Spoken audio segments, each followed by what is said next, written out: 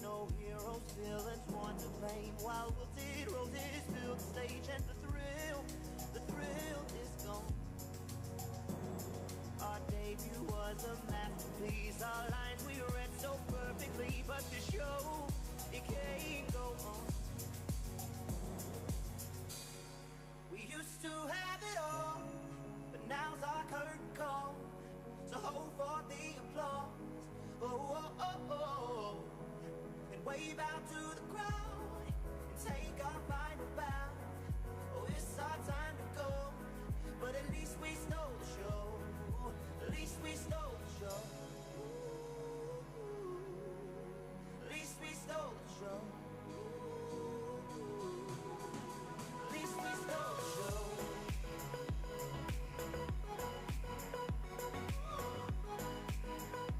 Glide Path Field for qualification match number 84. We have 4 robots on the field. I'll be over.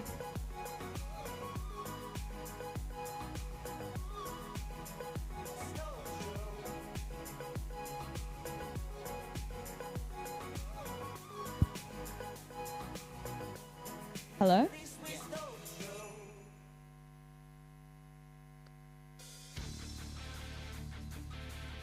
All right, it looks like we're about ready to go here. Red team, are you ready? No. That's what we like to see.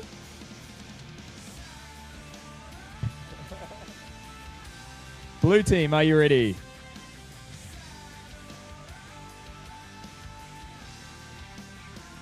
Cool. Red team, are you ready? Still getting a shaken head. On again. Is the battery plugged in? You know what a button is? Do they? I don't know. They know what joysticks are. I hope so. Okay, we're good to go. Let's start autonomous in 3, 2, 1, go! All right, we've got a nice shot here from the red team, hitting one of the high flags. Going for a low flag, but just ending up not getting it. Stuck on the flag as well. All right, with that ending autonomous, it looks like red's taken it away. George asked for a wait. All right, let's start driver control in 3, 2, 1, go. Go. Go. Where Go. is it? Looks like Siri's Stand not by. working today. My voice commands aren't having effect. We are currently experiencing. Got ahead of itself that time.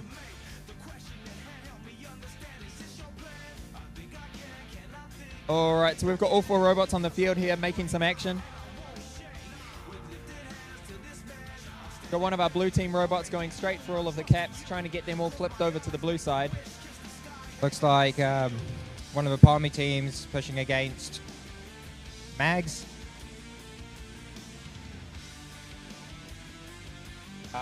Saint Cuff's in the back trying to play around with multiple caps at once. I mean, if they could flip all 3 at once, I'd be quite impressed. Instead, they just flip themselves. Wow. That's some success. They managed to right themselves, so we'll give them credit.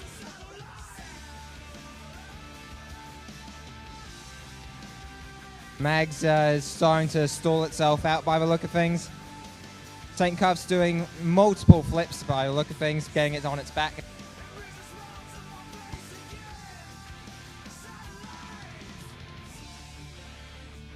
All right, with 30 seconds left to go, it looks like all of our team members here are focusing on caps more than flags. Most of our flags in their original And positions. I don't think Saint Cuff's is going to be able to recover from this one. All right, well, we've got one of our Blue Alliance here parking on the top. We've got a scuffle. Have a bit of a battle going on for that top surface. Looks like both are going to get a low park at this stage. Luckily, they're only extending horizontally here, or else they'd be breaking some of our rules. Kiwi Tech might soon be touching I know they're safe. All right, and that concludes our first match of Sunday. Let's head over to field number 1. The qualification match number 85. All right, we've got 4 robots on the field. Red Alliance, are you ready? Blue Alliance, are you ready? Nathan, do you exist? All right, let's start autonomous in 3, 2, 1, go. We've got 2 SPC robots on this field, one of which isn't moving. All right, we've had 1 flag flipped. Another shot. Looks like they've put it into the neutral position. Looks like that's going to take it away for blue. Let's move into driver control in 3, 2, 1, go. In 3, 2, 1, go. Those voice commands really aren't working.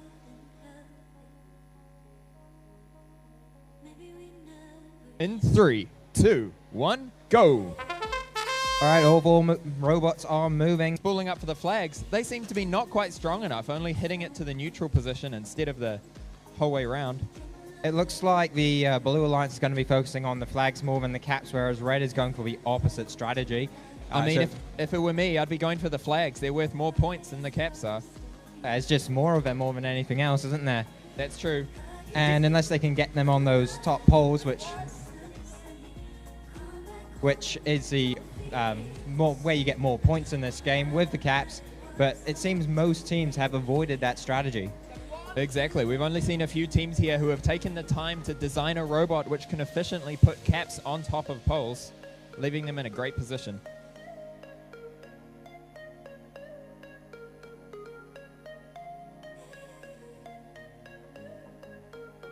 Missed attempt there from the Blue Alliance, with a little bit of defense played by Red just to try and misalign them. Here to try and avoid this defense by the St. Peter's team, and they managed to get the flag. It's certainly hard enough trying to aim one of these balls at a flag from across the field, let alone when there's another robot shoving you around. All right, with 15 seconds left to go, it looks like we've got 2 robots fighting out for the top parking tile.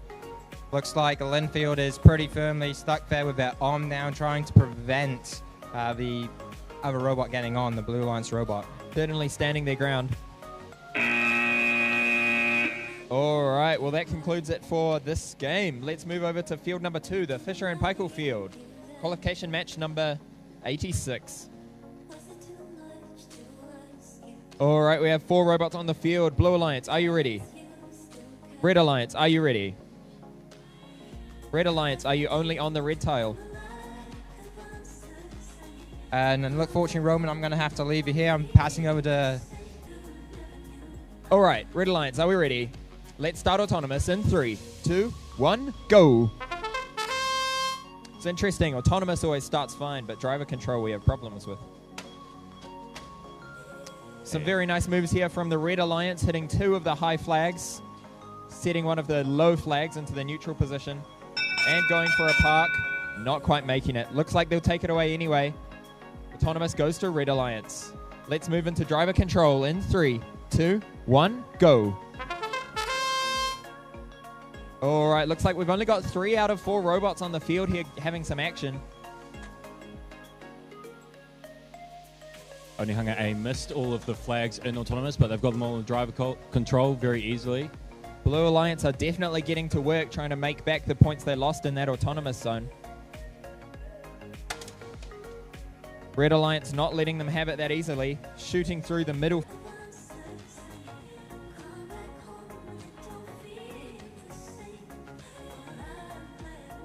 We have no movement from Otomoto B for red team. That leaves Burnside A free to run around, flip all the caps up. They'll be making them blue. Meanwhile, we have Free Range R and Onehunga A fighting over flags and sort of crashing into each other, trying to disrupt. Looks like Free Range is spending more time trying to block their opponent rather than going for the flags directly. I think it's probably a little bit too late. Onehunga is great at scoring flags even when they're under pressure. They've flipped most of the flags over to blue, and so Free Range is probably going to have to take a more offensive stance, try to actually flip some of those flags back, especially with their alliance partner out and the other blue robot Burnside A flipping the caps blue. Burnside A seems to be having some trouble trying to flip caps, so it looks like they're taking this chance to go straight. Free to defend on Free Range R. 3 seconds left. It doesn't look like our other robots will have time to park. That concludes that game.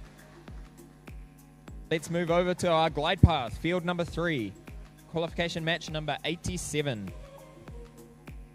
Only got 3 McLean's robots on the F. field. McLean's F. We are waiting for you on field 3. 9098F.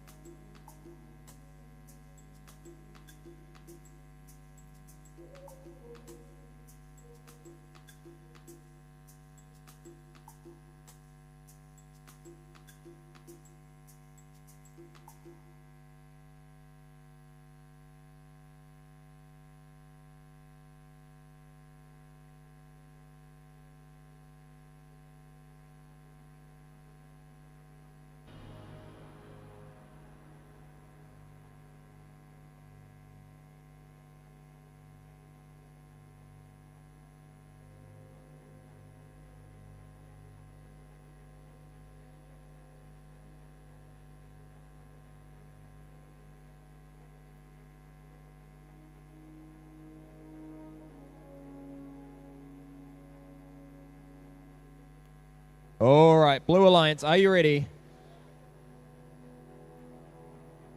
Red Alliance, are you ready?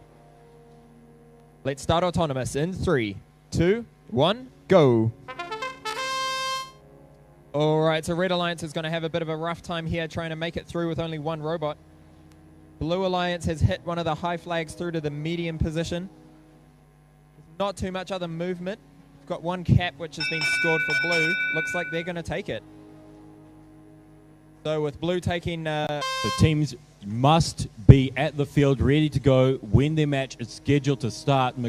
McLean's turned up to the field 1 second late, and they're not competing in this match. All right, it looks like this is really going to be a match of the caps here. Looks like 2 of our robots are fighting over caps. One of them going for the low flags. There is a launcher on Onehunga B, but they're at the wrong end of the field fighting with... hang on, I'll get it eventually. Baradine A. Looks like they have a ball loaded in that launcher. Maybe they'll use it later on.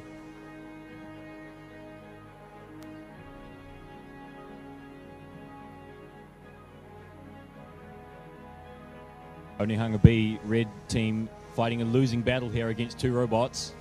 Always very difficult when there are twice as many robots against you as you have. 30 seconds remaining. ACG, Straffel, and Y managed to get onto the Alliance platform. They're almost, yes, they're on the center park. We'll have to see whether they get challenged by their opponent. 15 seconds. 9-point parking bonus is quite a lot. Gentle shove from Onehunga B. That's not going to be enough to unseat ACG, Straffel, and Y. 2 seconds remaining. 1. Stop. All right. Let's move back over to field number 1, our SMC field. Collocation match number 88. 87.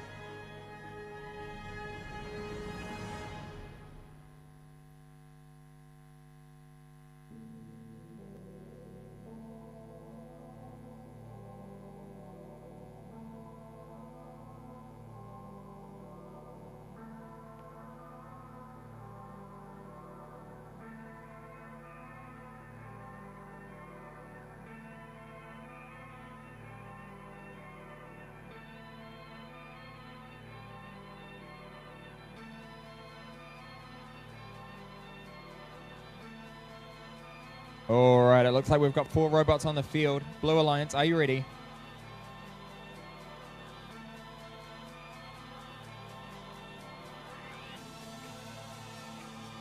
Blue Alliance is now ready. Red Alliance, are you ready? All right, we're ready to go. Let's start autonomous in 3, 2, 1, go. Is getting some good shots in here. 1, 2, and 3 flags swapped over. Looks like that's going to take it. 3 the for Blue Alliance. Automoto A, and they caught the ball. And Blue Alliance here taking autonomous. Let's move into driver control in 3, 2, 1, go. Go. Okay. Here we go. All teams head towards the caps. All right, we've got one of our robots here trying to fly one of our UFOs in the sky with twice as many points on a pole as they are on the ground. Automoto A going for the flags, so currently all flags blue All flags blue is a very good place to be if you're blue. if you're blue. So if red team can flip 3 flags on any one of the poles, that's a 10-point swing.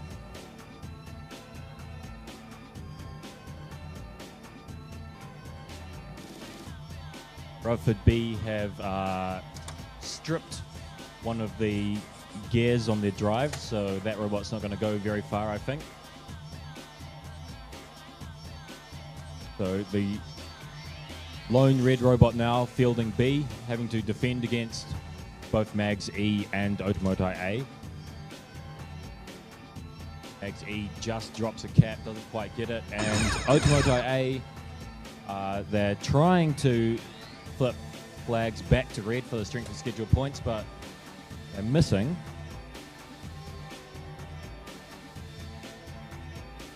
All right, with 15 seconds left to go, it looks like one of our robots is going to attempt that parking. Both robots coming from the wrong side. Doesn't matter for Automoto A, they went straight to the top.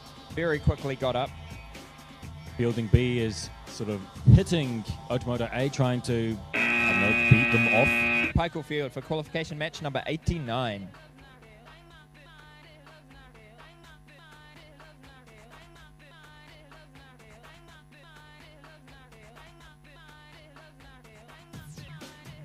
All right, Blue Alliance, are you ready? Red Alliance, are you ready? Let's start autonomous in 3, 2, 1, go. Let's start autonomous in 3, 2, 1, go. All right, it looks like we've got all 4 robots here moving on autonomous, though one of our red robots has crossed the center line, which means they're not going to win this autonomous.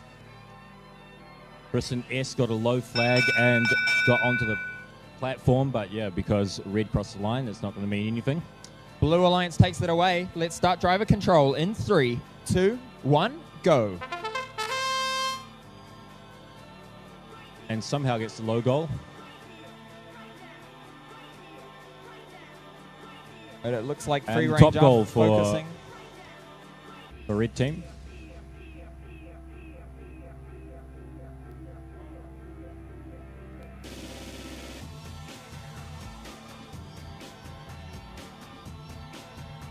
On our Kristen robot here, it looks like one of the rubber bands have fallen off their flywheel shooter. Hopefully that doesn't get tangled and slow the whole thing down.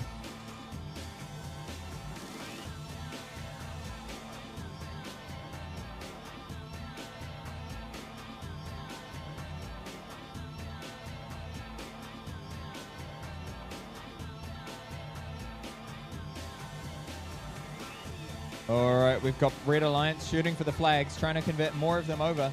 Seem to be doing fairly well with the majority swapped to red. Kristen S has given up on the... Looks like they're spinning up, ready to shoot for some more flags. Looks like they're being pinned at the moment.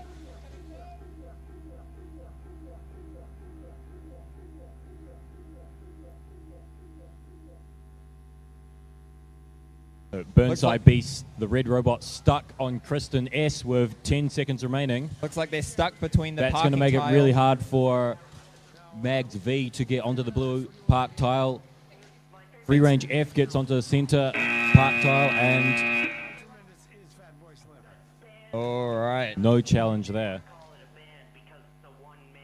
Moving over to field number 3, our glide path field for qualification match number 90. So we already have 4 robots on the field.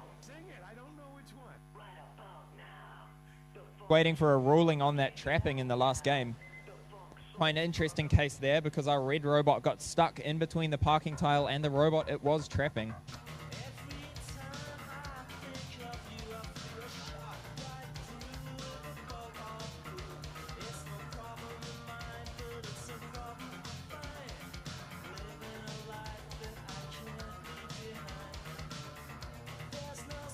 All right, Blue Alliance, are you ready?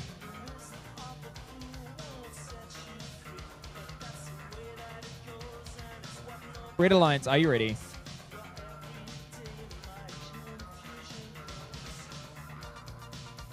All right, Blue Alliance doing some last minute aligning. Blue Alliance, are you ready?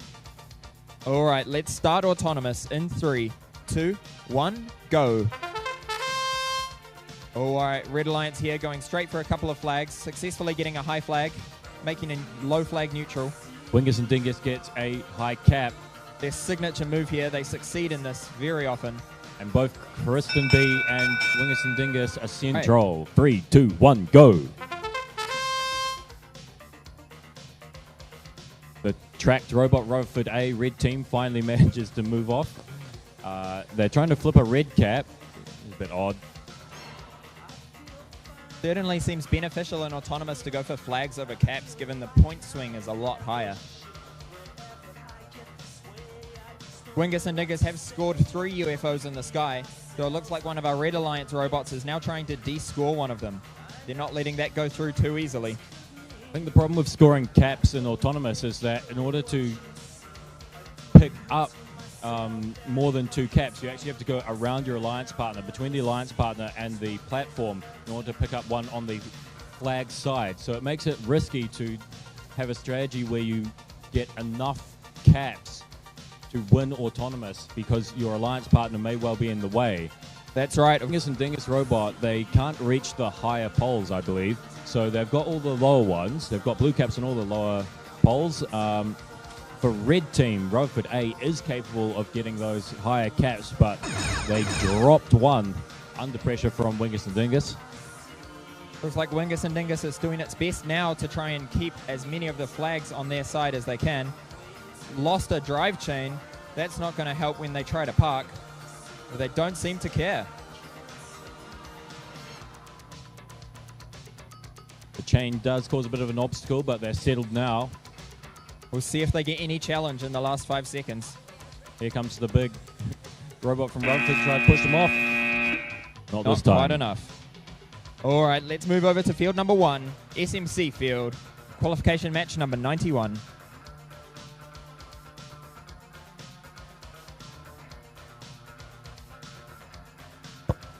Blue Alliance, are you ready?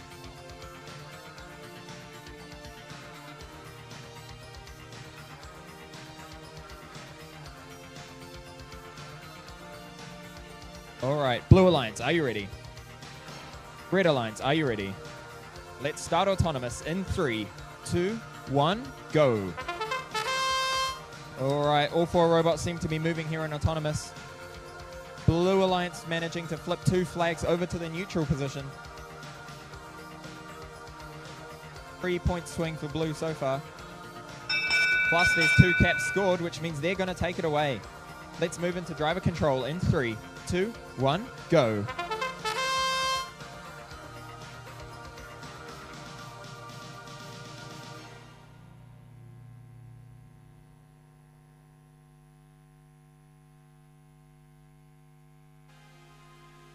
Other is shooting for flags.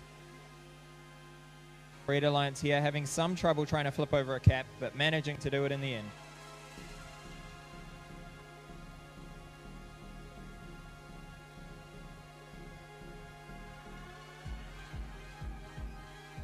Doesn't look like too many of our robots are focusing on flags here.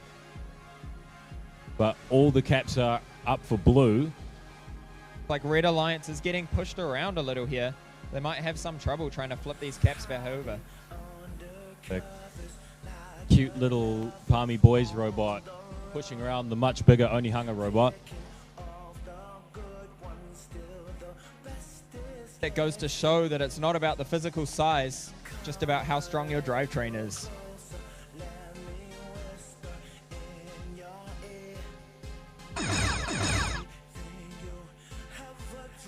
All right, with 30 seconds left to go, so Red is securing, or maybe not securing, this high park.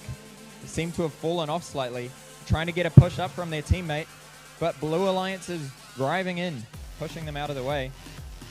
5 seconds. Palmy Boys sitting on top. We see this all too often. Though it does look like Red Alliance have managed to get a low park there, they are not touching the field. All right, over on field number 2, we have 4 robots.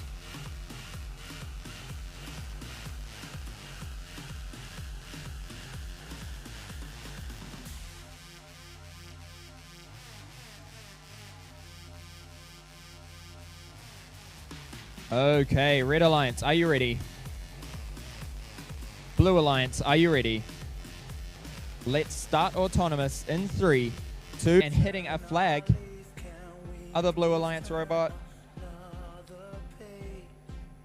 Not managing to score a cap there. Looks like that's going to go to blue.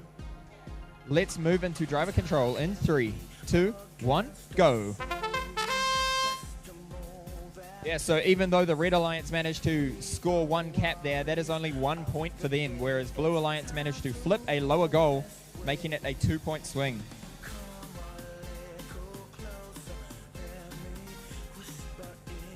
Got some nice dancing going on here. I don't know about nice. Westlake A for red, Mags X for blue, very much stuck on each other. A Red Alliance bot here seems to have their lift underneath the other robot.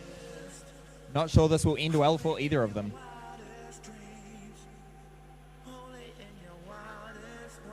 Right.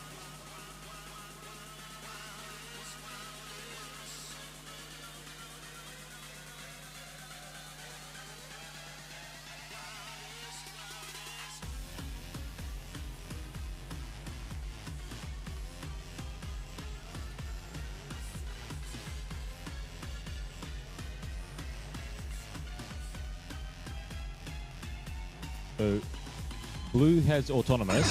They've got a 1-point advantage in flags. All right, it looks like our never 2 mind. robots have freed themselves up in the Benfield back. C has negated that. Let's see if they can do something in the last 20 seconds of this game. Now We that they're almost not had a combined. situation where blue team could have just held on to red team and won by 1 point, but now things are a little bit more complicated. Red team going for a late park. Sorry, that's a Blue Alliance robot. They're on the wrong side. Here on field number 3, our glide path field. Qualification match number 93.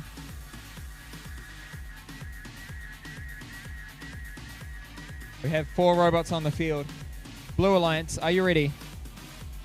Red Alliance, are you ready? Okay.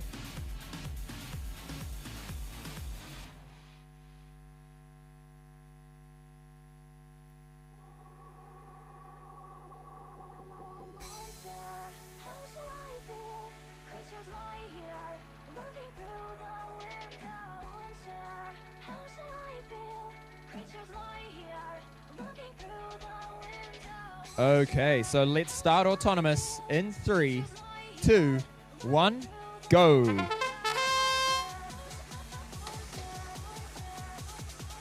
House Science A gets the high goal from afar, while Burnside A for red team. I think red team's going to take that one away. While Kristen A went flying right to the other end of the field, so it's definitely for red. All right, Driver autonomous control. to the Red 3, Alliance. 2, 1, go.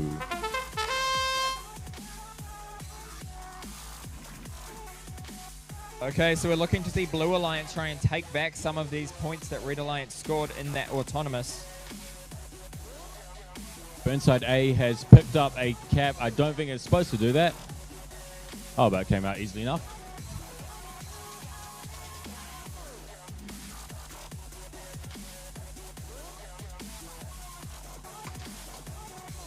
Very deftly shooting flags in the center here by Blue Alliance. Well, Kristen hit and House Science A missed.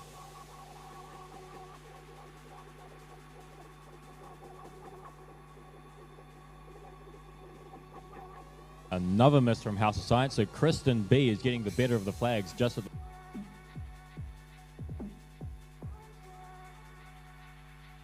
Fielding lines up the cap, but they haven't got it on. At least it came up blue when it landed on the ground.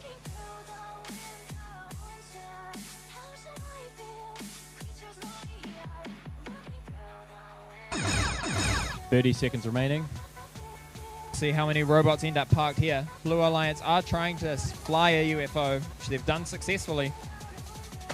See if they take the opportunity to go park before this game is over. Now, three of our four robots are trying to drive on parking squares. One of our red team robots here blocking a blue robot. Quite successfully at this point. 5 seconds. Now they've decided to give up to 3, try and park 2, themselves. 1.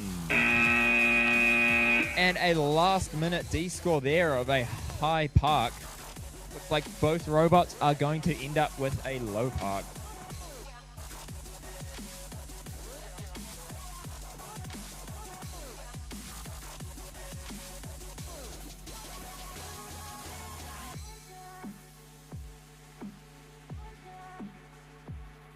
Okay, on field number 1, our SMC field, we have 4 robots on the field. Field.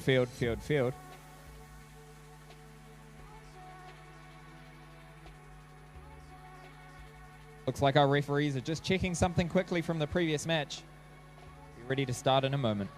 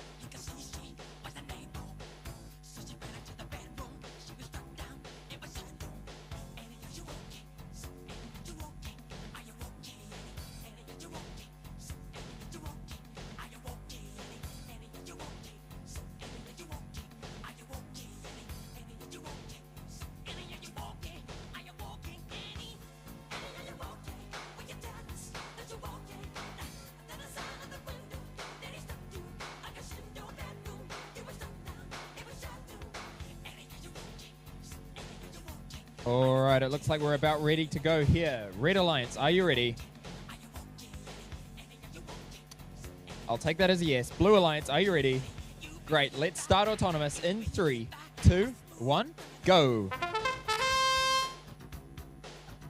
All right, one of our Blue Alliance robots here hitting a low flag over to their side. Looks like all 4 robots have stopped their autonomous now. Based on that, blue team is going to take this away. And they do. Let's move into driver control in 3, 2, 1, go.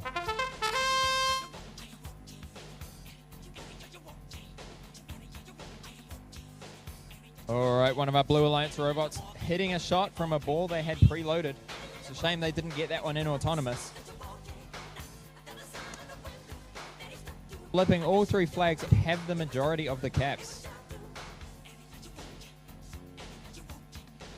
Of course, flags are worth more. In blue's best interest to keep them.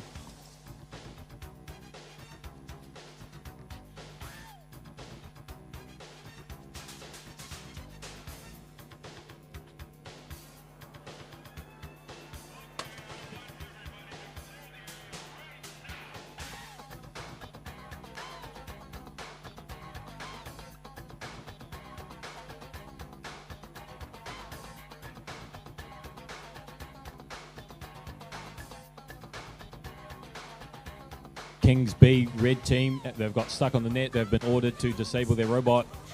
So red team, who were in a very difficult position to begin with, 30 seconds remaining.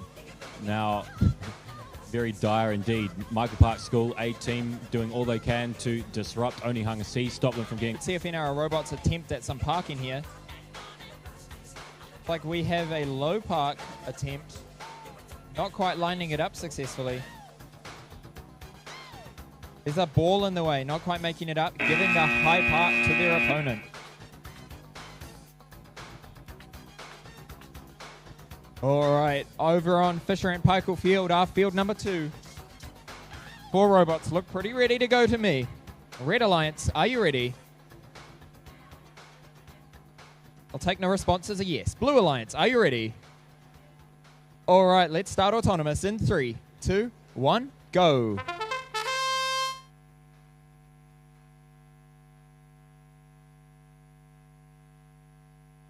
All right, Blue Alliance successfully scoring a low flag. Red Alliance scoring a park means that that's going to go to the Red Alliance. All right, let's move into driver control in 3, 2, 1, go. But I know where to start. They tell me I'm too young to understand. They say I'm caught up in a dream. All right, our blue robot here very efficiently flipping 2 caps over to blue. So losing a drive chain, that's never good. Can't say it's supposed to happen because then it's intentionally leaving parts behind.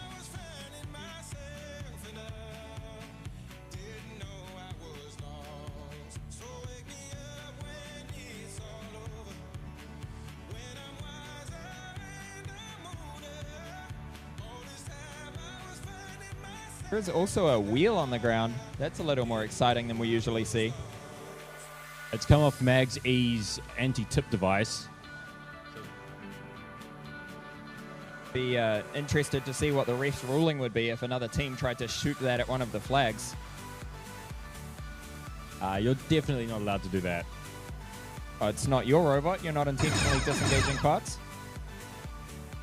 With 30 seconds remaining, Kiwi Tech takes an early hike onto the top of the center platform. Of course, that high parking being worth 6 points. Let's see if they can defend it. But in the meantime, SPC should be able to go and flip over a bunch of caps, but they're stuck on the aforementioned wheel.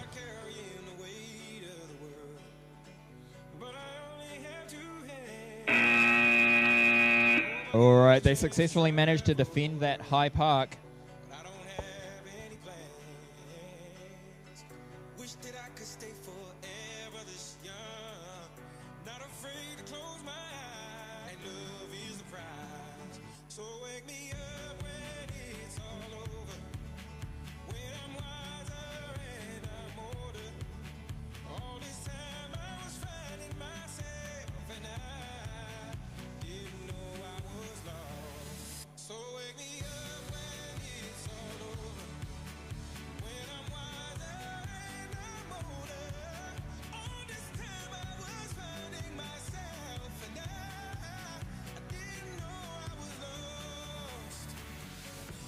All right, it looks like we're about ready to go here on our glide path field. Blue Alliance, are you ready? Red Alliance, are you ready? Ref Alliance, are you ready? Let's start autonomous in 3, 2, 1, go. All right, looks like we've got 2 out of 4 robots. At least it didn't drive onto the opponent's side like it did last game.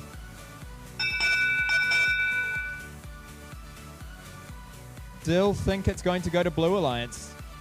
Blue Alliance, take that away. Let's move into driver control in 3, 2, 1, go. All right, despite the autonomous, we have all 4 robots on the field here moving. Always a good start.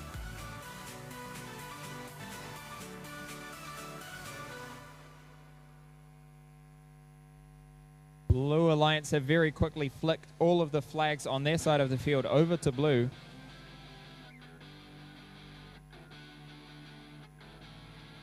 Red Alliance do seem to be having a domination effect on the caps. All but one of them are scored for red.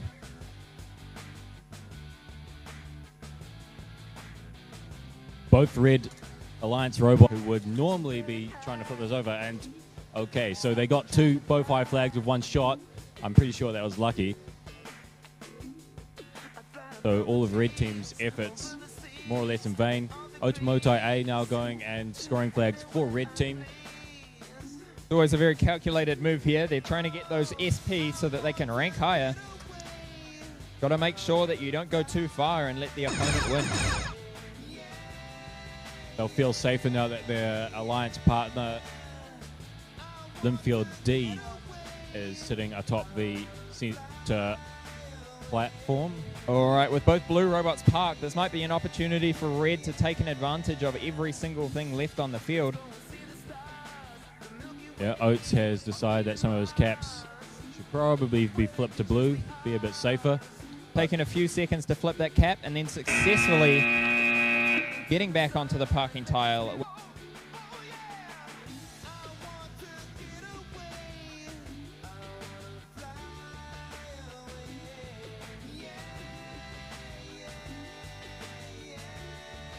All right, here we are on field number 1, SMC field. So I've left our refs behind.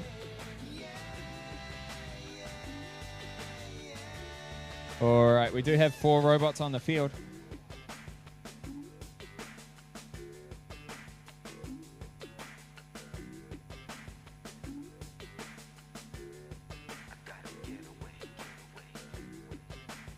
Red Alliance, are you ready?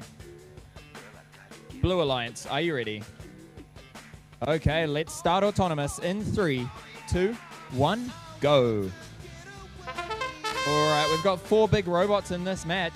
All 4 of them are moving in autonomous. Wingus and Dingus, who However, knows? If the robot has not moved, they can still go and try and troubleshoot it. Wouldn't help if they don't. Yes, that may well be the issue, Roman. Well, it's going to be hard-pressed for Blue Alliance to keep up with 2 Red Alliance robots here. Currently, Red Alliance have every single flag scored in their favor. And almost every single cap flipped. There is now only 1 cap in favor of the Blue Alliance. With 40 seconds to go, it looks like Red has this one in the bag.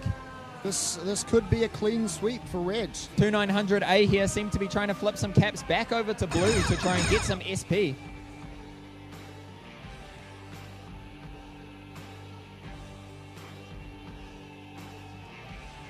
All right, with 20 seconds left to go, let's see if we see any parking this game. One of our Red Alliance robots not quite lined up here, seem to be having some trouble getting onto a parking tile. Always find it interesting how many times teams try to line themselves up diagonally and then question why they didn't get onto the parking square. And 2900A Going on it square, if you get somehow angled diagonally, back off, readjust, and re-attack. seems like a very good observation there, Roman.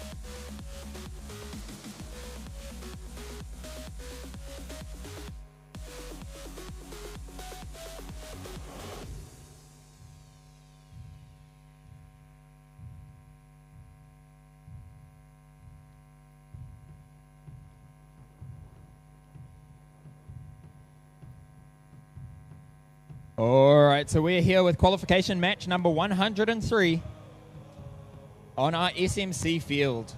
We have 4 robots on the field, all of them looking pretty ready to go. Blue Alliance, are you ready?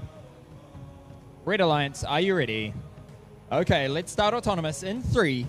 Countdown sorted, Roman. I might just not rely on you and count it myself. To be fair, that's probably a good idea. All right, so in this autonomous, it looks like Blue Alliance have hit 1 low flag over to them, meaning that they're going to take away... No, Red Alliance hit a high flag. I missed that. Red Alliance take autonomous. Let's move into driver control in 3, 2, 1, go.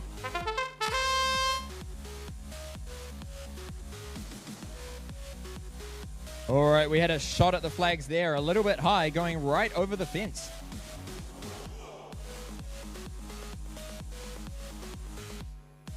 And we see some very interesting robots here on the field. Right now, we don't have many of the traditional ball launchers. We have some robots which look like they're intended to stack the UFOs. Very interesting indeed.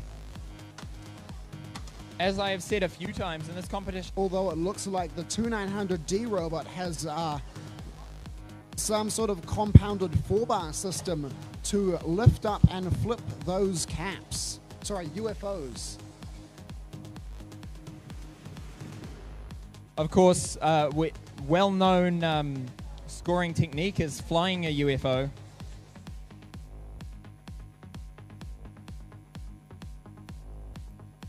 All right, it looks like Blue Alliance have managed to flip all but one of the caps over to their side. Now they're going for the flags. Let's see if they can grab a few more points here in the last 30 seconds. And we see a very interesting strategical move from the Red Alliance. They are placing flipped caps onto the blue parking zone in an attempt, I believe, to block blue from parking at the end of the game. However, blue quickly clear those off. We have seen that strategy work effectively a few times here. Tipped off the other alliance that it was happening. Right. All right, well, Blue Alliance managed there to get a high park. Red Alliance successfully getting a low park. See how that match turns out.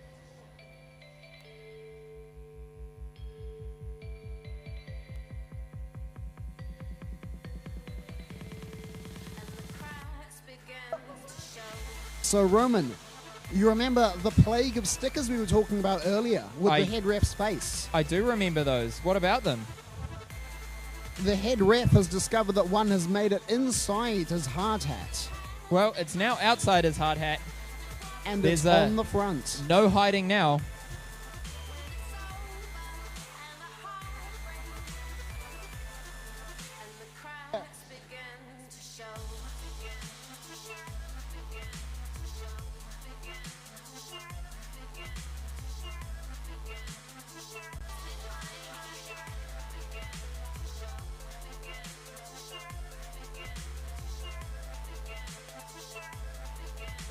All right, it looks like we're ready to go here on the Fisher and Paykel field with qualification match 104. Blue Alliance, are you ready? They seem to be ready. Red Alliance, are you ready? All right, let's start autonomous in 3, 2, 1, go! Okay, all four robots here with some movement in this autonomous. Red Alliance shooting and missing for a high flag and only setting a low flag into the neutral zone. They successfully managed to park, and that's going to take it away for the Red Alliance. Let's move into driver control in 3, 2, 1, go.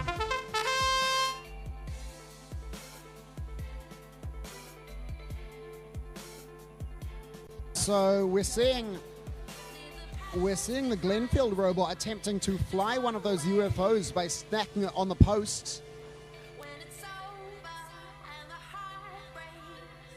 Be interesting to see how these robots are doing in terms of ranking, since this isn't a very popular strategy. One of the blue robots is having some movement problems. Seems like the driver's just shuddering about and not really doing its purpose. Red Alliance flying that second UFO. I love to see some UFOs flying in the sky. But if there are UFOs and we have identified them, are they really UFOs?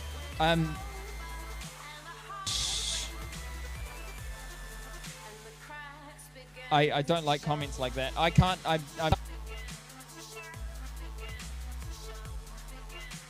A blue robot potentially attempting to go for a park. 20 seconds left to go. They're taking it slowly. Looks like they haven't got quite enough grip. Or motor power, in fact. It almost looks like they're being held down by their lifting bar. And you can see motor cables are unplugged on their drive, so maybe that has something to do with the fact about how they can't make it up onto the platform. Quite possibly. It looks like a little more cable management might be in order. Indeed, it is a great idea to zip tie all of your connections together or use some sort of other cable management solution. I personally like to use the cables themselves to tie hard knots around moving parts.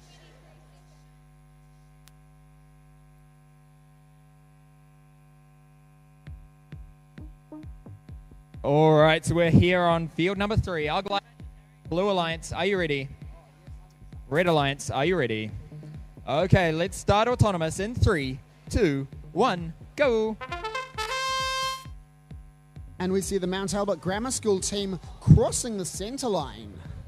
Okay, with Blue Alliance getting a nice park there, they're going to take away the autonomous bonus. Let's move into driver control in 3, 2, 1, go. Oh, I'm a little early. Let's move into driver control in 3, 2, 1, go. All the robots had stopped moving there, so I assumed autonomous was over, but it of course was not. All 4 of our robots are very quickly here focusing on flipping caps. Although it looks like some of these robots have the capability to shoot flags, teams are choosing to not go for the shooting of the flags. Quite an interesting thing to me because I see that the caps are a lot...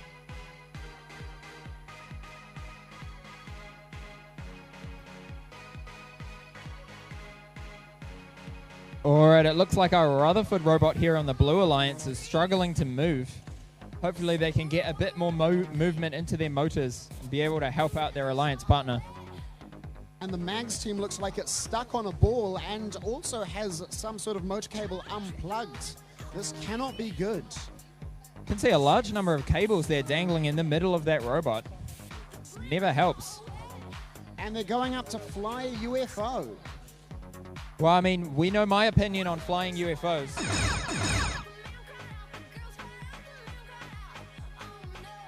All right, one of our Blue Alliance robots here seems to be taking a shortcut over the parking tile to try and block that Red Alliance robot, but not quite getting there in time. And the Mags team successfully managing to fly that UFO. Though again, they've managed to end up on an angle. They're going to want to realign. Not going to make it in the last 2 seconds.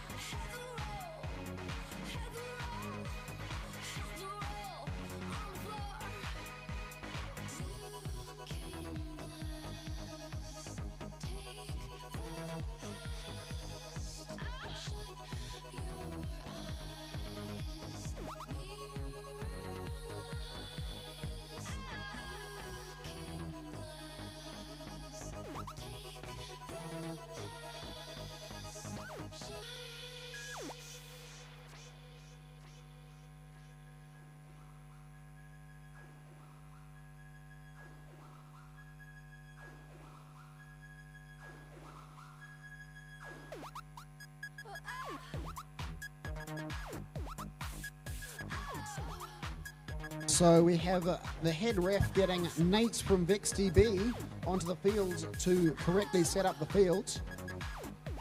Vex from NateDB. Exactly. Nathan, where his name comes from, the popular site, VexDB. Of course. Certainly is a popular site. You can go on there to see what the current scores are of this game. All right, so it looks like we're about ready to go here on our SMC field with qualification match 106. Blue Alliance, are you ready? Great. Red Alliance, are you ready? Awesome. Okay, we've got movement from 3 out of 4 robots here. Not quite managing to hit all 3 flags on the Blue Alliance. Homeschool team successfully hitting one of those flags they shoot for. Looks like 1 is enough. Blue takes away the autonomous bonus. Waiting for that flywheel to spin down. Let's start driver control in 3, 2, 1, go. Lots of inertia stored in that flywheel, which means it takes a while to spin down so we can start the driver control period on an even playing field. Of course, all game objects must come to a rest before we can start the driver control period. Now that the autonomous period is over, we have the homeschool team having free range of the field, so they can now cross the center line. Have a pinning count called against the homeschool team.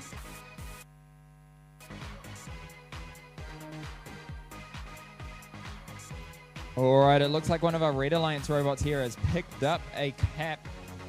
Now discarding it in favor of a different one. Obviously, that one they like better. They're trying to fly that UFO up in the sky, but somehow thought that putting it on a 45-degree angle would work out. Did it work out? Gravity had something else to say about it.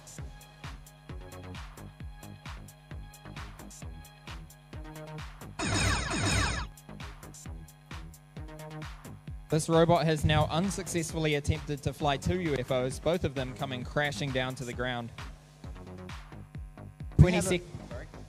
With 20 seconds left to go, it looks like they've given up on flying UFOs. Let's see if they have a focus on parking in the end. Have a very interesting pneumatically powered mechanism on the Christchurch boys team to pneumatically flip.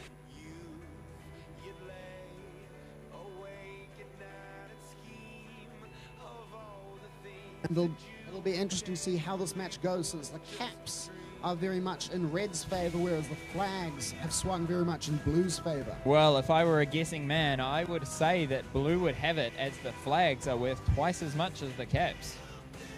There are no flying UFOs to contribute. That is sad. Always very happy when the UFOs are flying in the sky. Roman, have you heard that we've been getting a few complaints from the viewers online about our naming of the UFOs? You mean the flippy thingies? Yes, those things. Or the flappy thingies? The rocktagons, round octagons. A rotten? A rocktagon. I like UFOs better. And because of their inability to stay on the ground, they take off and fly in the skies. That seems like a very astute observation. I'm looking forward to some posts on the Vex forum in the near future where someone turns one into a quadcopter or an octocopter once this game is over.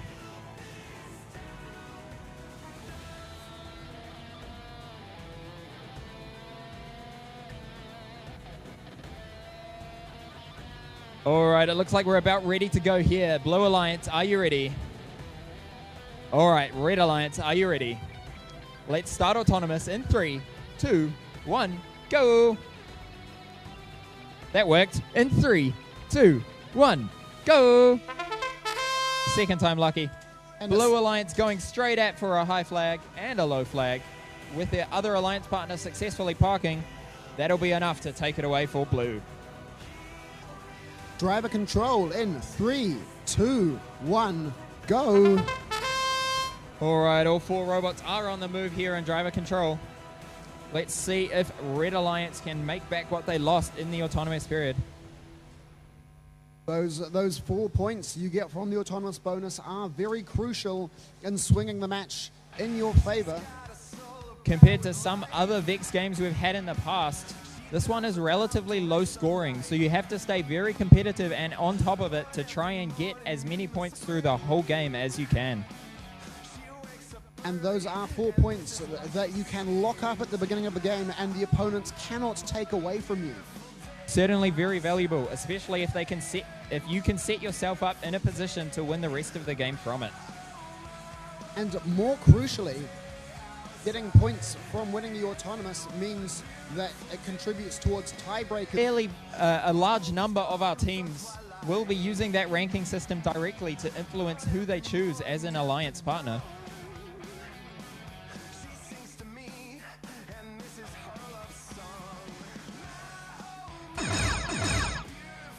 Now back to the match. It's looking fairly even in terms of caps flipped for Red and Blue. Does appear that most of the focus here this game is on caps. none of our robots are spending too much time trying to flip flags over. A lot of them in their original position. Blue team, having something to say about my comments, have just flipped one of our high flags over to their side. And with 5 seconds left, we see blue attempting a park. Both blue robots attempting a park. And one of them managing it. Very good teamwork there, where one of them made the call to back off and let the other park so that they could have one robot parked instead of none. Good teamwork there. As they say, teamwork, Roman. Makes the alliance work. You want to try that again? Teamwork. Makes the alliance work. We'll try again in a bit, Roman. Teamwork makes you win. Argue with that. Feel like it's not catchy enough. Try coming up with a new expression.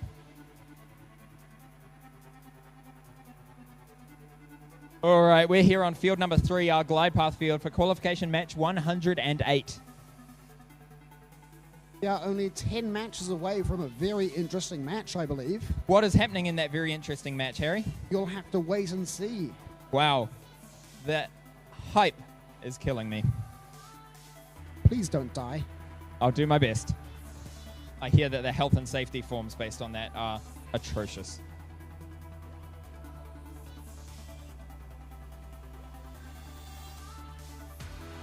We're about ready to go here on field number 3.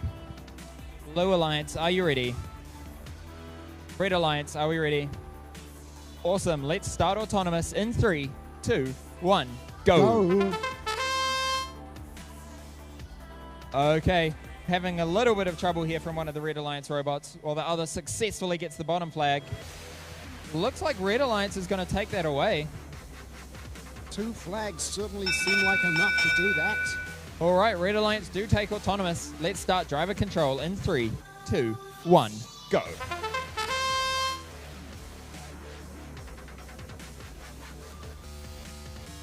And the Lakebots team immediately going for flying one of those UFOs. They can extend above the height limit while they are in that zone. Looks like they were a little too quick at tilting their arm down, making the UFO slide straight off and out of the field. But slipping. They should maybe think of adding an extra wrap or 10.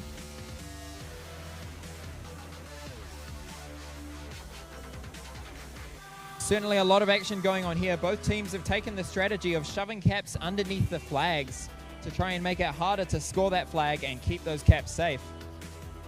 Doesn't seem to be working out, with both teams trying to score the flag regardless. We see the St. Peter's robot getting stuck in that corner, trying to score that low flag because their robot is simply so wide. Unfortunately, it doesn't look like they've scored that flag. They're just stuck.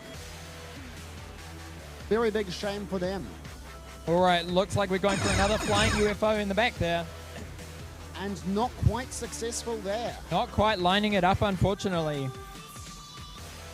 Might be a flying UFO-less game. Position on top of the parking tile. So Blue Alliance look to be challenging them here. We'll see who wins this out. And the Red Alliance do manage to secure that central park. And thanks to them trying to push Red Alliance off, Blue Alliance haven't managed to park at all. Often find that it might be worthwhile giving up that high value position on top just to ensure that you secure a lower parking tile. Of course, if you park and your alliance has the high parking position, that's only 3 points extra the opponent has over you. Whereas if you let them have it, but fail to push them off and don't park yourselves, that's 6 points they have over you. However, you do have to take risks to do well in this game. Yes, it'll be interesting to see as we get into our elimination matches.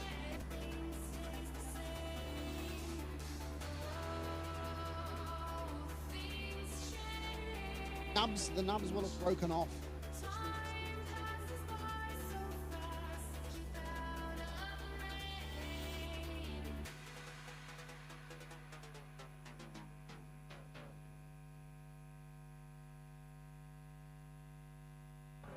I feel feel so close to you right now. It's a force field. I wear my heart up on my sleeve like a big deal. Your love pours down on me, surround me like a waterfall. And there's no stopping us right now. I feel so close to you right now. Okay, it looks like we're about ready to go here on our SMC field with qualification match 100. Let's start autonomous in 3, 2, 1, go.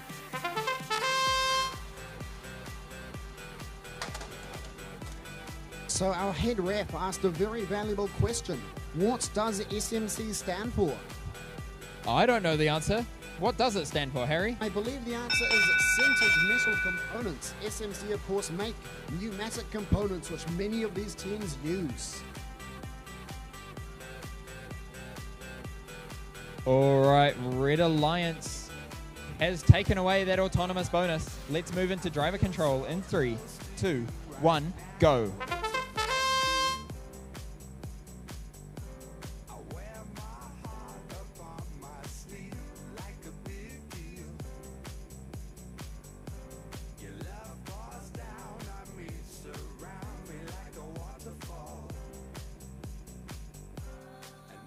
All right, all 4 robots. Seems like they're fairly even at the moment, with both teams keeping up with each other.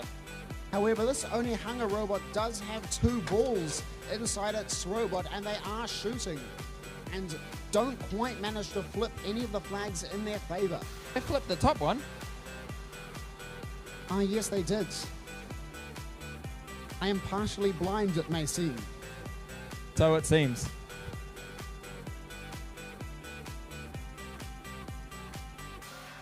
All right, it looks like 2 of our robots here are set up to be able to fly UFOs. Hopefully we get to see that at some point in this match. There with 40 seconds left to go, seems like the goal might be to flip some of these caps over for the Red Alliance.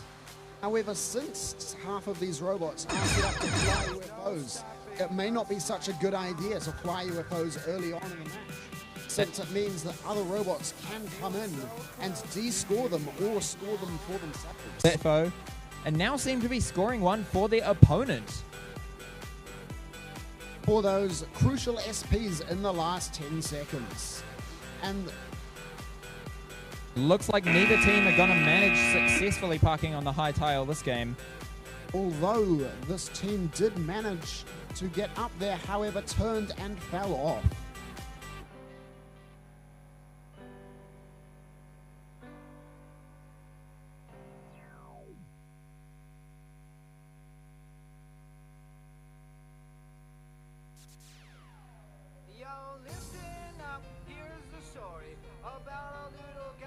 And so we're back on the Fisher and Paykel field. Can you tell us what Fisher and Paykel do, Harry? Fisher and Paykel make healthcare products and appliances, although I believe the healthcare side of the business is far more successful. That makes sense. There certainly is a lot of... So Fisher and Paykel are very well known here in New Zealand for their appliances. I'd say that most homes in the past 10 years have had a Fisher and Paykel washing machine and or dishwasher. Or fridge even. Wow. I know. It is quite amazing. All right, it looks like we're ready to go here with qualification match 110. Blue Alliance, are you ready? Red Alliance, are you ready? All right, let's start autonomous in 3, 2, 1, go. And the blue robot from Wingus and Dingus going forward, attempting to pick up one of those caps and score it. Doesn't look like they successfully lined that one up. Not managing to score that cap or park. It looks like it's going to go to the Red Alliance. No, I'm wrong. Both teams have scored a low flag. That's going to be a tie. Good, the robot is no longer touching it. Therefore, autonomous is a tie. Let's move into driver control in 3, 2, 1, go. And that autonomous blunder could be very significant for Wingus and Dingus, since I believe they were tied with the next highest team on APs. Very interesting. They'll be looking to make up every point they can to try and get this autonomous working. So this could be a big break for Resolution Robotics later on in the day if they do manage to keep up their winning streak. And an Otomotai robot flipping over and self-righting right away from that cap flipper. All right, that Wingus and Dingus robot has now managed to successfully score 4 flying UFOs for the Blue Alliance. Now their main purpose of that flipper or that arm system has been used up. Very interesting that Wingus and Dingus have gone for the flying UFO strategy, since it is a very low point ceiling strategy. So for each UFO they manage to fly, their team gets 2 points. If we see that their robot can only score 4 UFOs, although very efficiently, that is not the same number of points as if they could have scored 6 of the high-scoring flags. I'm yet to see this Wingus and Dingus robot from flipping over a high-flying UFO from the opponent's alliance to their own, but it looks like the robot is set up to do that quickly. With 10 seconds left, Wingus and Dingus have already parked. And despite being a battering from all sides, they managed to remain on the high parking tile.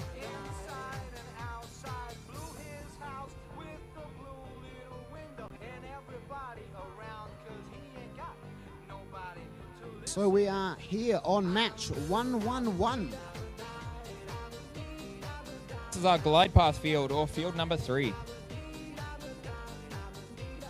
And we should get this match underway very quickly. Blue Alliance, are you ready? Red Alliance, are you ready? With an equal number of enthusiasm from both teams, let's start autonomous in 3, 2, 1, Go. And we see the return of Roman's favorite robot from Otomotai. Which one's that?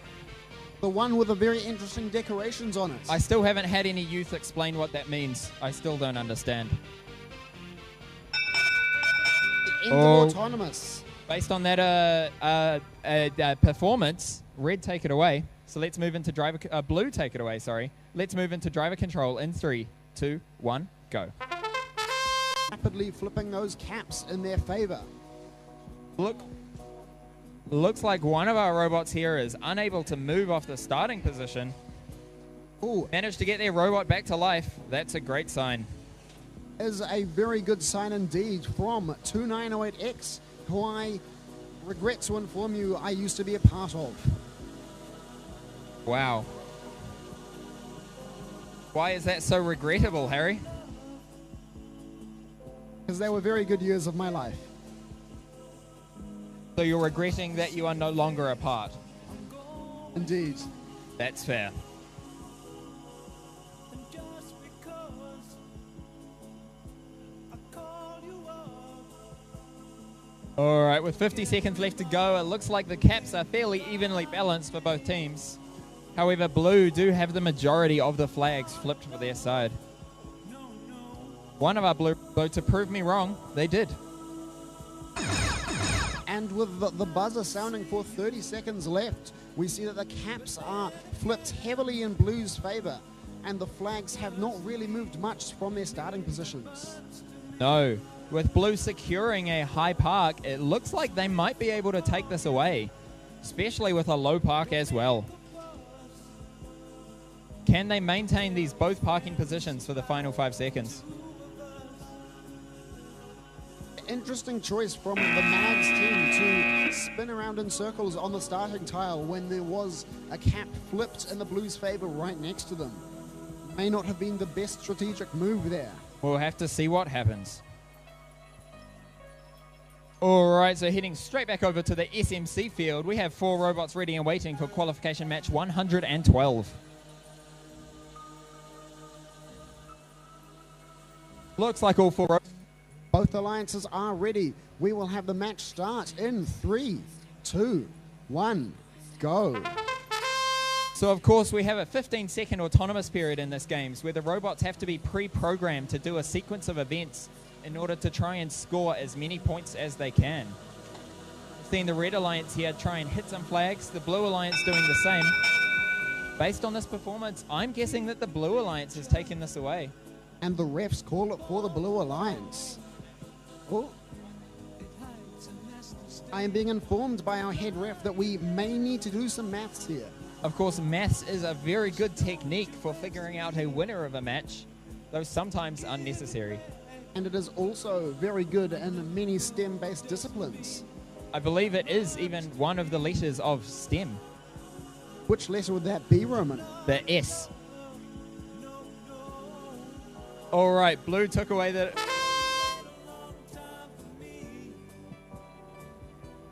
And now with the drivers controlling, we see a lot more movement and decisive actions taken by the teams. We're seeing some very good shots here coming from our robots for the flags here. I'm always very impressed with how precisely our teams can line up these flag shots. Having some practice last night to be a robot and throwing balls at some of these flags, I was nowhere as effective as these robots often are. That may be because these teams have been spent 10 months on these robots. Quite a lot of time. And over that, I'm sure they've made many different prototypes and designs and refined their final robot into something which they feel they can win the Nationals with. One would hope so, Roman.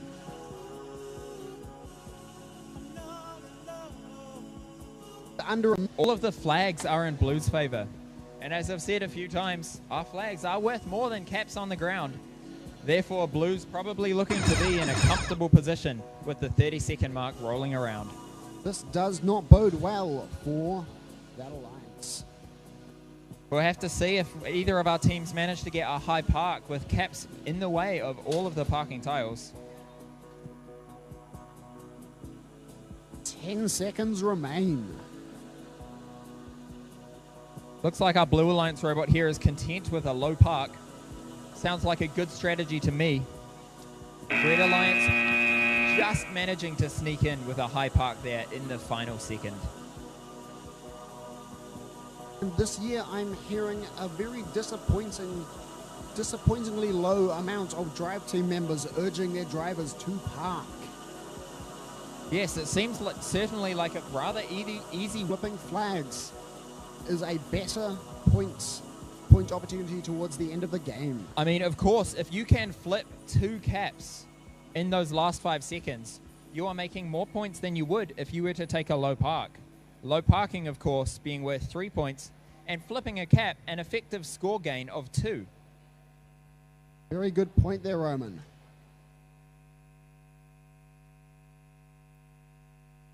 Okay, so here we are back on field number 2, our Fisher and Paykel field with qualification match 113.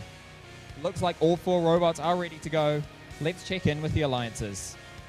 Blue Alliance, are you ready? Red Alliance, are you ready? Great. Both alliances are ready. Let's start autonomous in 3, 2, 1, go.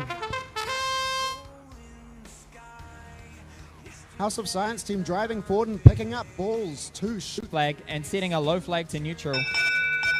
And they managed to flip that cap 360 degrees. Based on that, it looks like Red Alliance is still going to take away the autonomous. But we're just waiting for some of this fabled maths from our referees.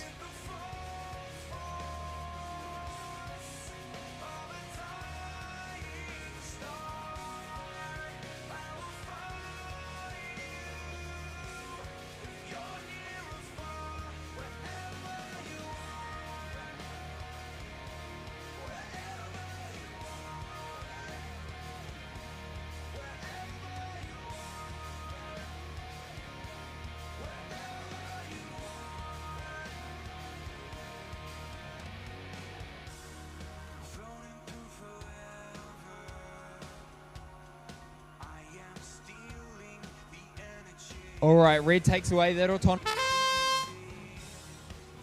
Some debate there, making sure we get the count right for that autonomous bonus. Of course, it is a 4-point advantage when you win autonomous.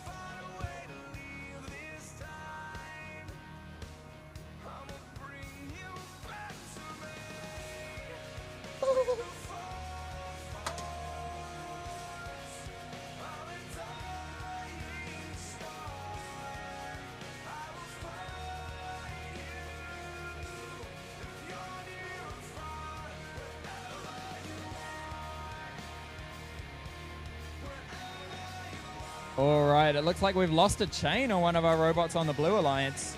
Hopefully they weren't planning on using that one anyway.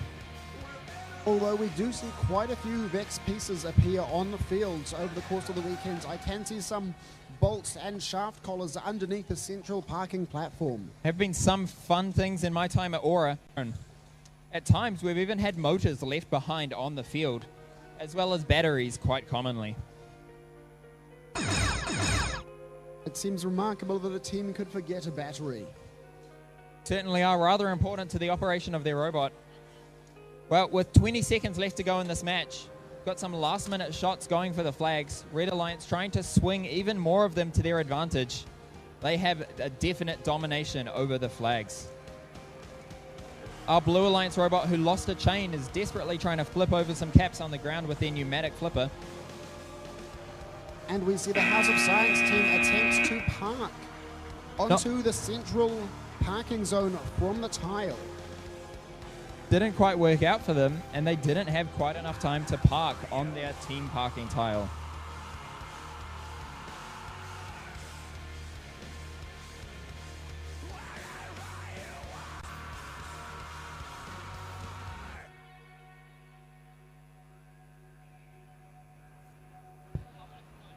All right, it looks like we're ready to go here on field number 3, our glide path field. We have 4 robots on the field. Red Alliance, are you ready? Definitely a yes. Blue Alliance does not look ready.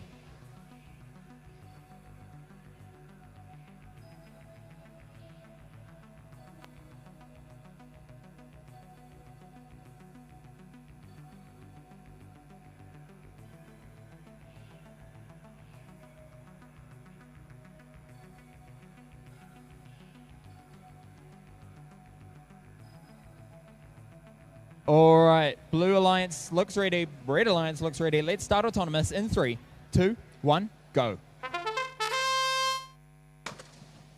All right, with some nice balls flying across from all directions in this game, we've got scores from both Blue and Red managing to make it up for a park.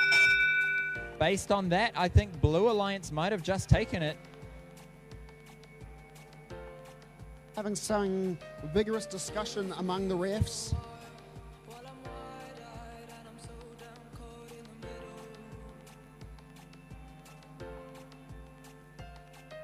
Flag, 2 points.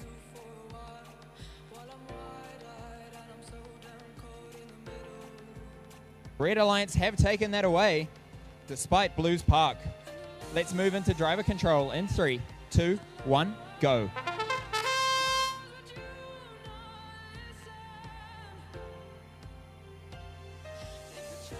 All right, again, we have all 4 robots moving, which is so great to see. Like one of our Blue robots is quietly flipping caps over in the back of the field, while the other 3 seem to be fighting it out over in the flag area.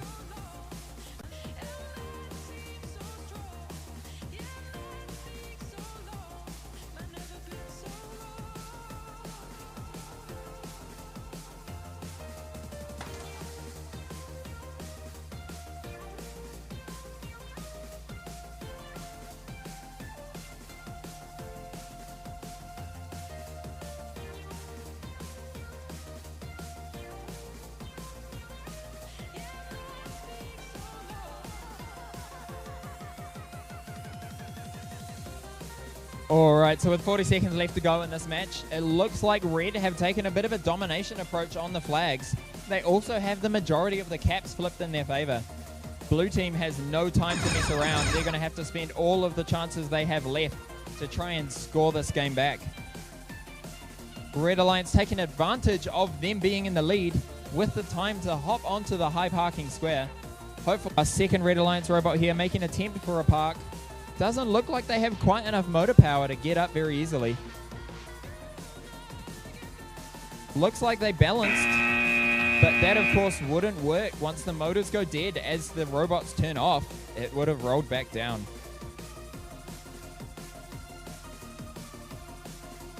Okay, so heading straight back over to the SMC field. Field number 1 for qualification match 115.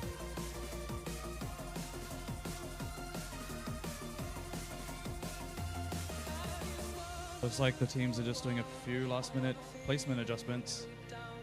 Plugging in controllers. We'll be ready to go soon.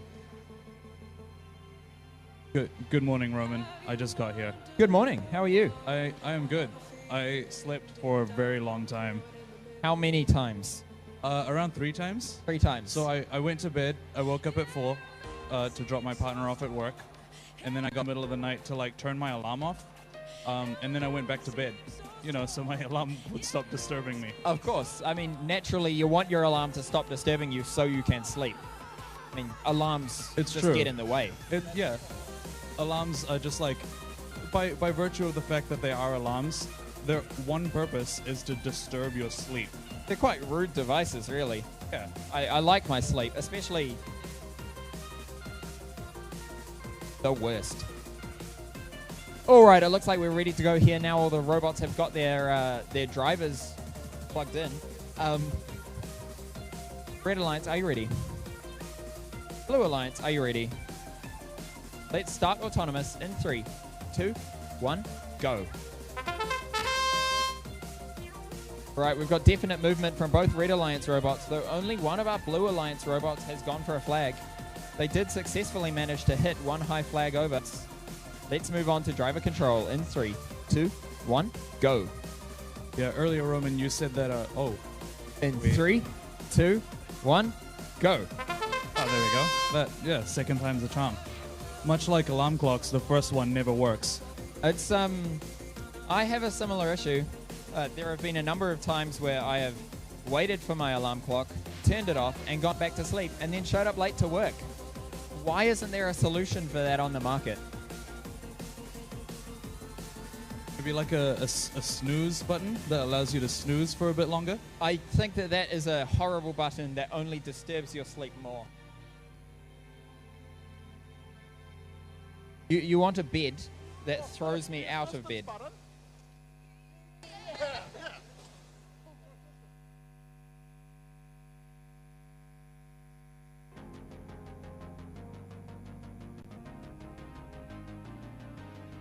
All right, we've got balls flying all over the field at the moment, though it looks like the flags are fairly evenly matched. Both red and blue taking attempts to try and flip them back to their side. That's right. Earlier on, blue had possession of most of the Roctagons, but red, 7757Z robot, took some time to flip a bunch of them back over, and then went up to the high park. But 2913B quickly. Okay, a sideways Roctagon? That doesn't count as points, right? If When it's on its side, no. yeah. So how can a Roctagon be scored? What's the requirement? It must be either on a pole or flat on the ground or on a parking tile. 1.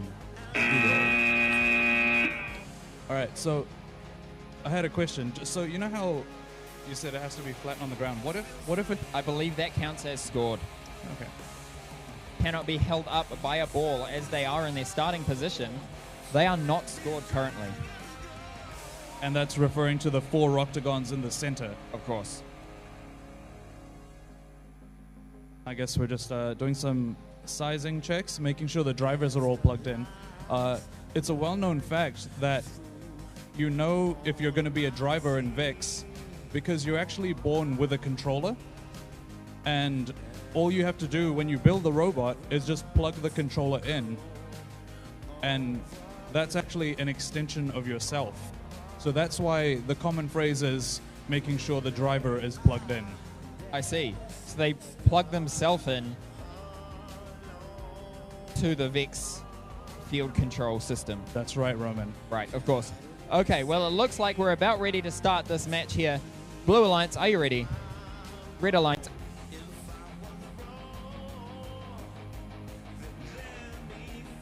All right, it looks like one of our robots here is getting ready for some flag shots, successfully hitting 1, 2, but it didn't quite flip around.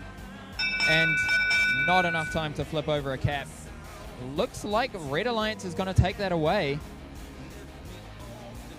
4-point swing based on a high flag. Only 3 points for a low park. Let's move into driver control in 3, 2, 1, go. All right, Roman, I have a question. the point of Omni wheels is so that you have awesome mobility and you can roll sideways and you can you know what I mean? Like you can effectively make a really good holonomic drive. Correct. So what's the point of covering your Omni wheel in rubber bands? ...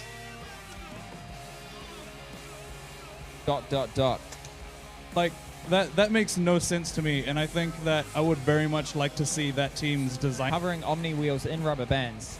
I understand that they'll be stopping other robots from pushing them around, say on a parking tile, but then why not just use normal round wheels? Yep, as we call them in Aura, the round ground move arounds. Of course, we have a number of interesting names for things in Aura. Round ground move arounds are one of the most common used items in robotics.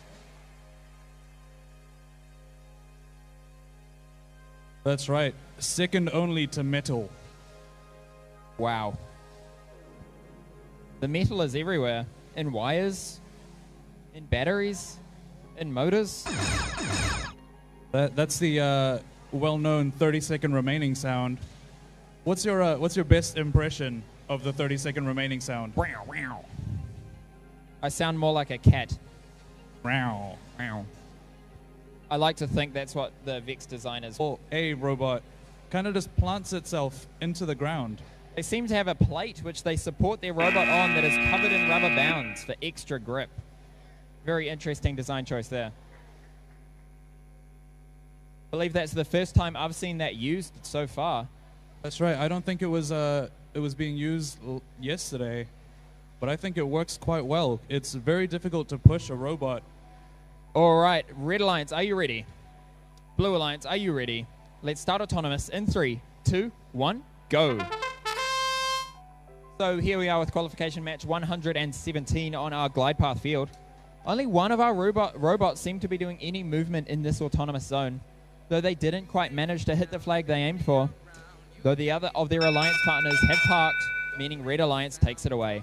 Let's move into driver control in 3, 2, 1, go. All right, despite not moving, successfully shooting for a flag, but not quite hitting it.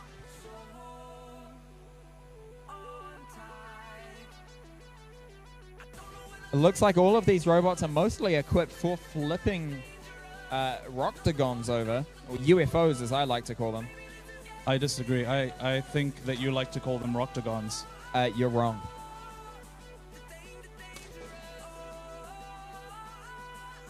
So what do you think all of those cable ties sticking up in the air on that Blue Alliance robot at the back are for? They make your robot more pointy. Okay. Which gives you style points. Like, you know when you spike your hair up? Like a mohawk? That's right. And also, it gives you a more fearsome presence. That's why the Spartans back in the day had helmets with which they tied zip ties to. And so when they went into... Zip tie warriors. That's the name we learned in classics class for... so I did a classics paper in university. It's Advancing Classics Level 3. Right. It's actually a level 700 paper, so it's a postgrad level. And yeah, that was the main focus. It was on the zip tie warriors from Sparta. Can you tell us any top facts about the zip tie? Whoa! Got a robot flipping itself. Maybe should have stayed inverted there. They almost threw themselves off by undoing that flippage. Certainly going to be a close match, that one. Yeah. No, where's Harry? I want Harry Duncan. I want Harry Duncan to commentate this next match for me. All right, here we are for qualification match 118. Hello, Roman. I'm back again. Hello, Harry. Welcome back. Have you seen what match number it is? What match number is it, Harry? 11T8. All right, so looks like we're about ready to go here on our SMC field. Red Alliance, are you ready? Blue Alliance, are you ready? Let's start autonomous in 3, 2, 1, go. That authentic trumpet sound starting off our game. Both robots are shooting for flags. The Red Alliance having more success than Blue. Little unpleasant sound coming from that 240p robot. whose plates have fallen off.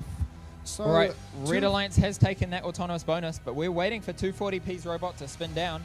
So let's start driver control in 3, 2, 1, go. What were you saying, Harry? 40p's plates have come off, so one of its plates is now showing the incorrect alliance.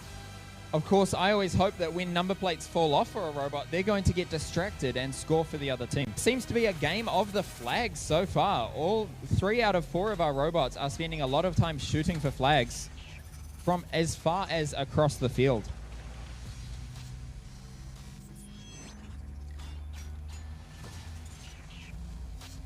With a minute to go, it looks like this game is going to be a rather competitive one. All 4 of our robots are fairly high functioning, spending a lot of time picking up and shooting balls to try and keep the flags in their favor. Now, with under a minute left on match 118, we have 240p resolving to shoot for these flags and picking up these balls to do so. 11T8.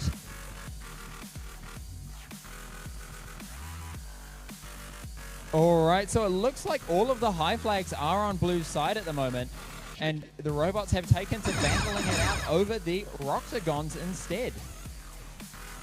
No, Hopefully, we'll see some parking in the last 15 seconds.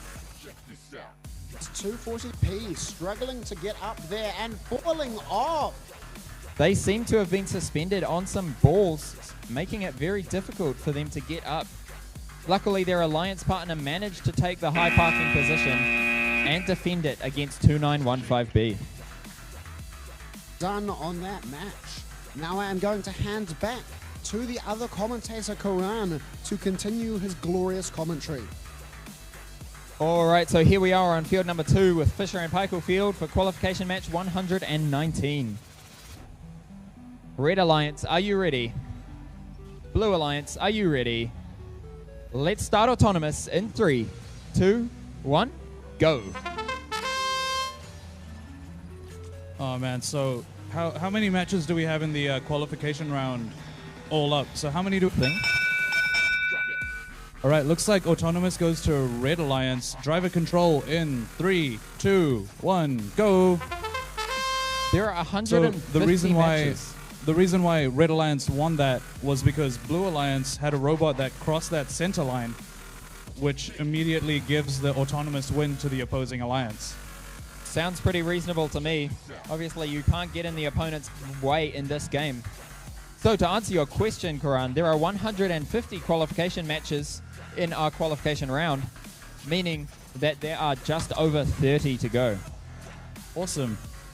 Wow, that's a feat of physics. You know when you go to a tennis court and there's like the fence and you hit the ball and it gets stuck in the fence? And it happens like every hour at least. And everyone's always like, oh my god, the ball got stuck in the net.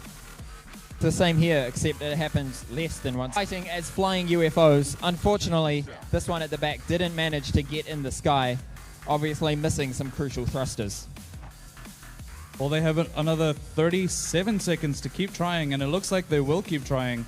It's an interesting move, though this robot doesn't seem to have a ball shooter, so it might be the smartest thing it can do for its team at the moment. Unfortunately, the robot also is having a little bit of trouble with its drive because there's a ball stuck inside it. Wow, sometimes ball bearings are useful. In this game, not so much. Looks like their gripping mechanism is not quite strong enough to be able to support one of these Roctagons while lifting it in the sky. 3 seconds left on the clock. 1, 0. Interesting that we didn't see any parking there. Would have been a good move for some of the teams to take that extra time and park their robots. Moving straight on the field. Blue Alliance, are you ready? Red Alliance, are you ready? All right, just hanging on a second for our referees to have a quick discussion.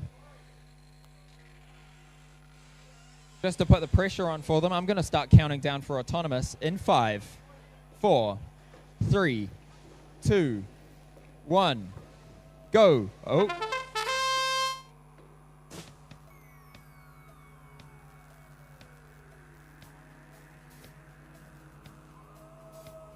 All right, looks like 2 of 4 robots here have done some moving. Red Alliance has flipped over 3 flags, meaning they're going to take it away. They do indeed. Let's move to driver control in 3, 2, 1, go. Looks like Blue Alliance is struggling with one of their robots. Something obviously wasn't plugged in or set up. One of the things I love is when music, that this match is really a thriller. It sure is, Karan. I mean, this song was only going to come up once, and it was going to be for a match, and I had to make the call. I support your judgment. But it looks like we got 2 robots at the back fighting over a couple of caps. Neither of them managing to flip one, getting in the way of each other very effectively.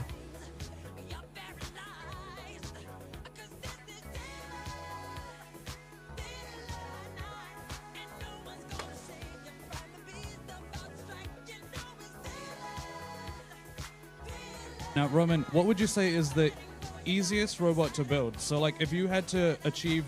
So there's many different types of scoring in this game.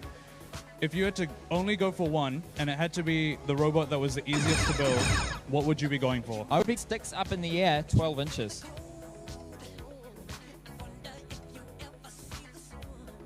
What would you go for? Well, very aggressive there. That robot's got to be careful to make sure they stay within 36 inches long. That's right, 2913A, even after being tipped over, got an expansion call from the judge, from the ref, sorry. They could potentially be called forced to break the rule, so it's an interesting call to make. I think the referee would have to have a good think about that if that were actually an issue. All right, here we are on field number 1, our SMC field with qualification match 121. Red Alliance, are you ready? Blue Alliance, are you ready? Despite answering for Red Alliance, they said they're still ready. All right, Blue Alliance taking a shot at one of the flags, missing the high flag, successfully getting the low flag. Red Alliance also missing their high flag, getting a low flag, not quite successfully parking, but scoring one of the ground tiles, meaning that Red Alliance is taking that away. Let's move into driver control in 3, 2, 1, go. All right, all 4 of our robots seem to be moving, although 2918C have lost control. That's right, it seems like it's doing the opposite of moving. They moved off the tile, but are moving no more. They're moving now again. There we go. They must have just had to switch off and switch on their Vex controller. I don't know. Looks he was like slapping his controller just now. Maybe in frustration, maybe not. I've often found in my time in Vex with Cortexes particularly, the battery so that your Cortex doesn't lose power. Of course, having a backup battery will stop your VexNet connection from dropping, but it cannot power your motors. So you need to make sure that your main battery is plugged in at all times. Right. Roman, I have to ask, how important is having a battery on a robot? Like, can I just build one without a battery? It won't pass inspection if it does not have a battery. So could I just strap a battery to my robot and not have it plugged in? You could, yes. The requirements for a robot is it has to have some means of moving around on the field, must have a battery and a controller, and I believe it must have at least one motor.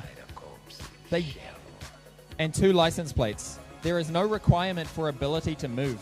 Wow, that 8757C robot can just mount the high parking spot just from the ground. Very interesting tactic there. It seems to have worked very well for them.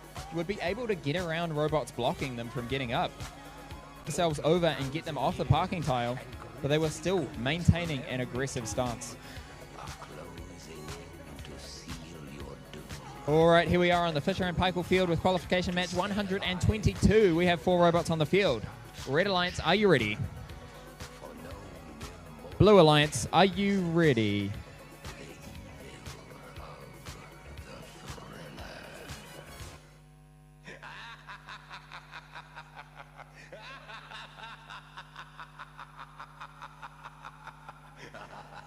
All right, we're just waiting on a head ref to make a judgment on the previous match. I think we can just start without him. He's not that important. No, he isn't that important. Let's start autonomous in 3, 2, 1, go. Now that's it is true though that we do need some refs. It's important to have your drivers plugged in, and it's also important to have your referees plugged in. Successfully parked, and there's been some flag scoring. This might be a little harder for our refs to count up the score. If I were a betting man, I'd be saying that blue has taken away this one.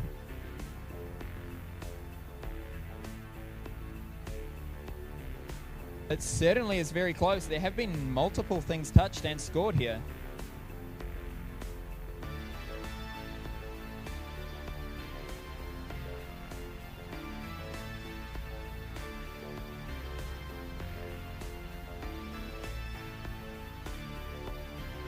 Looks like Nathan, one of the referees, is doing the hand signal for a boundary in cricket. Of course, he is a big cricket fan, so that would make sense. That's true. He does watch a lot of cricket sometimes. I recently found out intel that in the previous month's data usage on his phone, he's used about 20 gigabytes of data. In 3, 2, 1, go! All right, with both of these robots who are parked jumping straight on down into the field, ready to get into the action again. Looks like all 4 of our robots, or 3 out of 4 of our robots here are capable of shooting balls at flags. So hopefully we see a lot of firing going on this match.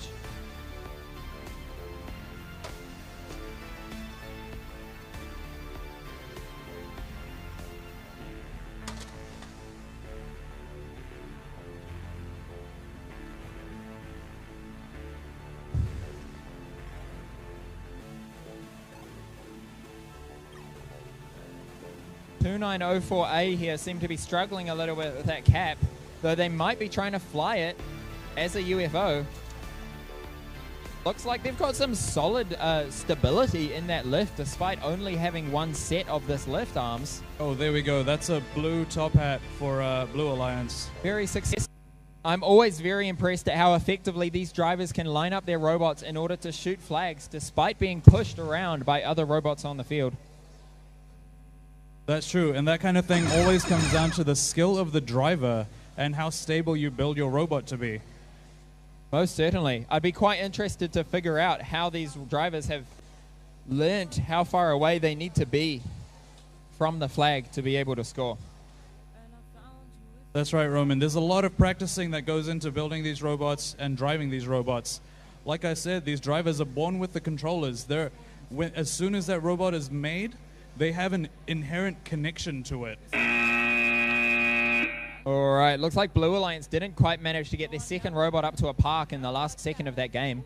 And only one of their robots is going to be able to get parking bonus here. Words. All right, heading over to Path Field. This is the glide path field. Do you know what glide path does? You know, like how air hockey, you have a puck that glides, right? Yes. It's kind of like you know how you have ice hockey and then ice skating, and you also have air hockey and air skating. Air skating is when the path is gliding.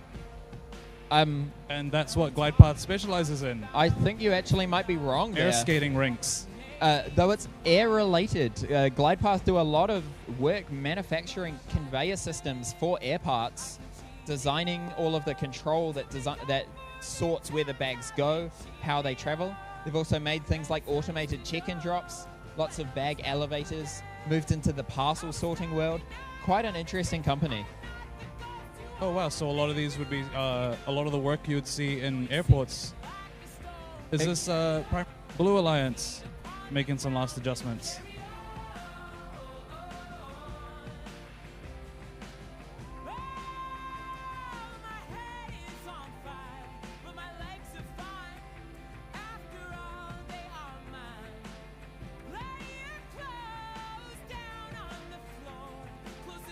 All right, Blue Alliance, are you ready?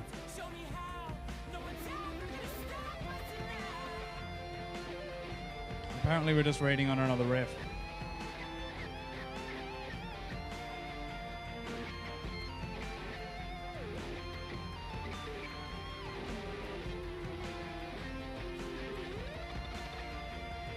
So I believe the concern is for the previous match that top hat that was scored, while the robot did exceed the 18-inch vertical limit, they also expand quite a bit horizontally, and they need to make sure that they're still within the... What's going on?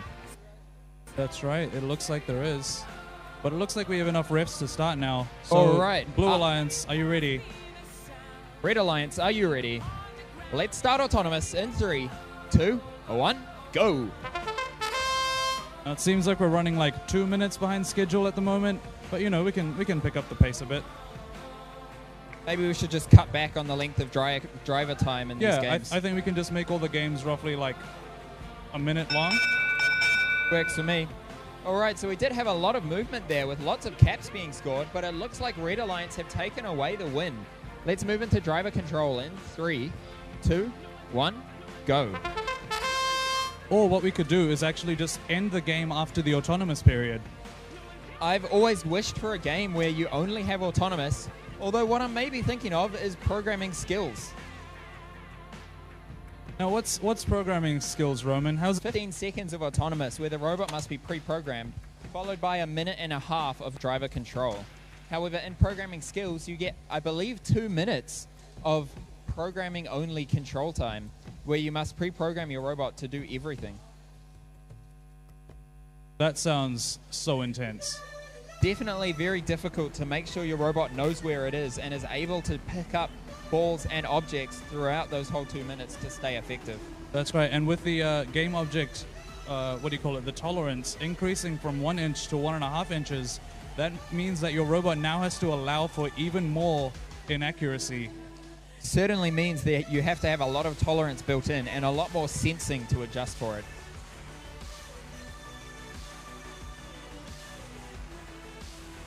Alright, so we've got 4 rather large robots here. One of them seems to be out of action thanks to it sitting on a ball, being high-centered, just sort of spinning in circles happily. Their teammate seems to have not quite successfully helped them, though they still have a ball underneath, but they are able to move around now. 5 seconds on the clock. Both robots trying to park their robots. Blue Alliance looks like they have successfully parked that robot on the team parking tile. Yeah, it looks like they might have to get a credit card and swipe it underneath that to see if it touches. All right, heading back over to field number 1, the SMC field. All right, here on field number 1, we have qualification match 123. Looks like all 4 robots are on the field. Red Alliance, are you ready? Blue Alliance, are you ready? Let's start autonomous in 3, 2, 1, go. All right, looks like Blue Alliance doesn't have an autonomous, so Red Cap. Though Red Alliance are going to take it away regardless. Let's move into driver control. It doesn't matter if that one counts because Red Alliance have scored more points with the flag anyway. Let's move into driver control in 3, 2, 1, go. So if that kind of thing happens in normal play, if you score a point and your robot is out of size illegally, does that mean that you immediately get DQ'd? So it is up to the judgment of the referee, but it does not necessarily mean that. Usually the term used is match affecting, which means that you will only get penalized very strongly if you either chose to do that or you made that action actually affected the outcome of the match.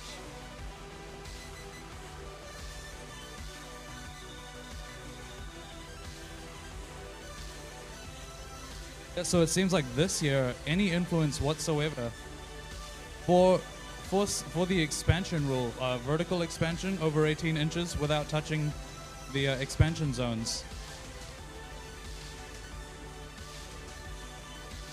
That sounded like a bit of an incomplete statement, but you know, if you just finish my sentence for me, it'll make sense. So I'll try and sum that up. So in previous years, you would only be penalized if that was a match-affecting score. However, this year it's changed. So any expansion only that scores a goal for your team interferes with the match and is considered match-affecting. Therefore, I think my head ref doesn't like my explanation. It interferes with the match, therefore it bad. With 5 seconds here to go, one of our blue robots have parked on the should just sit on the top parking tile and stay there. That's right, and that's why a robot like we saw earlier with the platform that just plunges into the ground, that works really well. All right, is Red Alliance ready? Blue Alliance, are you ready? Autonomous in 3, 2, 1, go! This is, of course, qualification match 125. We'll have another 25 matches after this, and then there'll be Alliance selection.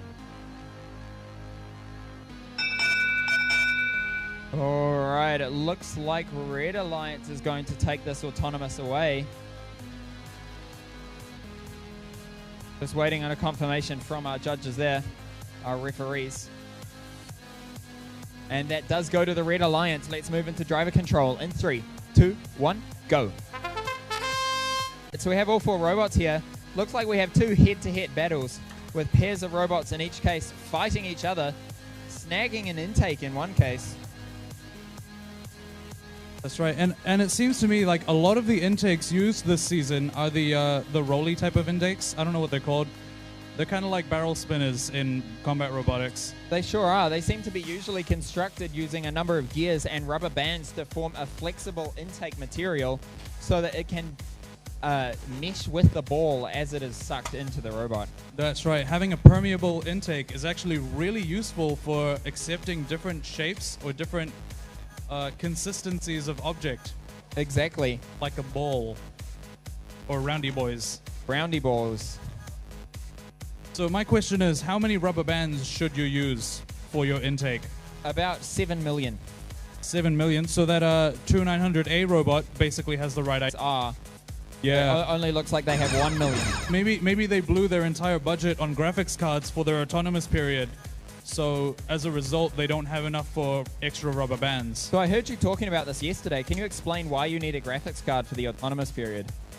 So you see, the autonomous period is a period in which the robot will work on its own without the help of its driver, which is tethered to it emotionally and metaphysically. With 2 seconds left on the clock, lots of parking going on. Looks like Red was thinking about trying to push away that high parking there from the Blue Alliance, but decided not to, which I often think is a wise idea. Keep what scores you have. Don't try and lose everything. Oh, it looks like 43580A has the right idea with their intake. They have a lot of rubber bands. But okay, here we are on the glide path field with qualification match 126. Blue Alliance, are you ready? In 3, 2, 1, go. I definitely approve of that countdown. I like to mix up the counting just to keep the people starting the matches on their toes. They obviously weren't on their toes this match. All right. Interesting here. The flags cancel each other out. We're just looking at the caps on the ground. Looks like it's going to the Red Alliance. Let's move into driver control in 3, 2, 1, go. Yeah, so like I was saying earlier, and as we just saw, the autonomous period is a period in which you can't use your driver, so you're not allowed to have any manual input to your robot, and so the robot has to be entirely pre-programmed. And of course, the best way to do this, because it's the best way to mimic human, they developed yesterday in front of everybody, called the Mariana Trench algorithm, because it is the deepest deep learning algorithm. Wow, you're an inspiration to society. All right, so back to the match. We have a minute left. Looks like the flags are fairly evenly balanced, although if I had to guess, I'd say Red has a small advantage. Over on the cap side of the field, I think we are also very evenly balanced. This might be a close match. Right, and continuing on, oh look, there are red top hats. There are 2 red top hats. Nothing like looking at a big red top hat to start your day. So red top hats, obviously an alternate term for a flying UFO or a high-scored cap. With 20 seconds left to go, we'll see if any robots decide to take the chance to park up. Doesn't look like anyone's lined up for that. All the Rocktagons as like a symbol of aggression, just to intimidate the other team. 2 seconds left on the clock. Looking like, ooh, almost the high park. Doesn't look like it made it though. So, Crane, you were talking about impaling game objects. I'm afraid that intentionally damaging game objects is cause for disqualification. Disqualification, is that another word for Donkey Kong? No, it's another word for disqualification. All right, here we are on the SMC field, field number 1 with qualification match 127. Great number, 127.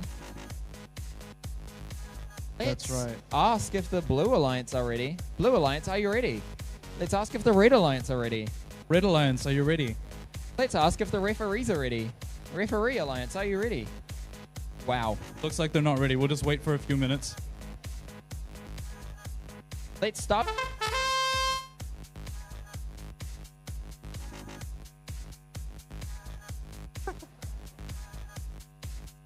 Okay. Looks like a short autonomous this time. Robots have stopped moving. Looks like all the scores have been scored for the Red Alliance mostly. Yeah, it looks like a blue robot crossed that line. That definitely did it. Let's move into driver control in 3, 2, 1, go. I mean, why is it that so many robots during the autonomous period literally cross the line? Like, come on, man. They would be better doing nothing. It's true. That way you actually have a chance of winning autonomous.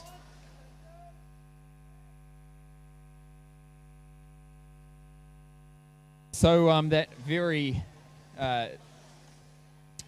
easy to not miss call from our referee there, saying trapping 1, trapping 2, called the trapping rule. That's right. Trapping, if you're not sure, is a type of music.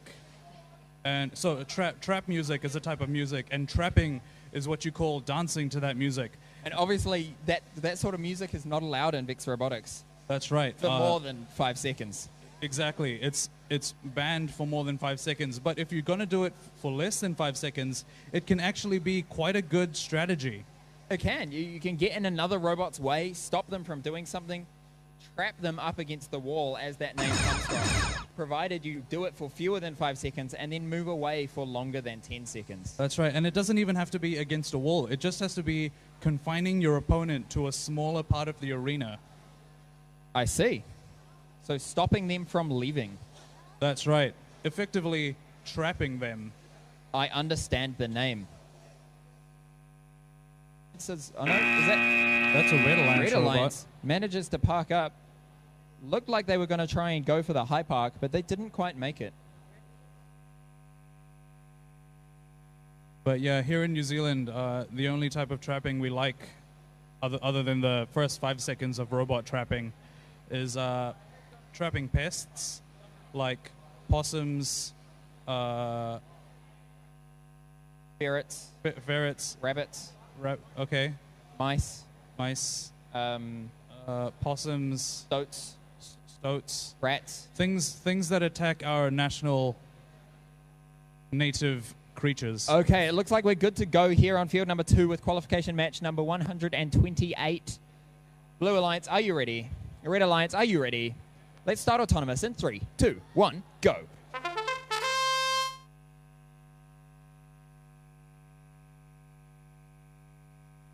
Well, autonomous seems to have come to a quick end here. I'm not sure what the outcome will be. This robot is not touching that flag. So therefore it's going to go to the Red Alliance. Let's move into driver control in 3, 2, 1, go. So that was effectively a 1-point difference. It sure was. A pretty close win there. But given that the Blue Alliance didn't make much of an attempt to shoot for autonomous, Red Alliance pulled through. So we see a lot of use of rubber bands for intakes. What are some other uses? I see them a lot on the robot lifts. Like if a robot has a scissor lift or something, it'll have a lot of rubber bands supporting it. What's the reason for that? Isn't it working against your motor? That is correct. It is working against your motor when you are trying to bring your arm down. However, the rest of the time, it is working with your motor heavy as you add more lift mechanism, more mechanism to grab onto UFOs, and therefore you need to counteract that to give your motors a fighting chance. That's right. At VEX, gravity is your number one enemy. The goal is to neutralize gravity. As VEX continues, I am certain that we'll be eliminating all the gravitational effects of the game. In the future, I believe we'll have robots that aren't even bound to the laws of gravity. I think we'll even have some flying robots for maybe the next season. Who knows? I heard rumors that it was going to be a water game next season. A water game? Is gravity in the water? Yes. Okay. But when you're underwater, you don't notice as much. Because the density of water is greater than the density of air. Exactly. So it's a lot easier to achieve neutral buoyancy underwater in a water game. Heading over to Field 3, the glide path field. The creators of the air skating rink. All right, so here on field number 3, our glide path field, we have 4 robots looking ready to go for qualification match 129. Blue Alliance, are you ready? Red Alliance, are you ready? Let's start autonomous in 3, 2, 1, go. All right, we have 3 out of 4 robots moving here for autonomous. 2900B not quite making it far enough to hit a flag. 591B have managed to park up, making it a win for the Blue Alliance. Okay, so let's move into driver control in 3, 2, 1, go. Now, one of my favorite things about watching robotic events is when the referees disagree with one another. So there is, especially in autonomous, from hitting flags, flipping caps over, parking, flying UFOs, and one of the other ones at the start, the 4 caps in the middle are supported by a ball. So the simple move of knocking it off or removing that ball will score you that cap. That's very interesting. That means that there's a lot of things for the referees to look out for. And while it's a good thing that there's so many avenues that the builders can go to, it also means that it's really annoying for refs to have to live score in their minds and make sure that the autonomous is scored correctly. And, you know, it's a lot of work. I see this as one of the main reasons we have 3 referees. Therefore, they all can double check each other's work and corroborate to find a correct answer. It's true. And like I said before, once referees are born, they actually are born with their referee shirt, the stripy. They'll have to give up a lot of the luxuries in life and have to dedicate themselves to refereeing and DQing people. It really is a true sacrifice. Okay, so here with 10 seconds left in the match, one of our Blue Alliance robots have managed to successfully park on the high parking tile. The other one managing to park on the low parking tile. Looks like Red Alliance is taking their time to try and get a few more points on the ground. That's right. Every time you park your robots early, it means that all of the potential goals in the match, like the flags and the Roctagons, you're basically allowing your opponents free reign to just score what they want, and you can't really do anything because you've already parked, and you don't want to leave because it's hard to get back on sometimes. Exactly. All right, so here we are in field number 1, our SMC field with qualification match 130. Only 20 matches left before our qualifiers are over. Are you ready? Let's start autonomous in 3, 2, 1, go!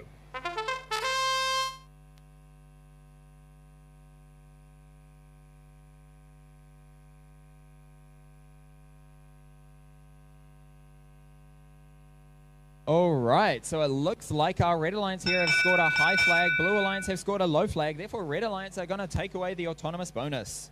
Let's move into driver control in 3, 2, 1, go. Yeah, there was a bit of disagreement between Roman and our head ref, George, about how many matches are left. Because when you have your 130th match out of 150, there are only 20 remaining. Unfortunately, George has he's given up his ability to do maths just so that he can become the best referee he can. every space in your brain is just holding you back unless you utilize it entirely for refereeing. But all right, we'd like to have an announcement that skills matches are closing at 1:15 today, so please make sure you get in before 1:15 if you would like to compete in skills. Does that count both driver skills? Is it robot skills and programming skills? All the skills. All the skills. Every skill. Wow. No skills after 1:30. All right, so back to the match. There are 40 seconds left to go. We have a Blue Alliance robot here shooting for some flags. We have Red Alliance going for an early park with 36 seconds left on the clock. Luckily, they're doing it early because it looks like they're going to have to start over from the beginning. They slid off the side there.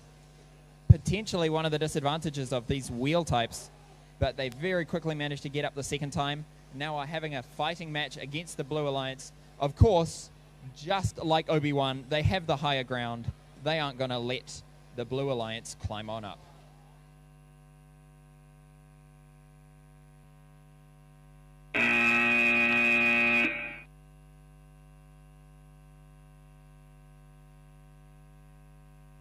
All right, with that match over, we're moving over to field number 2, the Fisher and Paykel field for qualification match 131.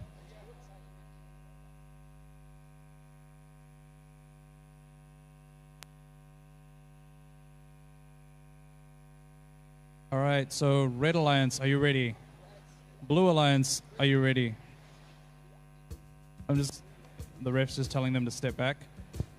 All right, Blue Alliance, are you ready? We're holding for Red Alliance. We're holding, okay. Man. Pesky alliances, always causing issues. You got to make sure your drivers are plugged in. Like, autonomous in 0?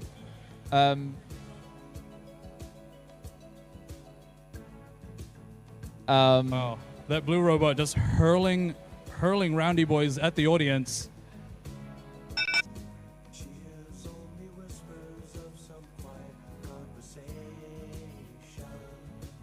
All right, so it looks like Red Alliance is going to take away that autonomous. I'm getting a nod from the referees. Okay, let's move into driver control in 3, 2, 1, go.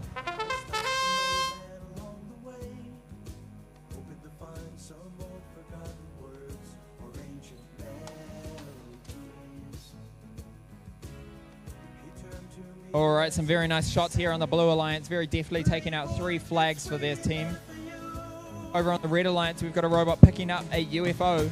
Maybe they're going to go and fly it. Looks like they're lifting it high.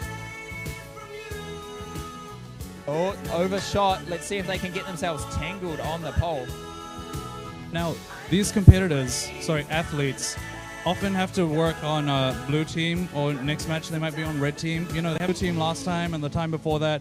I must be on blue team now, and then start flipping Roctagons and flags for blue team, but actually being on red team. Like, how do you cope with that stress of potentially being on the team that you think you're on, but not actually? I mean, I speak from personal experience here. It's quite hard. I have scored for the opponent's team while losing before because I thought for a second I was on the opposite team. It's quite nice, though. You can look down. The colors in front of you represent the team you're on. It's a nice wee reminder. That's a good point. And what we were talking about yesterday was style points, the SPs, if you will. I understand that some people refer to them as strength of schedule points or something. I don't know, it doesn't make sense to me. But would it be a good strategy to, if you're losing a match, try your best to help your opponent score as much as possible to minimize the amount of strength of schedule points they get for that match? Definitely minimize the number of SPs your opponent gets by scoring for them. That's right, because you actually get a lot of SP if the match is really close, because it's really stylish to win by a margin, you know, like a small margin. All right, this is going to be an interesting match here. We have 2 of our currently top-seeded robots. This is going to determine who becomes our top seed. All right, it looks like we're about ready to go.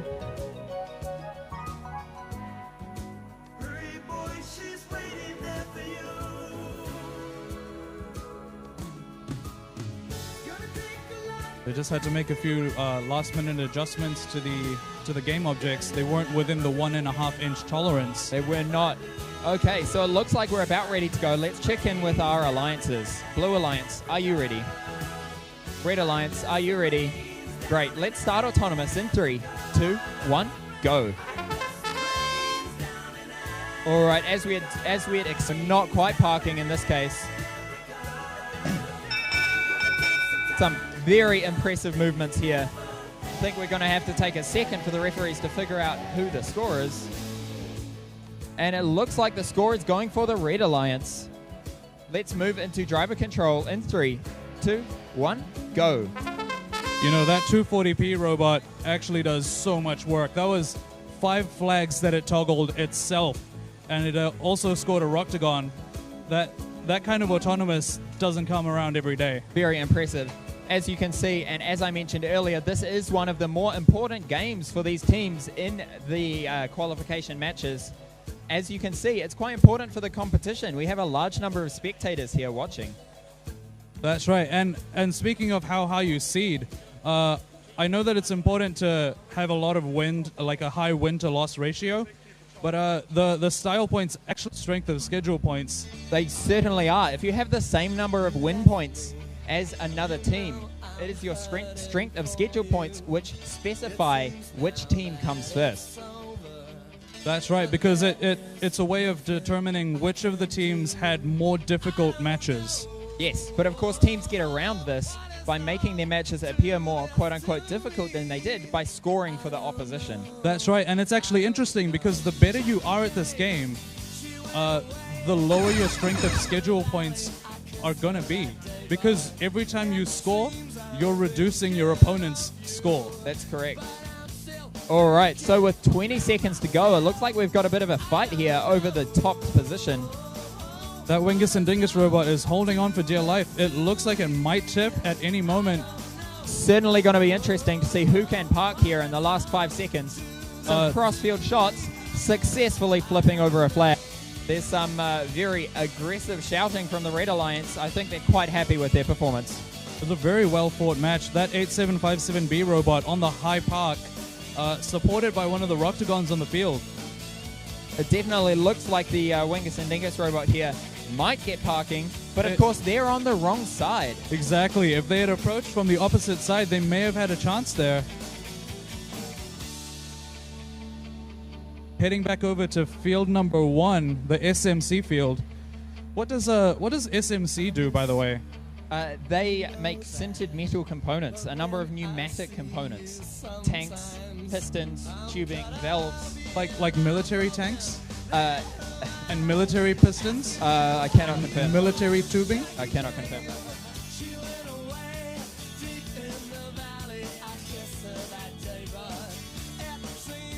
All right, so we're just waiting out here for our head referee. Blue Alliance, are you ready? Red Alliance, are you ready? Autonomous in 3, 2, 1, go!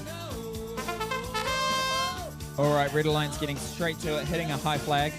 Blue Alliance loading up some balls, hitting an octagon onto its head.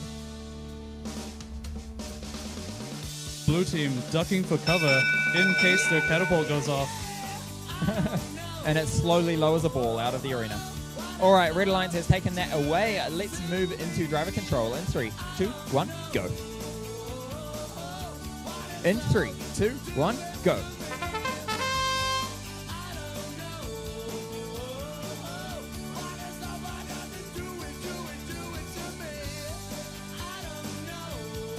All right, we've got some long field shots here from the Red Alliance trying to hit the flags from the other side of the field. Blue Alliance is throwing more and more balls out of the field. 2 so far in the process, so not all are lost. Hey Roman, how many of the VEX events over the last few years have you attended or have you been involved with? I've been involved with a fair few myself, although I know a number of our other volunteers from Aura, such as our head ref here, has been to almost every single VEX scrimmage in Auckland this year. That's right. He, along with the other refs, have a combined experience of 26 years. Quite incredible, really, how long some people have been in this program.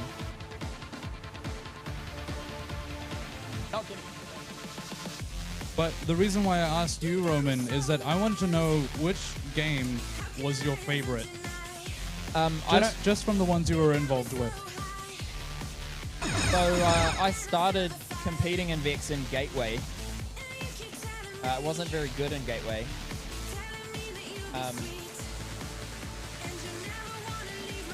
Wasn't even born yet.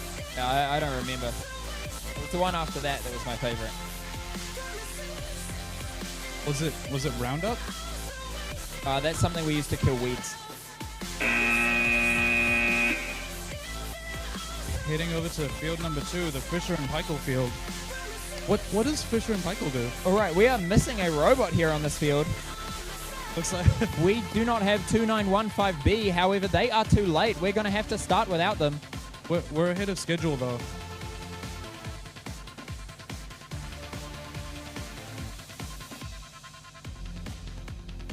You got me so wild. Why should I be so surprised? We might You got me so we might be waiting. Don't you see it in my eyes? And you keep telling me that you'll be sweet. All right, looks like our other Blue Alliance robot has so. Don't Wait for tell them to them, don't tell quickly them. plug in and get ready to go. Now this is a strategy I haven't seen very much. Rubber bands around the wheels, along with zip ties to hold them there. All right, let's check in with our alliances. Red Alliance, are you ready? Blue Alliance, are you ready? Let's start autonomous in 3, 2, 1, go. All right, all 4 robots are immediately moving in this autonomous round. One of our Blue Alliance robots going for a park and failing. Our other successfully knocking a flag into the neutral position. Red Alliance knocking a flag into the scored position. Looks like it's going to go to the Red Alliance. I'm getting a confirmation from the referees. Let's move into driver control in 3, 2, 1, go. Unfortunately, one of our Red Alliance robots has been tipped over. Looks like their alliance partner are going to try and right them with a pneumatic flipper. Maybe a little aggressive. Powerful. And if you're not sure, just ask somebody at SMC. They know all about military pneumatics. They know a lot about pneumatics. Not sure about the military part though. But also, it's really good to see teams working together to try help their teammates. But sometimes you know that your teammate's a lost cause, and so you just leave because like you can score more points without them. It certainly is smart to make that judgment call and decide whether it is more worth your time to help out your teammate or to work to score directly. That's right. It's always a question of priorities and what you think is more important: scoring points and winning the match, or making this tipped over robot feel a bit better about itself.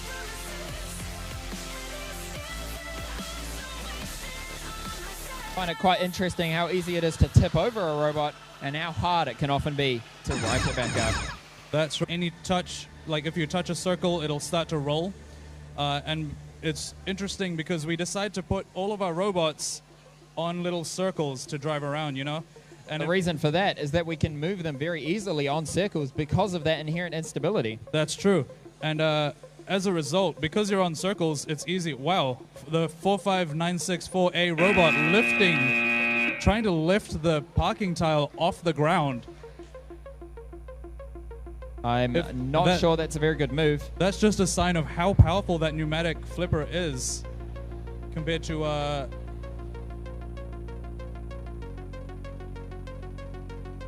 All right, 2915B there managing to successfully park on the high tile. All right, here we are on field number 3, our glide path field with qualification match 135. Looks like we are about ready to go. Let's check in with our alliance. Not ready. Blue Alliance are now ready. All right, let's get started with autonomous in 3, 2, 1, go. Yeah, sometimes when you're plugging in your driver, it takes a little bit of time. So what you need to do is make sure that their mental connection is stable before you can begin the match. All right, very impressive autonomous here. The Red Alliance have flipped all 3 of their flags and successfully parked, meaning that they quite easily take away that autonomous bonus. Let's move into driver control in 3, 2, 1, go.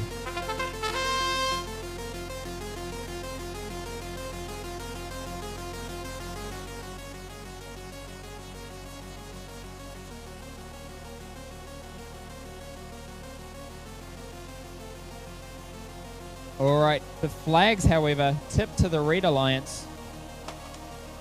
Though Blue is not giving up that easily, fighting back for the high flags, which of course are worth the most. Looks like currently 2 of our robots are fighting it out over the flags, while the other 2 are fighting it out over UFOs.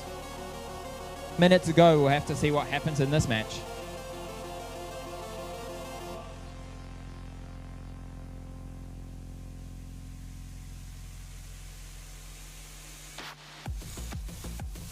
Now, Roman, I have a question. Why would you not build a robot that has a flipper or something that's powerful enough to flip an opponent robot out of the arena? And then just do that immediately in your Auton, lose Auton, but you have free reign of the field. Because that is illegal. You would be disqualified immediately. That doesn't make any sense to me. You're intentionally... Completely fine. Let's think about it this way. Are you damaging their ability to score in that game? Well, you would be doing that if you trap them. Or That's why you're not allowed to trap for more than 5 seconds. So you can flip them for less than 5 seconds? I mean, no. All right, that's the end of the match. We look to have 3 robots parked. We'll have to see from the refs which ones they figure out are actually parked on the high tile or the low tiles. It looks like the 72721Y robot is actually touching the red tile. Right, unfortunately, it might mean that both teams only have low parked robots. But it's still better than nothing. Sure is. Over here on field number 1, our SMC field, we have qualification match number 136. We have 4 robots on the field. Red Alliance, are you ready? Blue Alliance, are you ready? Let's start autonomous in 3, 2, 1, go.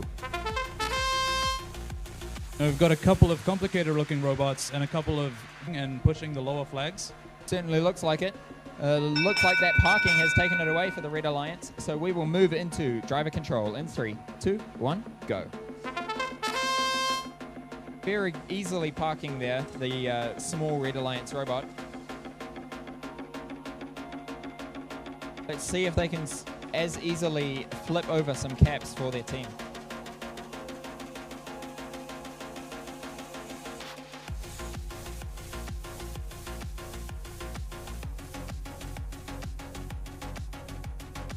Now, Roman, how useful is it for a robot to be able to strafe sideways?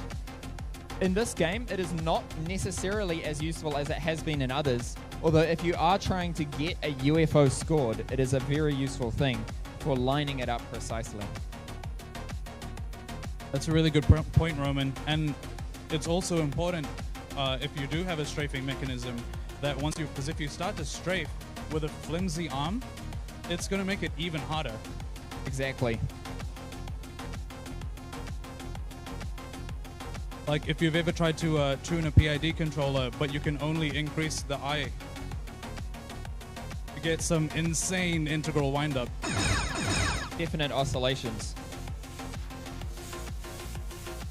This need for support in our robots is one of the major reasons we don't see any crane-like robots, like on the back of a truck where they can extend up and rotate.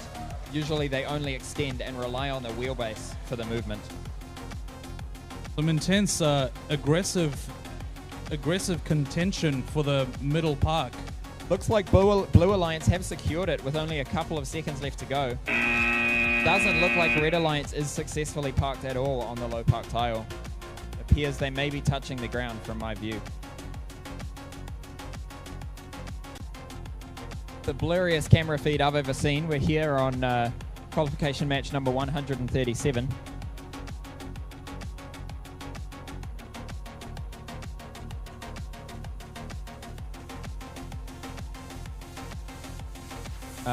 Waiting to figure out what Red Alliance is up to. Not sure they're allowed to start their robots there. That's right. Well, I believe they have to be entirely touching only the colored square. They can't be touching any of the gray square That is for their true. start position.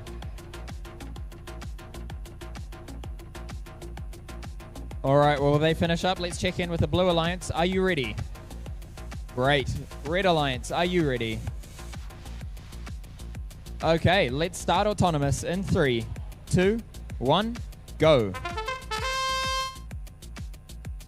Looks like we haven't got any action here from the Red Alliance. Blue Alliance, sounds.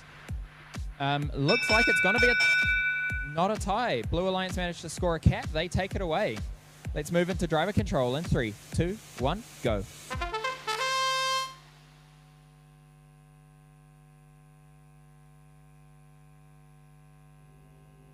Very high flung ball from the Red Alliance. 9098E. Powerful catapult. But sometimes you can fire it as high as you want. It's not going to be useful unless you can aim it at a flag.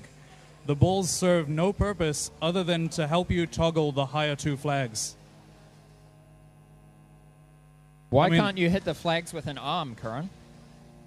Sorry? Why can't you hit the higher 2 flags with an arm?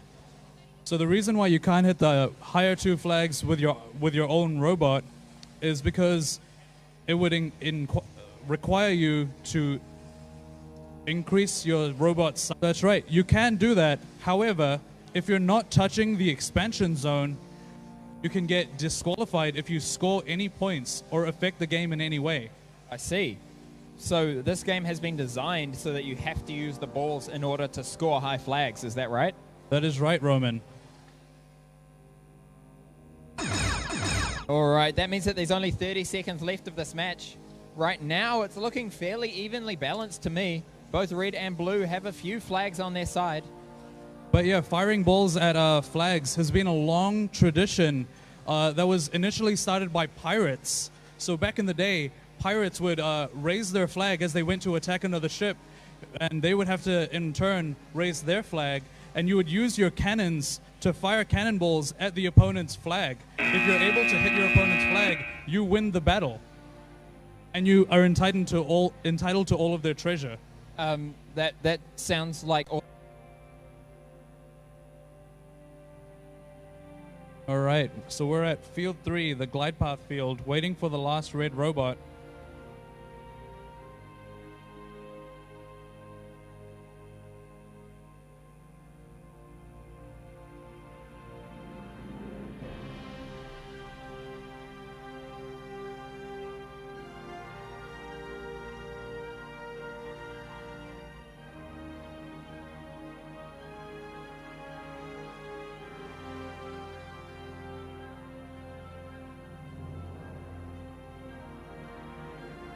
Roman, when this match starts, I want you to answer a question for me.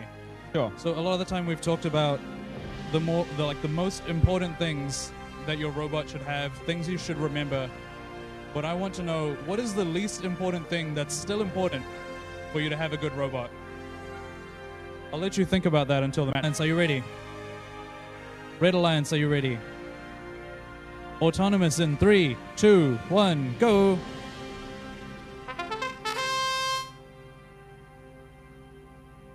All right, some pretty impressive autonomous here with a grand total of 0 points scored. That's going to be a tie. Okay, let's move into driver control in 3, 2, 1, go. In 3, 2, 1, go. I don't know why it never works first time. But yeah, like what are basically like really overlooked aspects of designing and building a robot?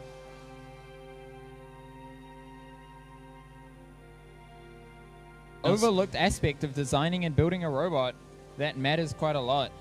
That's right. So I'm talking about when you're planning your robot, you don't really think this is going to be a problem until you build it and realize that it's going to be. Ability.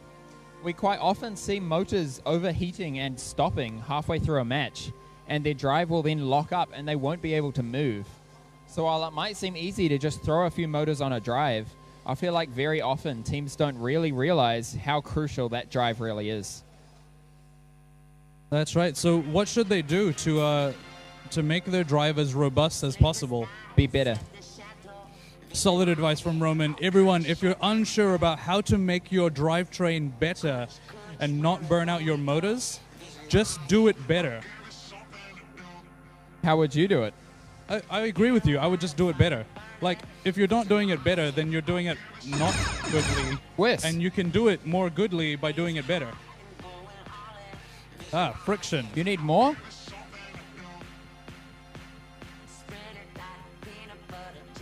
What is CAD? All right, so we've just been told Making it on. still have 5 seconds, could potentially do it. Moving to their Alliance square side. Ooh, overshooting their drive. Ooh. That's unfortunate. They overshot the parking position. We'll have to wait for the scorers to figure out whether that's actually parked. But yeah, a pretty important part of designing and building a robot is the CAD process. Earlier on, you're doing your CAD stuff, and then there's a lot of considerations you don't make in CAD, like friction. There sure is.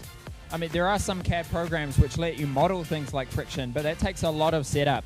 You've got to have material properties for all of your moving parts, so all of your Delrin bearings, your steel shafts. You've got to take into account the square shape of the shafts in the Delrin bearing, the finish of them. If they're scratched up, that's going to have an effect.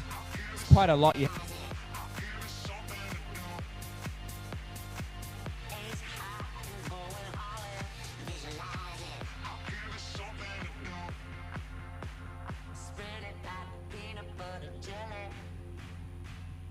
All right, we've got 2 refs and 4 robots. Blue Alliance, are you ready? Red Alliance, are you ready? Autonomous in 3, 2, 1, go! All right, straight away the Blue Alliance here, scoring 2 flags. That's right, that's a 5-point swing. Very good start, and Red Alliance only securing 1 Roctagon. I think it's actually a 6-point swing. You're right. Yes. I had to give up my ability to do maths. Control in 3, 2, 1, go!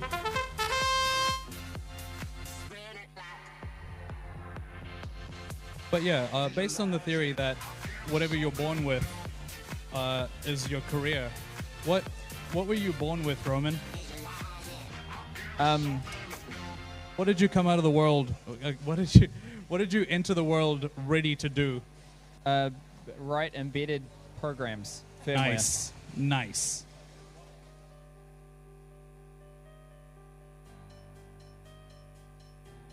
All right, so here we are with just over a minute left to go. Seems like Blue Alliance has got some domination over the flags in this game. Most of them are flipped towards them. Getting 2 points per flag of the high ones, which are on their side.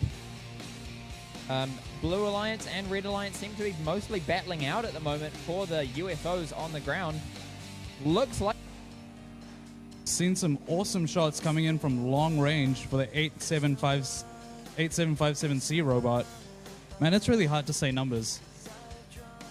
And letters. When you like combine letters with numbers. Certainly is. Woof. Number plates. Who thought of that? Yeah, number plates a lot of the time have characters other than numbers. Wow. What a silly name. Yeah, like my number plate starts with 3 letters. Wow. Well, so looking at these crossfield shots, they haven't been too accurate so far. A lot of them have hit the center bar and have not managed to swap over the points. It looks like Blue might take this away with, despite not managing to get any parking at the end of the game.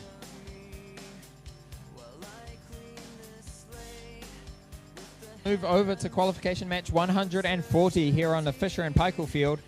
We have 4 robots on the field and ready to go. Red Alliance, are you ready? Blue Alliance, are you ready? All right, let's start autonomous in 3, 2, 1, go. All right, there's a lot going on here. There's balls flying all over the place. There's UFOs being flipped. There's flags being flipped. Robots trying to park, successfully parking. Good improvement over the last one where they didn't successfully park. Looks like we're going to have to do a bit of a quick count to figure out who's won this. My money is on Blue. Hey, they're pointing at Blue. I win. Okay, let's move into driver control in 3, 2, 1, go. All right, Roman, so far, from what you've seen in the competition, what do you think the winning strategy is? What robot is 100% going to be So I'm not going to name any names, but for me, the major thing I look for in these robots is their ability to optimize on the most effective scoring methods. And in this game, that is shooting high flags. There are 6 high flags. Building one design that can hit all 6, as well as the 3 low flags, that's the way you're going to get the most points in this game. So being able to very accurately do that, often from far away, say you are parked and can still shoot at some of these flags, that's what I'm looking for. Being parked and shooting at flags would be something that I really want to see. It has happened a couple of times. That is amazing. And in addition to that, I think that it's easy to build a drivetrain separately to your catapult mechanism or your slingshot, whatever you want to do. And that way you can get all 9 flags and get a high park. Quite impressive, wouldn't it be? That would. I think a winning robot just is how good your driver is. Correct. We have seen some other robots which are very good at scoring high UFOs. Of course, these are worth just the same number of points as the flags are, the high flags, but there aren't as many that are easy to get, with only 4 of the medium height ones existing.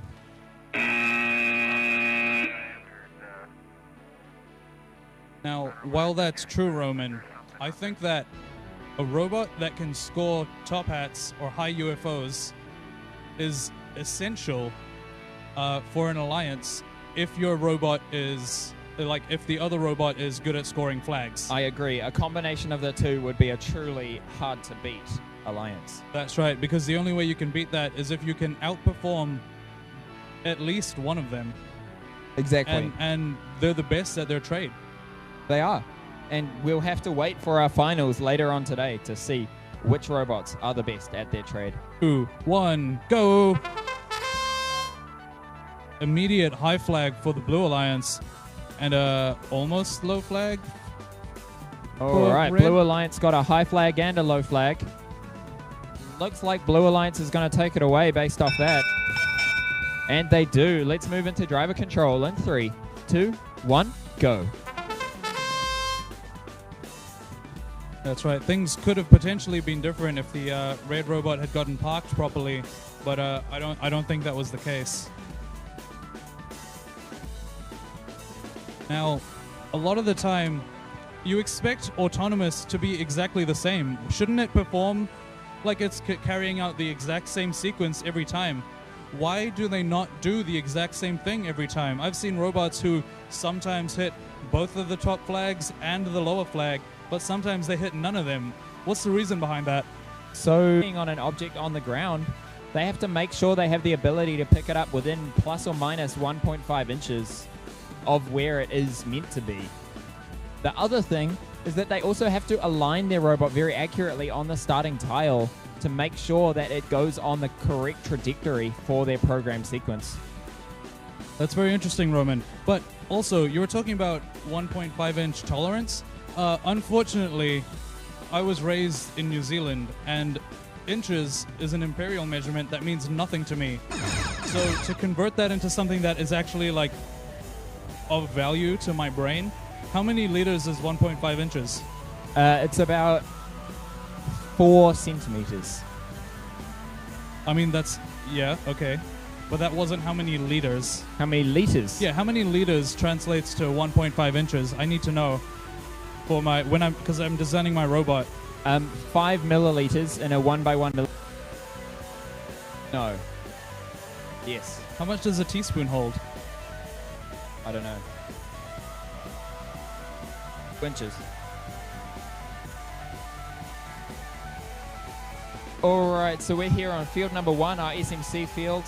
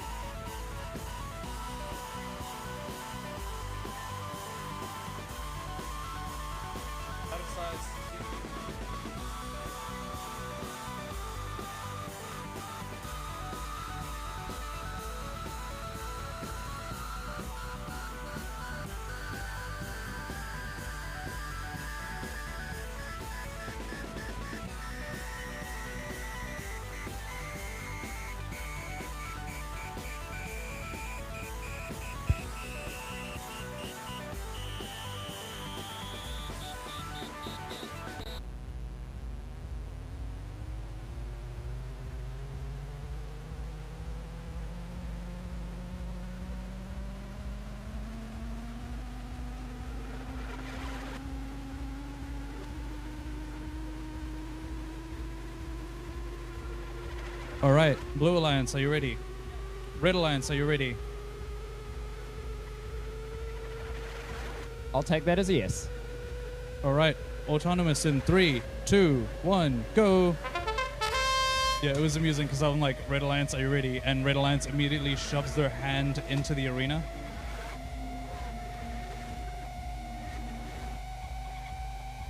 All right, looks like Red Alliance here have scored a low flag.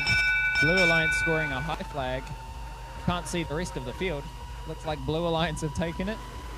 Waiting for a final count from the referees. It's a tie. And it is a tie. Let's move into driver control in 3, 2, 1, go.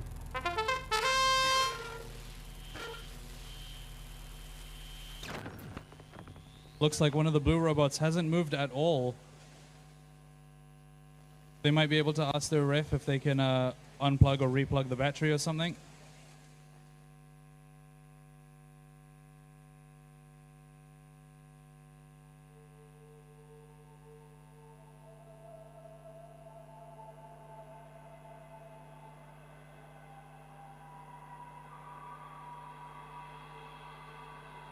There's a lot of stuff going on in the blue side. Not sure if a trapping call was being made or not, but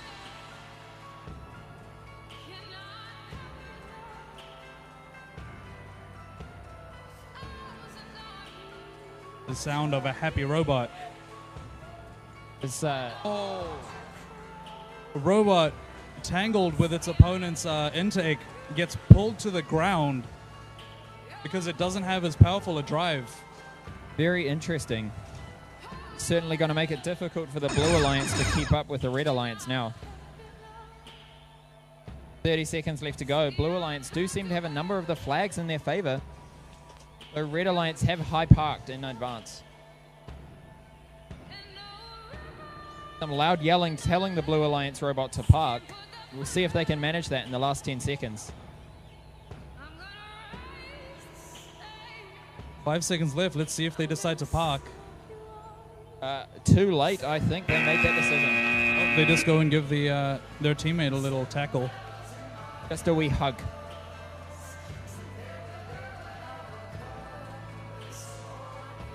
Number 143.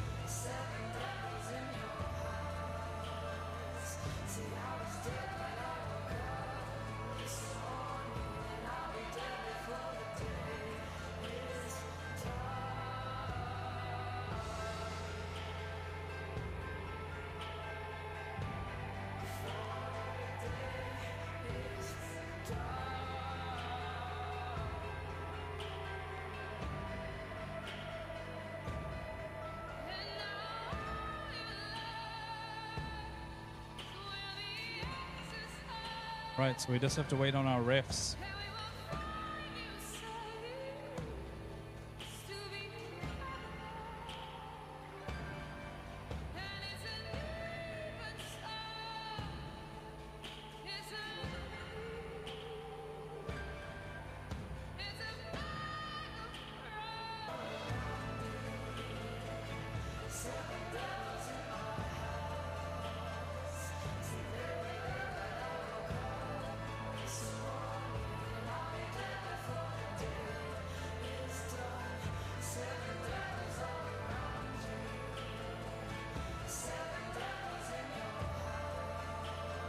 All right, Blue Alliance, are you ready?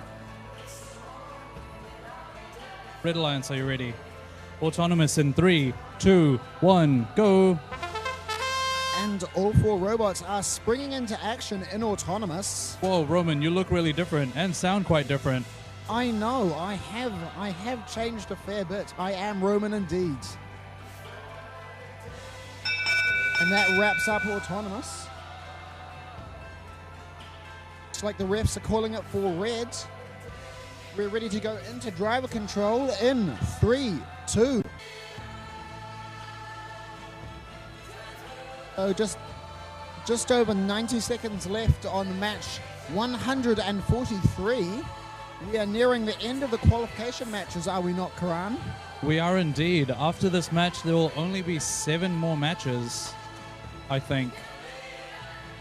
Because there's a total of 150, and then do we have alliance selection, or do we have lunch and then alliance selection? I think we have 2 lunches today, but I don't think the viewers want to know about what we're having for lunch. But I want to know what we're having for lunch. I'm sure you do, Karan. Come on, it's- Roman, just tell me what we're having for lunch.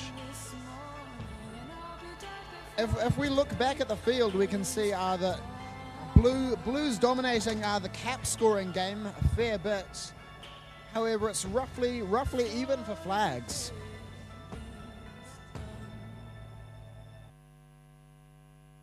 All right, Roman, I need to ask you one thing. The driver control period lasts for 1:45. That is correct. Once you've parked your robot, it becomes difficult to help by scoring for anything else. When do you think is the optimal time to park your robot? As close to the end as possible. And speaking of parking robots, we can see Linfield B trying to get up that centre park with 15 seconds left. Is under 10 seconds, and it looks like another team is going to try and go for that centre park. However, they might not get it as time expires. They do. Wow. Now, it looks like that was very well played for 2900C. Looks like George is beckoning for Nathan. Head referee George is going to have a discussion with the other referees. And that of course, is Nathan, well known as Vix from Nate DB. Indeed, it is Vix from... And just Wait for the introduce refs. these teams as we wait for the refs. Well, So, I was going to ask, because I actually learned this today. What do you think GlidePath does? GlidePath manufacture a number of systems for transporting bags and luggage and parcels. No, I'm pretty sure. So I was told they do air skating rinks. So I think you're wrong. But also, there's like a stall over there that sell like Vex merch. That's pretty cool. And then Field 2 sponsored by Fisher and Paykel. I don't Know whether it's Fisher and Paykel Appliances or Healthcare. It just says F and P. Is it like LNP? Does it stand for Fisher and Pyroa? World famous in New Zealand since Fish and Pyroa. Still having a discussion about the events of last match, it would seem. On this match, match number 144, we have Free Range R, Westlake,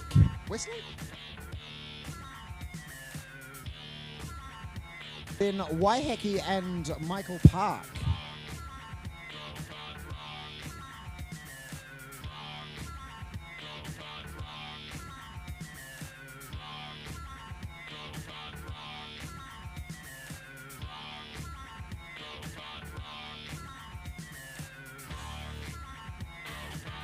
So going back to, was going to jump into something else, but it looks like we have some refs coming over here.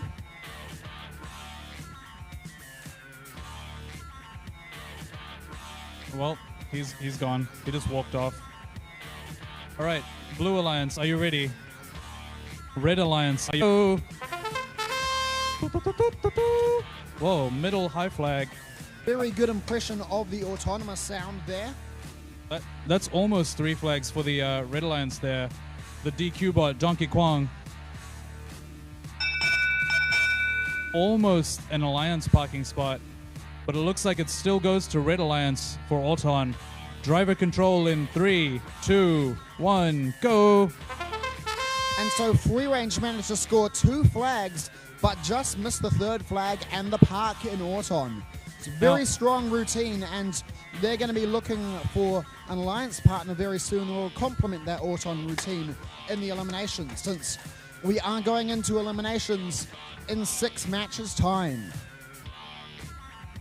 Now, I need you to explain, why is it that you think Free Range R will be choosing an alliance partner? I believe Free Range R... Teams that win enough matches or earn enough WPs or WAPs. So the teams with the highest WAPs will be able to choose their alliance partners. That is correct. And then hopefully you end up with a team that has the wappiest team. In an ideal world, that is the case. And so moving back to the match, it looks like almost all of the flags, bar one, have swung into Free Ranger's favor. There's just one low flag. Oh, it's about to correct you right now. And that is all of the flags in Free Ranger's favor. However, the caps are dominated by blue. However, Westlake are moving to change that, flipping another cap over. So we have a... Inch can get up there, or Westlake. And we only get one Central Park. That is worth 6 points. Central Park, place in New York City. It's made famous by the show Friends. I never knew that, since I have never watched Friends. I was a late 90s kid. Interesting. Yeah, it's well known that anybody who watches Friends, it's easier to make friends. And it explains why I'm friends with you. I saved that, didn't I? Huh. I thought you were going to say it explains why you have no friends, Harry. Yeah, but I saved it. I pulled it back and I turned it into a compliment for myself. Thank you, Karan. Okay, we have match 145, scheduled to start in 1 minute 30. Gee, we are doing well here, aren't we? We are indeed. Also touching. Oh, sorry. Each robot is touching one ball. So in this match, we have 2908V versus 2908X. Mag's team versus Mag's team. All right. Red Alliance, are you ready? Blue Alliance, are you ready? Autonomous in 3, 2, 1, go. So yeah, I had to ask. Every match, they always start touching one of the balls, and they put it anywhere on the robot, or even just touching the side of it. And that's before the autonomous period starts. Doesn't it ever get in the way? Why do they put a ball there? Hang on, you can answer it when we start. But autonomous goes to Red Alliance.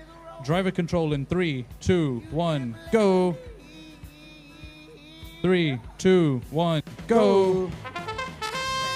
And the TM operators managed to start the match on time, second time around. So yes, correct. Good way. So you say preload as if it's a requirement?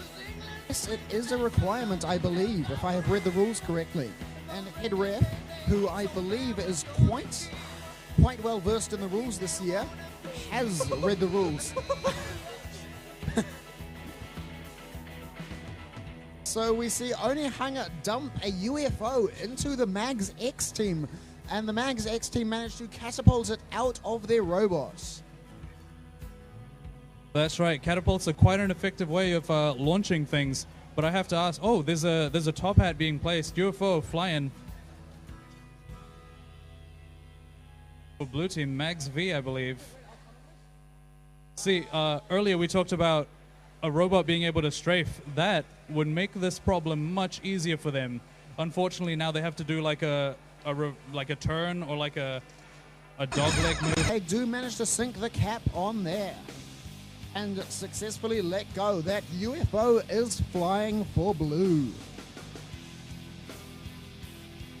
While Mags X are struggling to get onto the platform, their sister team has managed to make a UFO fly, so maybe this will be Mags V's game. I think I figured out what it looks like. So it looks like a Lego head with a sombrero on it. One way of putting it, indeed, Karan. Moving on to match number 146. And also, I have to ask, what does Fish and Pyroa do? The sponsor for Field 2? I believe they make appliances and healthcare products. Interesting. So what does that have to do with Fish and Pyroa? Pyroa being a place in... A little north of Pyroa in a place called South Auckland. I see. And Fish because their workers are fed only in fish and paid entirely in fish. Yes. But Almost certainly. Yeah, it's an inside joke among the people who work there that when you get a pay rise, you get more fish, and they actually call it a fish and pay riser. I actually believe it's called Fish and Payroll, and they get the fish from the name because they are just so efficient at what they do. Oh, I see. So they're efficient. I see. They are very efficient indeed. And it's looking like we have all of these teams looking ready-ish. Red Alliance, are you guys ready? We only have one ref, though. Yeah, it's a... Referee turning up. Nate from VexDB has arrived at the field. Blue Alliance, you are ready. Yes. Red Alliance, you are ready. Referees, you're ready.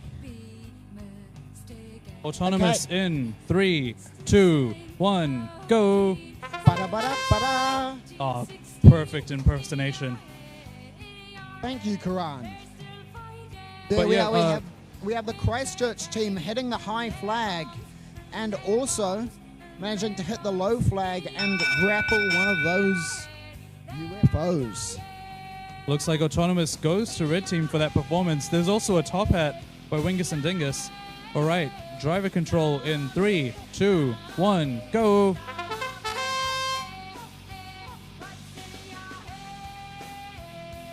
Now, you said one of the referees was Nate from VexDB.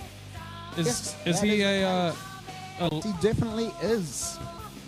Vex runs the website NateDB, a very popular website for finding out things about Vex tournaments. Sorry, Nate tournaments. We have Wingus and Dingus going about doing their thing, tapping posts. That's true, and a really good strategy actually is capping those posts, because it means that the caps can't be scored by your opponents unless they go through the effort of descoring them, and they have to make sure that they descore them into the arena, because it's illegal to intentionally descore out of the arena. However, one thing we are seeing is we are seeing teams put on dedicated descorers to their robots, specifically to combat teams like Wingus and Dingus in the elimination rounds. That's very interesting. I've definitely seen a lot of evolution throughout the season this year, robots. So that's about as big of an evolution as you can get. So we have 15 seconds left, and Wingus and Dingus are already going for that high park. That's right. A lot of the time, it's good to get up there early, because it means that you'll be able to defend high ground when somebody else tries to contest it. And to quote a great person, "It's over, Anakin. I have the high ground." And that is exactly what Ethan is probably thinking right now from Wingus and Dingus. That's right. And I believe Anakin responded with, "No." Something like that.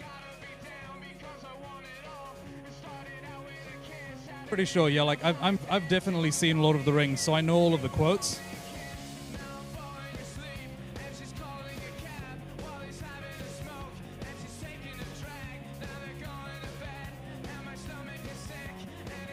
All right, Red Alliance, are you ready? Autonomous in 3, 2, 1, go.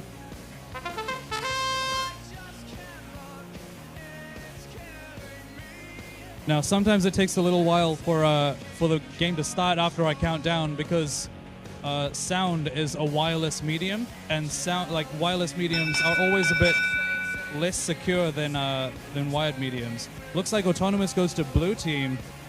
Driver control in 3, 2, 1, go.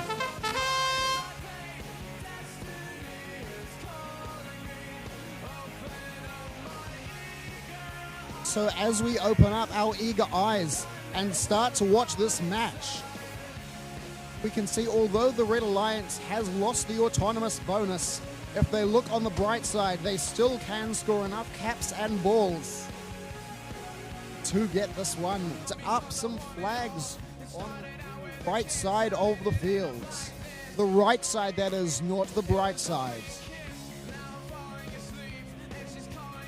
Now, we've talked about this before, but catapults are an effective way of launching the balls at the flags. Oh, What other ways can you think of to launch the balls at the flags? going back to the match, we see Kristen has had the Rutherford team entangle in their rubber band intake with their tank treads. That is one of the huge risks of using something that could potentially entangle a team like rubber bands on your intake. That's right, and it's actually the tank tread on the wheels that have been tangled, and the rubber, like that 2919A team pulling away and ripping the tank tread off the wheel and also breaking the rubber band so that it itself can move around, but it's damaged its opponent, so now it's essentially crippled, making it hard. Has indeed parked. It seems like destiny has called them up to that central parking position. Now, see, we've talked about wheels being unstable because they're round. The 2913A robot doesn't have any wheels. It uses tank tread, which makes it incredibly stable. However, it's susceptible to having its tank tread ripped off by rubber bands. That is, I do not believe that is something they would have thought of when they built that robot. That's However, right. coming up to this match, we see Team 240P on the Blue Alliance. And Palmy Boys and SPC on the Red Alliance. As well as Linfield also on the Blue Alliance. This looks like it is going to be a killer match.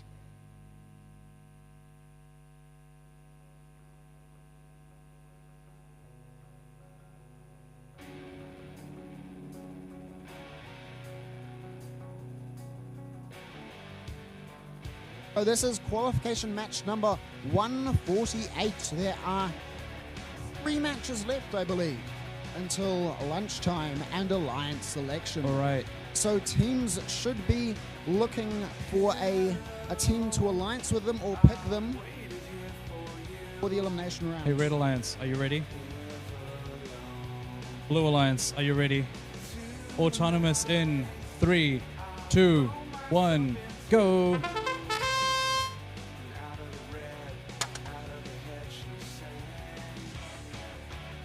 240P doing a killer job at getting the flags while their teammate mounts that parking platform. 240P.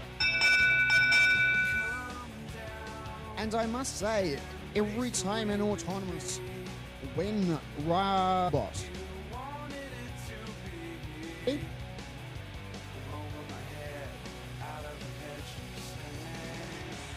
so looks like my commentary partner has abandoned me, so I believe we are just going to start Autonomous. No, sorry, Driver Control. And Autonomous goes to the Blue Alliance. This goes to the Blue Alliance, yes? Hey, Driver Control in 3, 2, 1, go. So Linfield dismount from that park, and Resolution Robotics go into action, scoring those high flags. Of course, as we've seen over this weekend, Resolution's preferred method is score those flags first and then go and flip on the caps. Because it is very, very easy to de-score and flip the caps, whereas not many teams are able to score those high flags. Few other teams.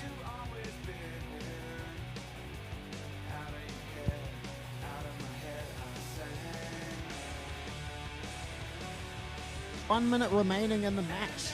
It's looking like almost all of the flags are in the Blue Alliance's favor. However, a great deal of caps are in the Red Alliance's favor.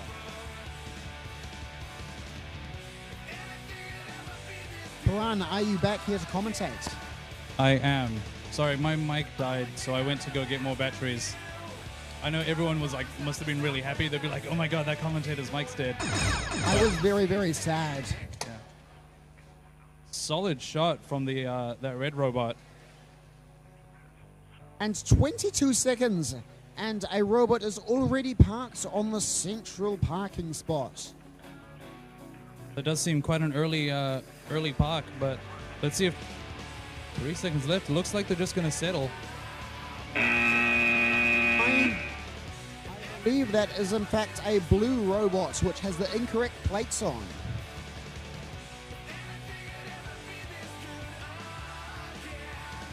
So the referees inform me that Linfield managed to have their plates flipped over mid-match, so they did not properly secure them, and it ended up confusing our commentator at the end. So I guess that explains why they didn't contest the that center platform. Is correct. However, if your plates do flip, you could get your alliance partner confused. So, seconds to last qualification match.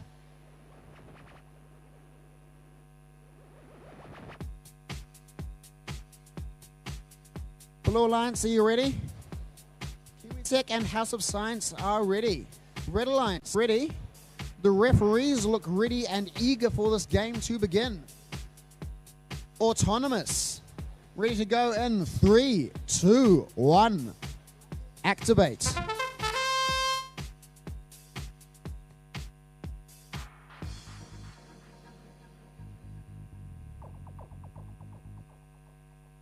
Kiwitech locking up that low park, and it looks like House of Science has got stuck on an object. All right, looks like Autonomous goes to Red Alliance. Driver control in 3, 2, 1, go. Kiwitech quickly dismounting from that park and moving to flip some caps with that 6-bar lift of theirs.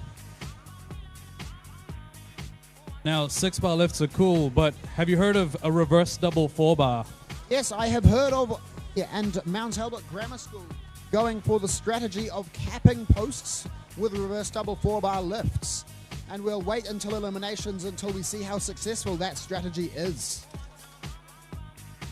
That's right, Harry. In fact, I actually think that the reverse double 4-bar is far superior to the 6-bar by virtue of the fact that it's essentially linear and much more stable. That is correct. You do see teams like Kiwitech right now flipping forwards as they dismount from the central parking position. However, that did not seem to impact them in the slightest this match. They are moving up to fly a UFO, and they have capped a post. Tech momentarily gets entangled on a rubber band from the St. Peter's, no, North Boys High School take. And with 25 seconds left, Kiwitech opposition from the opposition.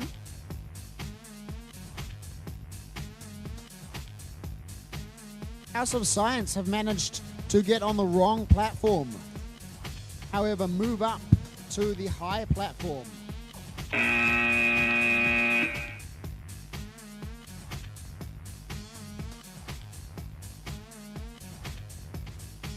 Okay, so here we're moving on to match 150.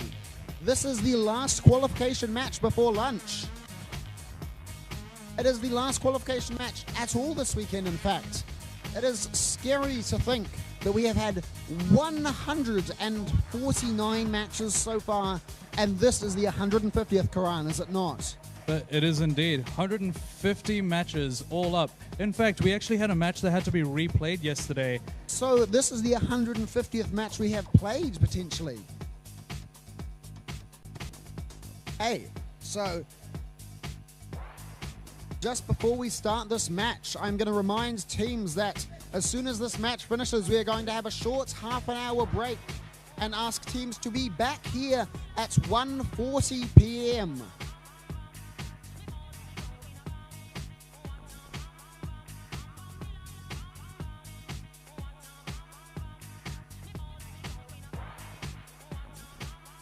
Also, Skills is closing very, very, very soon. So it's looking like we are going to finish up there. However, without further ado, we'll probably start this match once the refs are happy with the field. That's right. So what happens is, because the field tiles are made of foam and the pole is actually a hard plastic, the plastic, when it gets hit by the balls continually, the foam can get a bit deformed, pushing the pole a little bit to one side or the other. And I think the refs might believe that it might take all of the flags out of tolerance, or maybe they just don't like how it looks, so they don't want to damage the tiles. So they're pushing them back in place.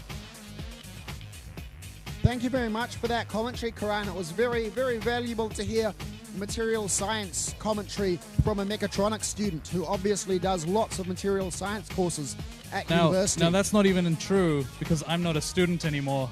You are in fact a graduate. Okay, the refs are indicating that they are ready. The head ref is getting very agitated and very hungry. Teams, are you ready? Blue Alliance, they're giving me thumbs up. Red Alliance, they're also giving me thumbs up. Alrighty then. Last qualification match of the day. I'm sorry. All right, autonomous in 3, 2, 1, go! Ba-da-ba-da-ba-da. And we see the Blue Alliance hitting 2 flags, whereas the Red Alliance only managed to get a low flag. And the Blue Alliance parks. Blue Alliance changing the game with that last 2 seconds of autonomous. This is going to mean that we have to have our referees do some maths.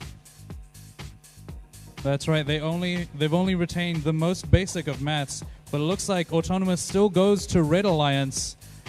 All right, driver control in 3, 2, 1, go! And all of these robots spring into action. We have 2 Kristen teams versus Field's team on the Red Alliance.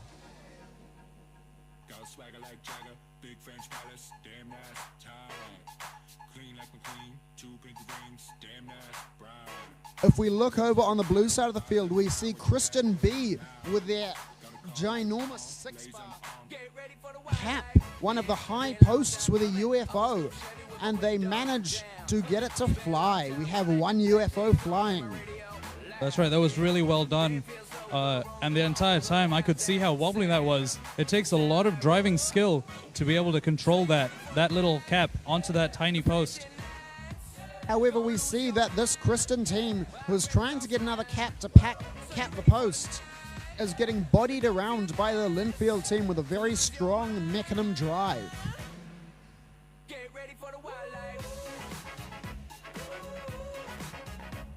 Now we have 30 seconds left, and these teams are getting ready for the wildlife and they are going to vie for that top position. 15 seconds left. It's looking like the blue teams are struggling to get up there, whereas 1 red robot is on its low parking spot.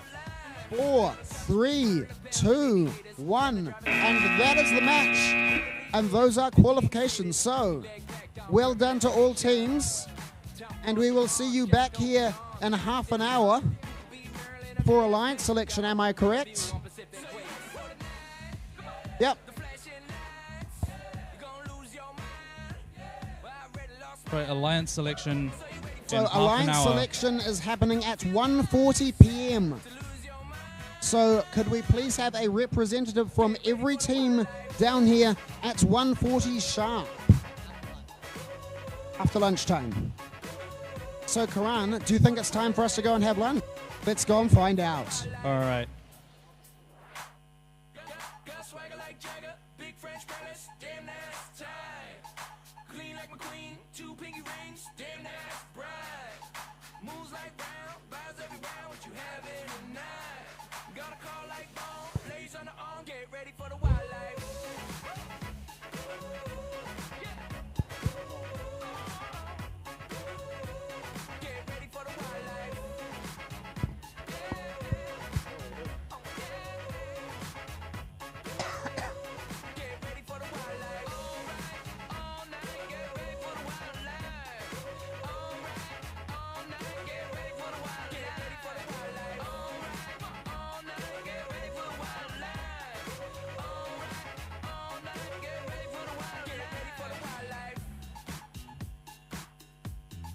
So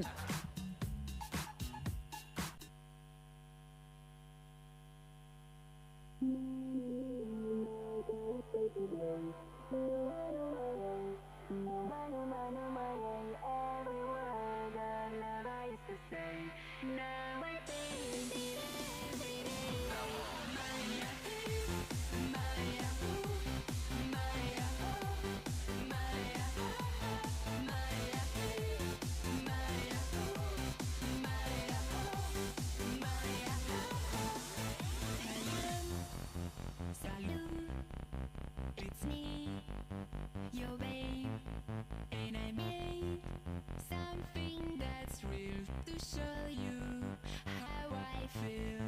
Hello, hello, it's me. I will paint my words of love with your name on everywhere. No, yeah, every word of love I used to say. Now I paint it every day. When you leave, my colors fade to gray. Hey, my love, I stay.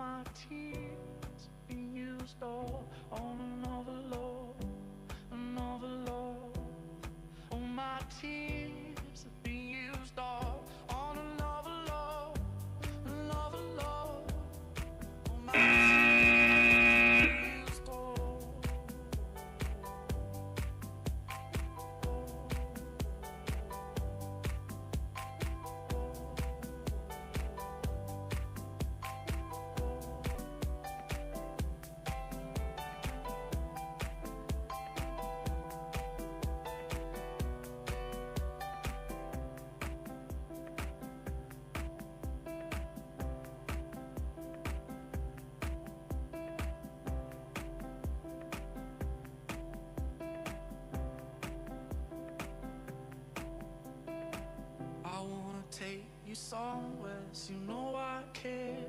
But it's so cold and I don't know where. I brought you daffodils on a pretty string, but they won't flower like they did last spring. And I wanna kiss you, make you feel alright. I'm just so tired to share my nights. I wanna cry and I wanna love, but all my tears have been used up on another love, another love. All my tears have been used up on another love, another love. All my tears have been used up on another love, another love. All my tears have been used up.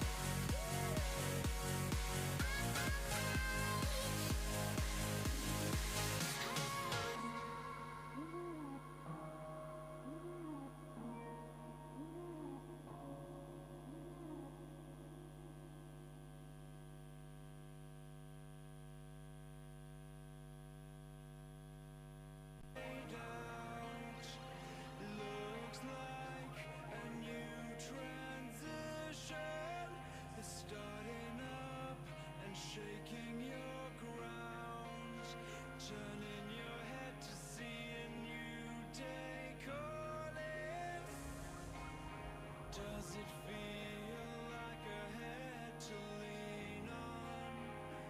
A snapshot from where you were born. I'm looking for your hand in the rough. You're caught in the wire. Will I lift you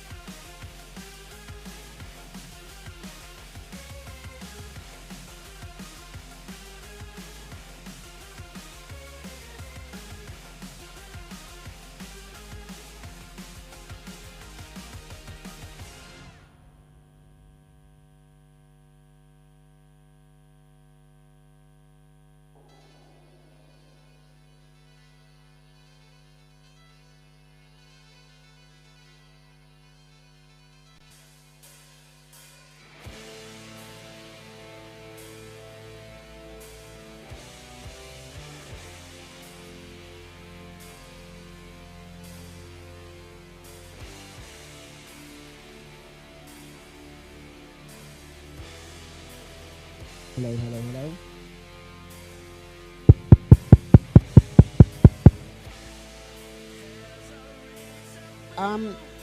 Okay, attention to teams. We're going to present an award and then start the alliance selection process. So could we get representatives from teams here and sitting in the grandstand, please?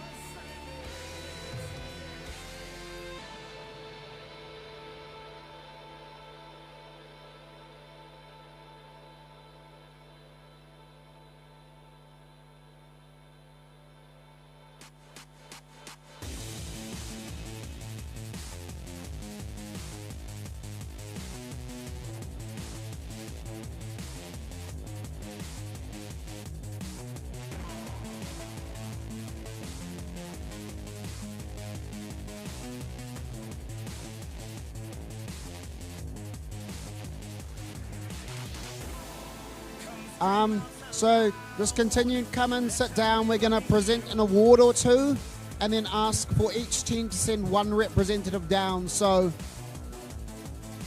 everyone decide on who your team's representative is going to be and make sure they have a list of teams you want to alliance with.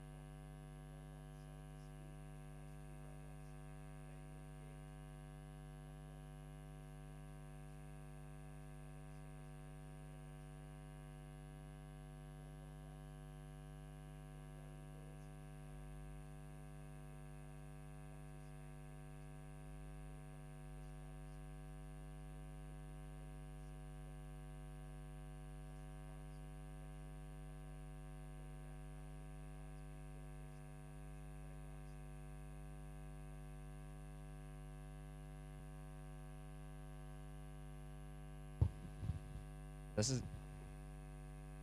is dangerous. They've given me a microphone again.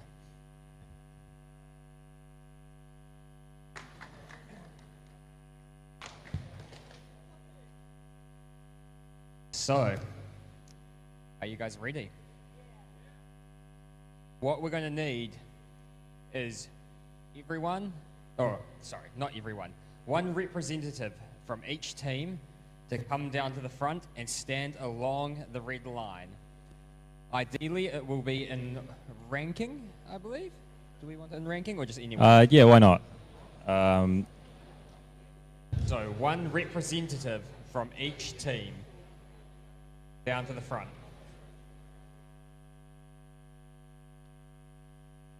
As in along this red line, or? Hey, Daniel. Yeah. Why did say hello from the other side?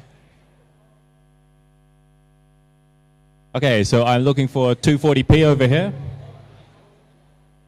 240p, 2900A, 7682E, 2919A. Number?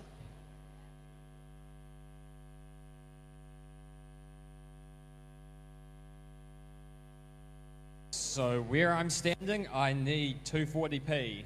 Where's 240p? A quick game. Come on. There we go. Then we need 2900A. Where's 2900A? All right. 7682E. 2919A. 2900D. 3204D. 2941A. 2941B. 88397S. St. Andrews. St. Andrews College. Christchurch team. St. Andrews, where are you? Oh, you there?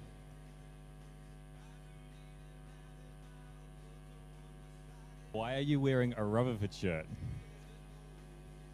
Ah, okay. I thought you were from Rutherford School. That is very interesting. Okay. So, 8757C. I looked at the Rutherford as well. 7031A.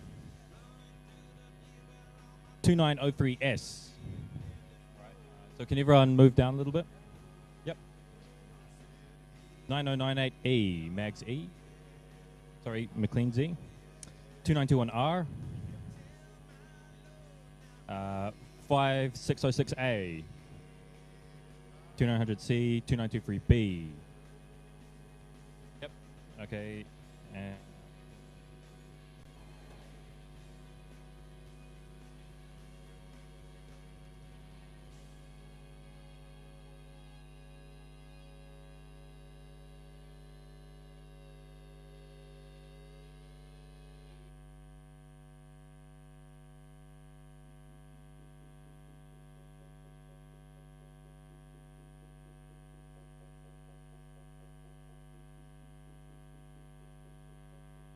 What's the goat's name? Oat. Oat the goat. What does he eat? Oats. So he eats you because you're oats.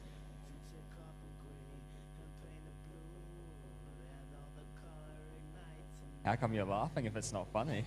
Laughing at you, not with you. I know where I'm wanted.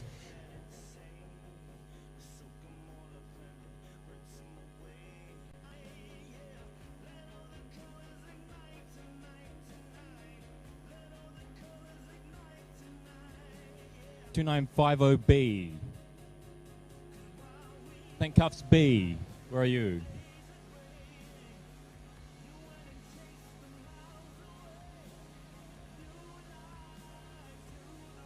St. Cuthbert, are you still here?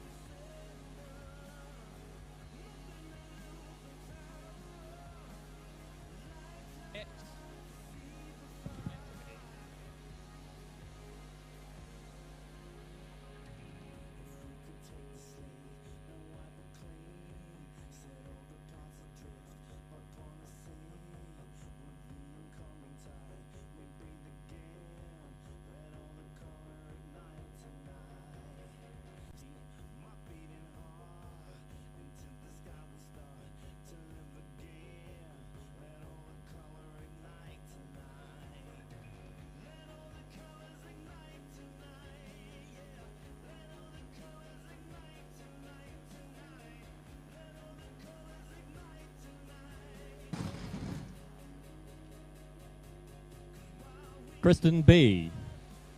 Kristen B, where are you?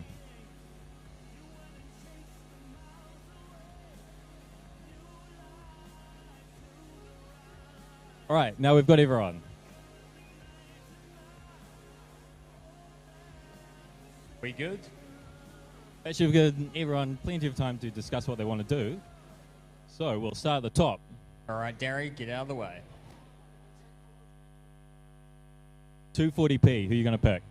We would like to graciously invite 2900A to compete with us. Lions, 240p and 2900A. 7682E, who would you like to pick? 2921. 2921R, free range R. Whereabouts are you? Ah? They accept. They accept. Okay, third seed alliance, Kristen A. 2941A. 2941A. Is it a yes? Automoto A. They accept. Fourth seeded alliance, Onihunga D. 8757C. 8757C. Is that a House yes? Science C, they accept. St. Peter's College, Onihunga C, they accept. Woo! This is going really well. Yeah, this There's is no backstabbing, no cutthroat, no preventing people from getting... for a third seed? Or, yeah, or not. Hold on. I need to go Okay. talk to a sponsor. So, next up, Otomotai, who do you want? 2918G. 2918G. Glenfield G, they accept. Where are we up to? St. Andrews.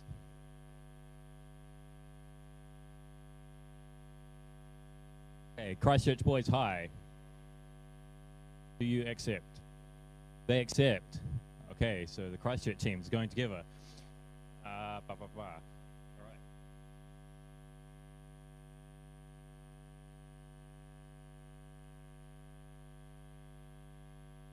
Okay, Barradine A, who do you want?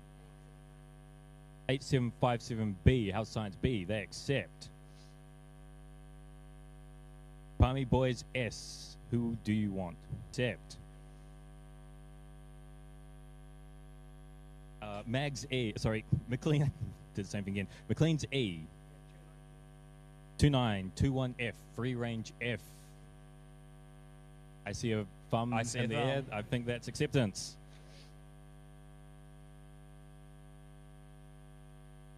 Building A. 29032T. Two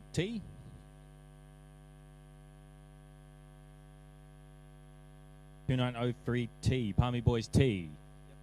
They accept. McLean's, sorry, Michael Park B.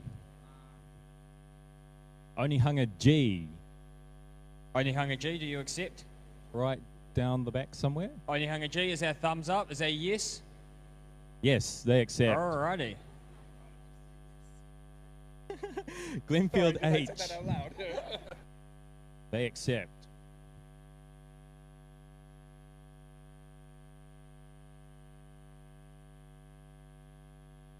Fielding B. Have I skipped some people? I think I have, actually. Let me have a look. We're getting down to the area where a lot of people have been chosen. So, yes. Glenfield E. Rutherford C.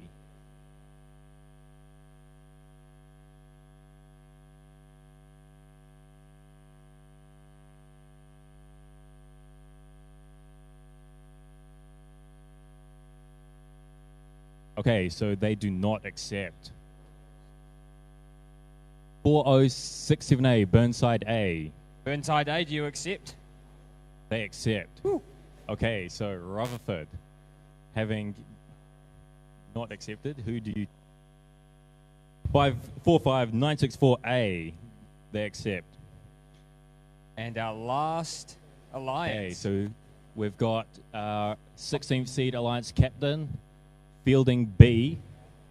Who is going to be our last team?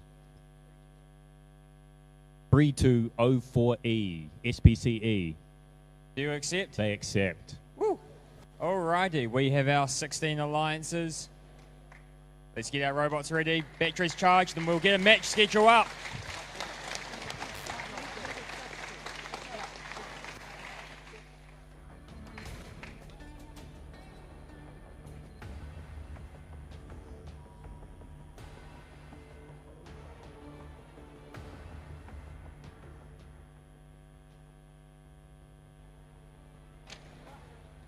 A peaceful, happy affair with everyone being accepted right up until the very end, where Rutherford decided that wasn't quite going to go perfectly.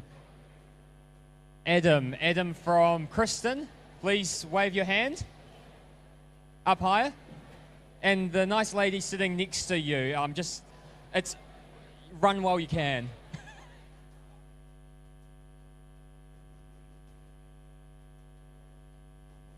Quick, now's your chance. Get away. Run.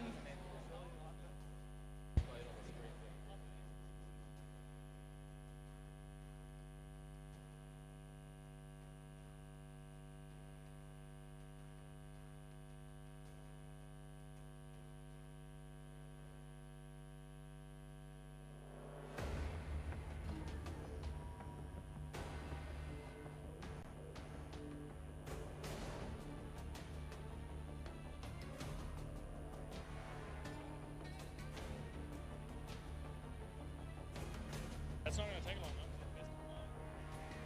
How good was that alliance selection not being? It was like, yeah, we accept. I don't remember the last time it was like that.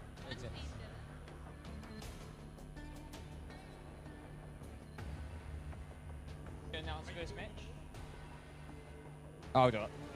Our first match we will have in the red team 7682E. Whoa, whoa, whoa, whoa, whoa, whoa. Harry's reading the wrong screen. I think our first match is going to be 240p Resolution and 2900A, Onehunga A, versus 5606B, Fielding B, and 3204E, Yeah, it's alright. SPCE.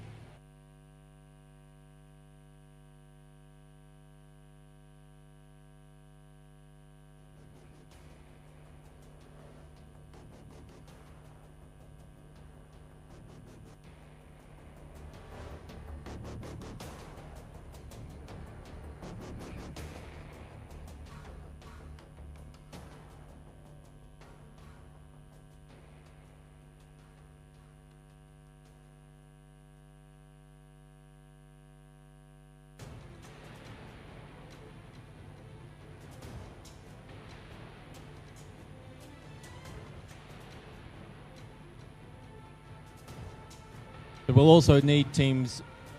So we'll also need Barradine A, House Science B, Palmy Boys S, Kings B on field 2. And on field 3, could we please have Onehunga D?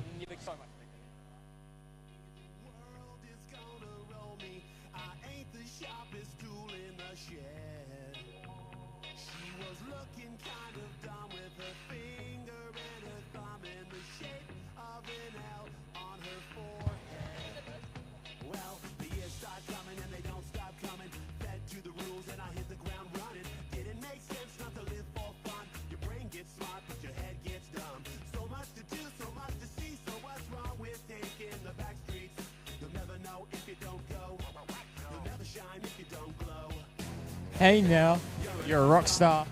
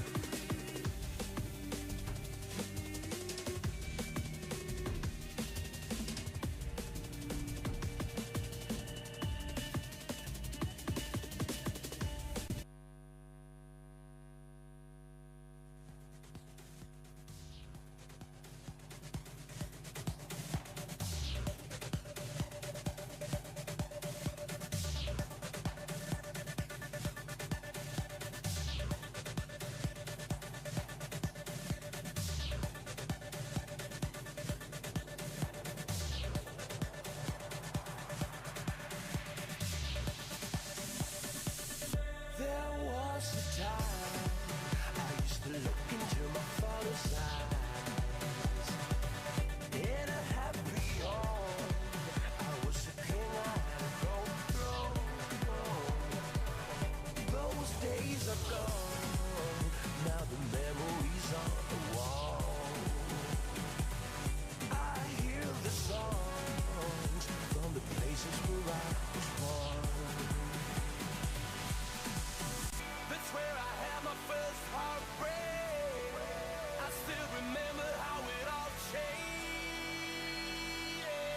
My father said, don't you worry, child.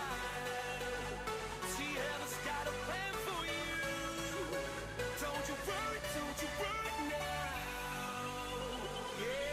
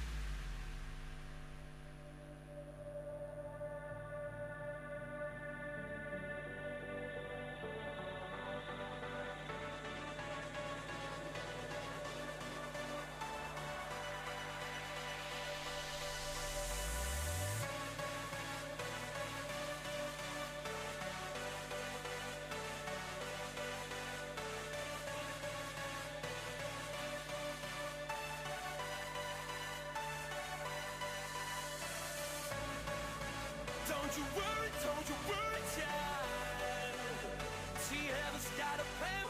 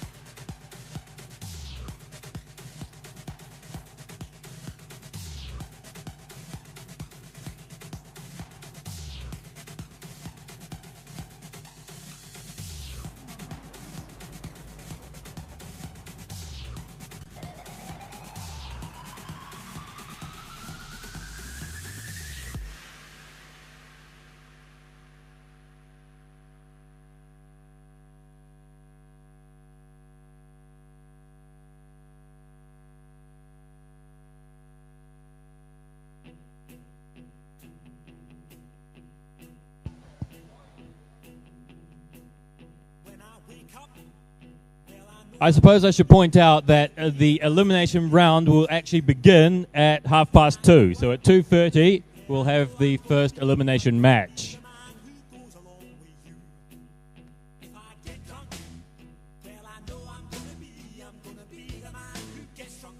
Yep. Hey, Harry. What starts with an E, ends with an E, and only has one letter in it? I know this one. This one's a bit too easy, but I know you want to say it. An envelope. I guess you could say I'm a wizard. Certainly got the best of me again. Besides Fluffy, you look more like Hagrid. Yeah, you better go turn that microphone on so that you can respond.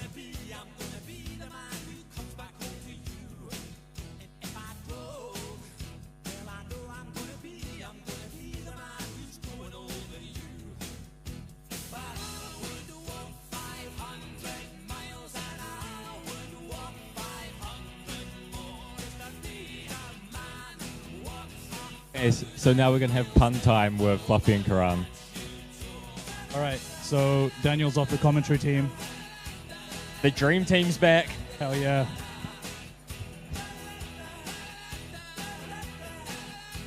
So, the competition.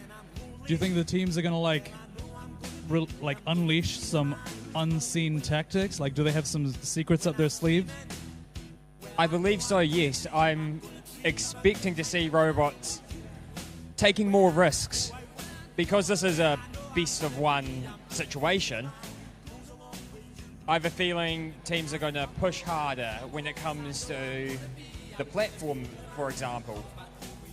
That could be the swinging of a match. So they're going to be a lot more aggressive. And the reffing team's going to have their jobs cut out for them. That's fair. That makes sense as well, because throughout qualifications, you need to make sure that your robot's going to be ready for multiple matches, even if you're not winning. But this way, it's kind of an all or nothing deal for every match they play. And at the end of the day, if you break your robot and lose, you've got all season to fix it. But then on the other side, the and qualification, where you might have 10, 15 matches in between. That's a good point. It becomes a pretty all or nothing deal, and the teams have to deal with like a whole bunch of stress, especially like they'll be like, what if we win? Oh no, then we'll have to repair our bot. And in my opinion, that's one of the brilliant things about this competition is it teaches stress management, it teaches time management. It gets these kids prepared for whatever life will throw at them. That's right. It's the perfect skill for like university and work and life. Oh no, my insurance is falling through. I better not drive too fast today. Been cruising at like 15 Ks on the motorway.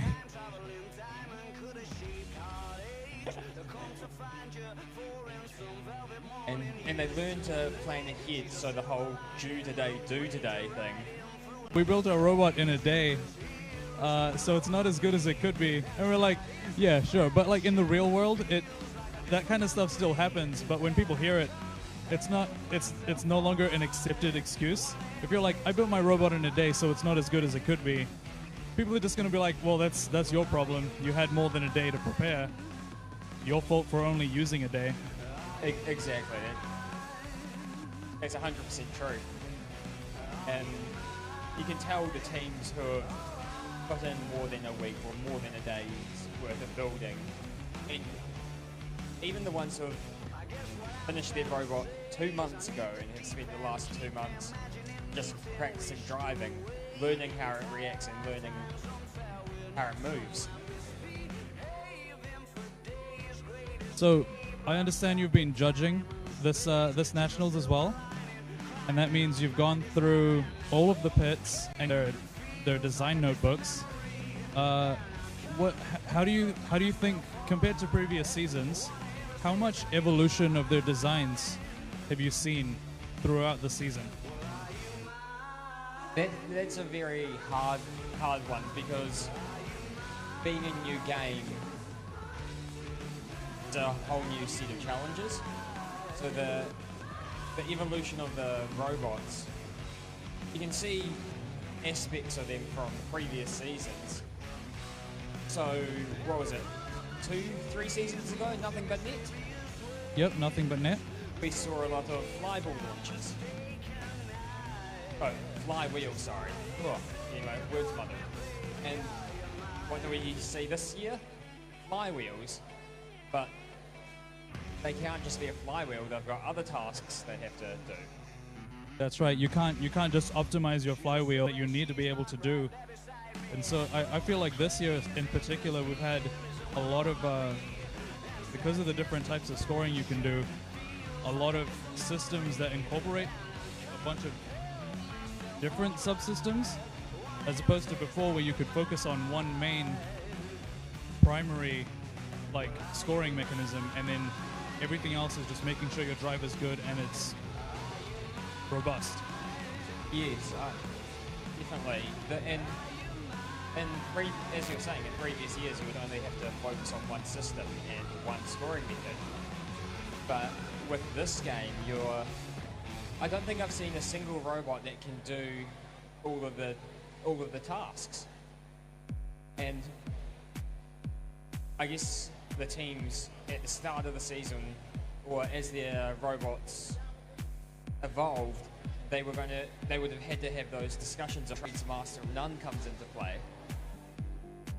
Yeah, that's very true. You get into a situation very early on where you have to decide what to prioritize. And I think that plays an important part when you come down to alliance selection. Because you don't need to have a teammate who can do everything. You just need a teammate who can do what you can't do. And as long as you're both the best at that, you're a solid competitor. Exactly. And you had one job. One job.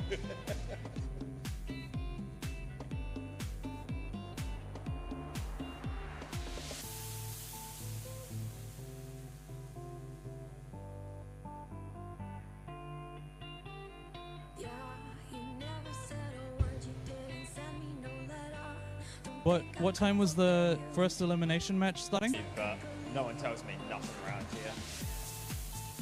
2:30. That's in 5 minutes. I see we have a red team on the field, and we've got Derry is doing sizing checks. Yeah, why is it important for the robots to be in size, Harry? Well, firstly, it's in the rules, and we follow the rules. Yeah, that's a solid point. Moving on. It's to make it fair and add just another challenge to the problem, where in the real world you've always got constraints. If you're building a pump for a water station, you might be putting it down in a tight corner where you've got a size constraint, and it's teaching the skills of building to constraints. Types of constraints, like for a lot of athletics, you'd have weight classes. Like in a wrestling thing, you'd have like the super heavyweight and the cruiserweight, welterweights, that kind of thing. I think it's a very similar thing because high school Vex, they have certain sizing restraints. I think it's 18-inch cube. I believe so, yes. Yep. And then Vex U has a different sizing. They used to do... Oh, they used to? I'm not sure on this season's rules. They seem to change quite often. But they used to do a 24-inch cube and a 15-inch cube. Yeah, I'm getting an approval from head ref George that they also do that this year for Vex U.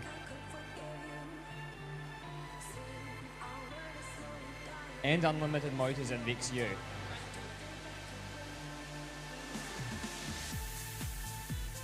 Is it unlimited motors for high school? All right, so apparently they can use 8 V5 motors or 12 393s. Is there any way of interfacing 393s with V5? Okay.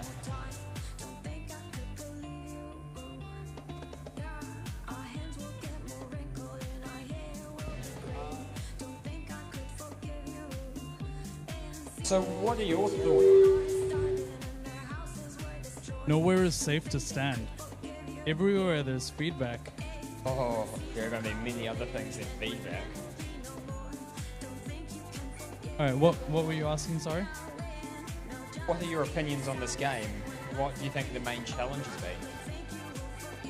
Yeah, I think it's like we talked about before, there's a lot of different scoring elements, and I think the major challenge is, and once you've decided, actually implementing it, and I guess like hoping no one else has something that like directly counters you, or you have someone that, an alliance partner that's going to team up with you. So in the end, I think it comes down to your driving skill and how well you mesh with your alliance partner. Yeah.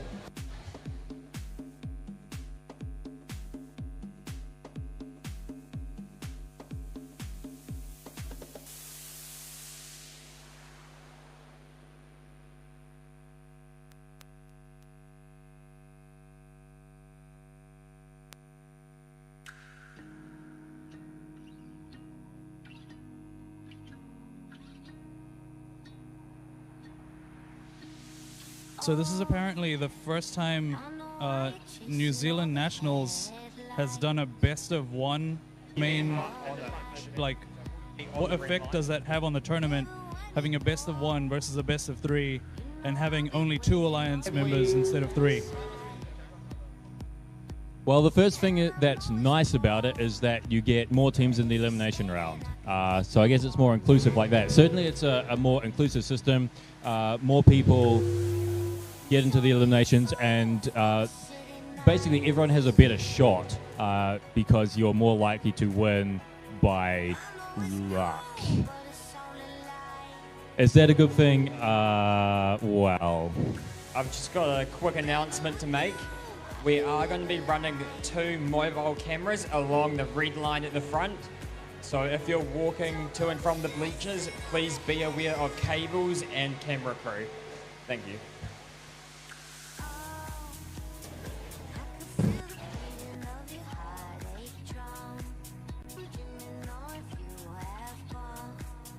Hey Daniel, hey Fluffy. what do you call a fake noodle? I don't know, what do you call a fake noodle? An impasta.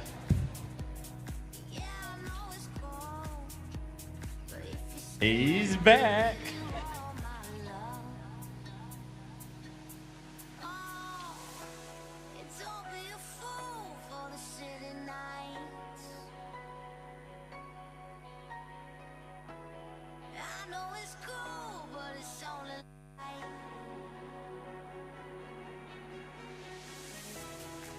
You're learning.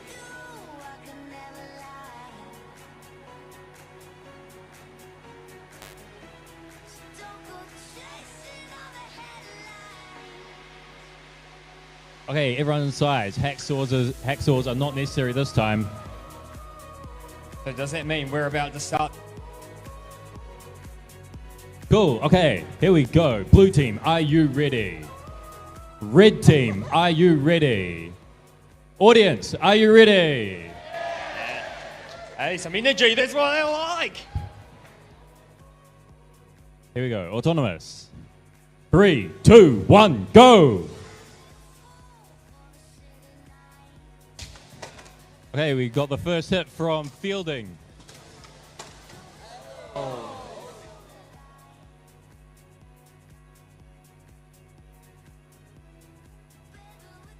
Well, only Hunger A, that crossfield shot was incredible. I don't think we'll mind that they didn't get up on the platform. Red team has won the autonomous bonus. Drive control. 3, 2, 1, go!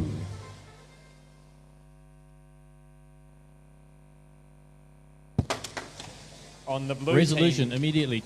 On the blue team, we have team 3204E, SPC bots from Palmerston North, I believe, and they appeared with team 5606B from just up the road in Fielding.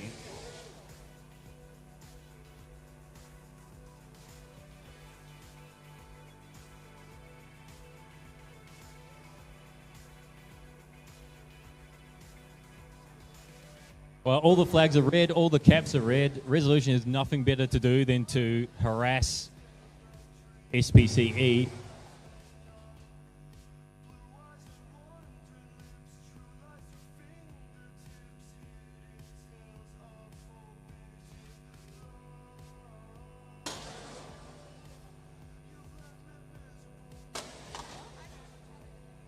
Onehunga showing off now.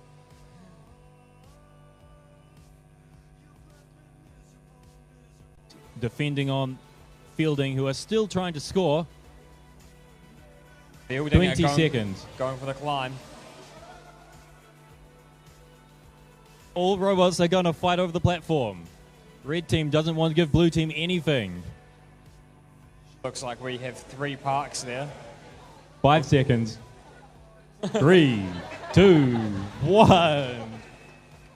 A little bit of a punch up in the middle between Onehunga A and Fielding B.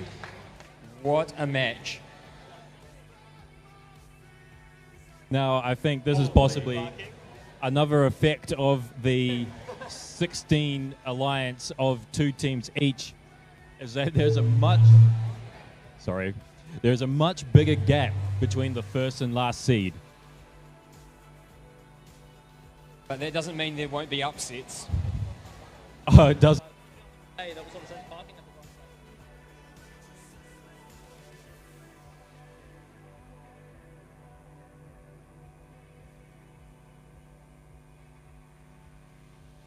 Okay, so George likes his fun. He likes being cruel.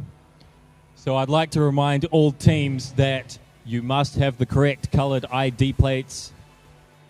He's just hanging out for someone to park with the wrong ID plates on so that he can give the points to the other team. You don't want the score to be given to your opponent. Is he allowed to do that? I don't think so. Will he do it anyway? Do you want to find out? Let's play a game.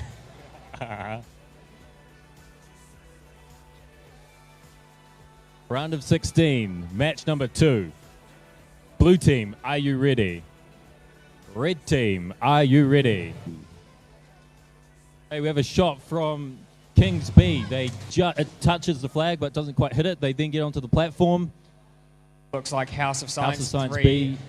8757B might Is that have run the wrong code. Power expander. The robot is moving, but No, it looks like stayed still, if that makes sense. I mean, it was sort of like jerking around. It didn't look good. Blue has won the autonomous bonus. Drive control. 3, 2, 1, go. But we just talked about the fact that upsets will still happen, and blue is currently in control. Got the autonomous bonus.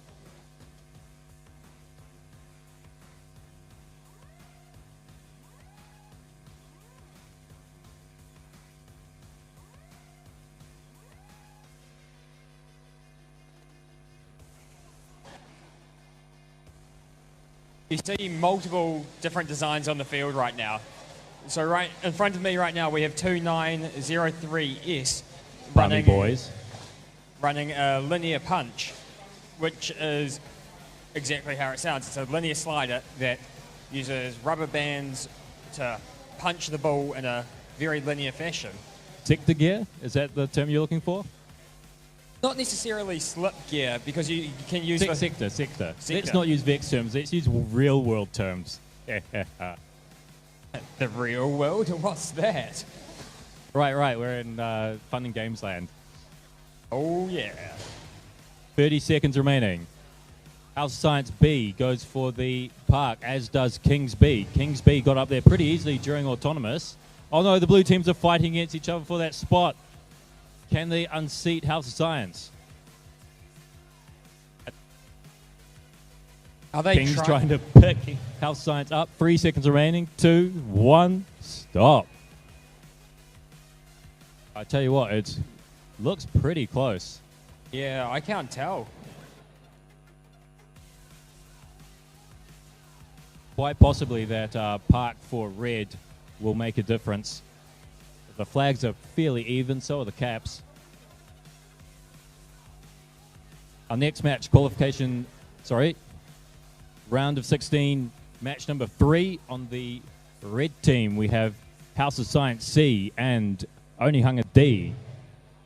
Blue team is Waiheke R and Glenfield H.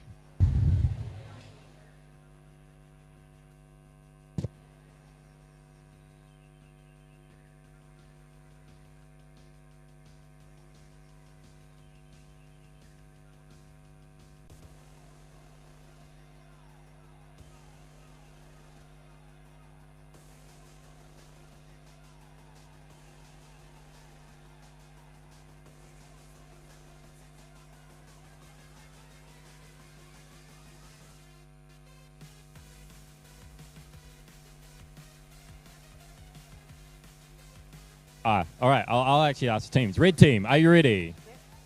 Blue team, are you ready? Here we go. Autonomous. 3, 2, 1, go.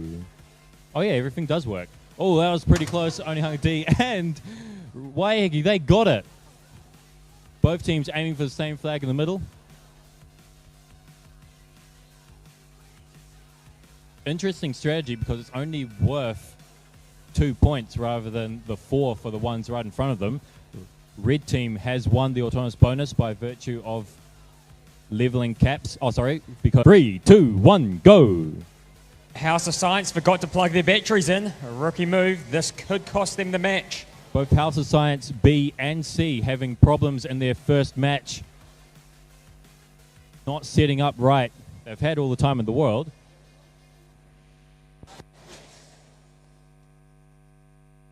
It's something of a blessing for the blue team because neither of these robots are particularly quick to score. We've got Glenfield H very carefully placing a cap. High scored for blue team.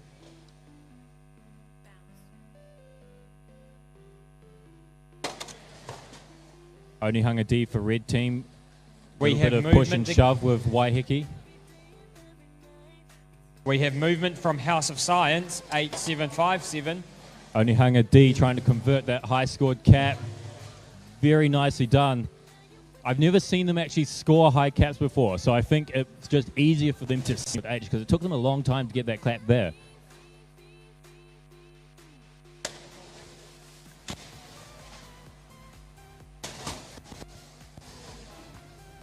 $30 remaining. House of Science C now showing off their mobility.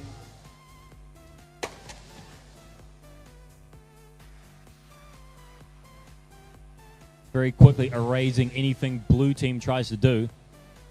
2918H going for a D score of a cap. Waiheke first to ascend, and out comes a little pusher, and they rip Waiheke off the pit. But House of Science C didn't quite have enough time to replace them.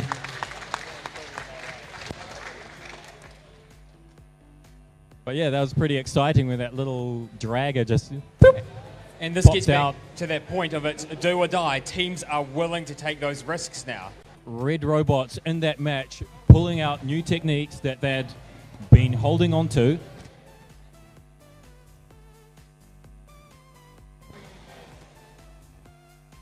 Round of 16, match 4. Red team only hung a C. St. Peter's D. Blue team only hung a G and Michael Park B. Hey guys, just remember, plug your robots in. Batteries make them move. Turning them on helps too. Because this is best of one. Mistakes will not be tolerated. Well, they'll be tolerated and we might laugh at them. Certainly the other team will appreciate it. Hey. I feel the need for speed. Burn, Jamie, burn. I guess you could say we're entering the danger zone. Now, my initial reaction is to sing the chorus, but no one wants to hear that, so I'll spare you for now. For you guys I'm not on excited enough yet. For the people joining us on the stream, Daniel just eye rolled at me really bad. I didn't. What are you talking about? Okay, I think we're actually ready. Nathan is, giving me the disapproving stare. So, red team, are you ready? Blue team, are you ready? Autonomous. 3, 2, 1, go! So red robots moving in tandem, getting 2 flags, one high, one low, and one of them in the middle. And then, oh dear. We have had a collision. Well, they very nearly, time was up, got their 3 flags as well. And that means that blue won the autonomous bonus because they got 1 point more.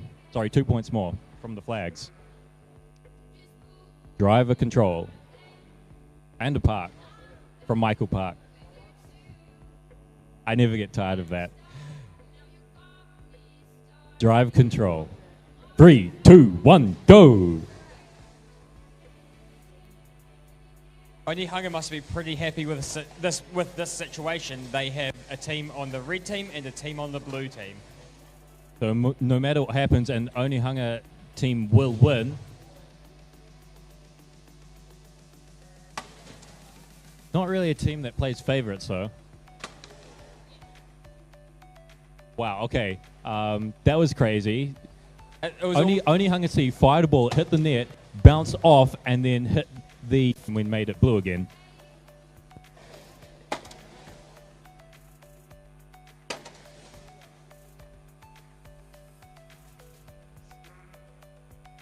St. Peter's C, they don't know what's happened. The robots died. There doesn't seem to be any particular reason for it. It's not a very happy sounding robot.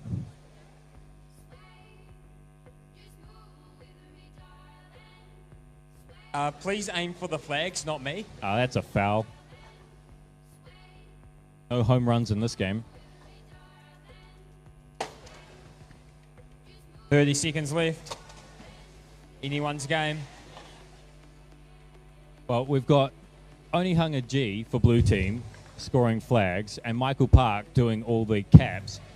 And Only Hunger C is going around and undoing the work of both robots. Now here they all go for the platform. Only Hunger C is going to have to... That was a robot sandwich. It's definitely a close match, despite being 1v2 for most of the match. And this is where teams won't be liking the best of one ruling, because if they've had a technical problem, it could ruin their day. Certainly for the higher seeded red teams, it's an absolute disaster, but a blessing for the lower seeded blue teams. But hey, that's robotics for you.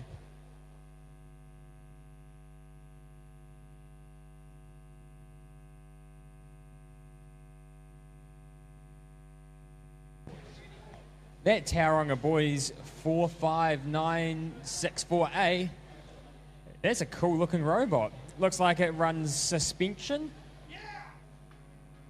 Also, one of our main sponsors, SMC SMC Oh, Pneumatics. right, yeah. He probably meant SMC.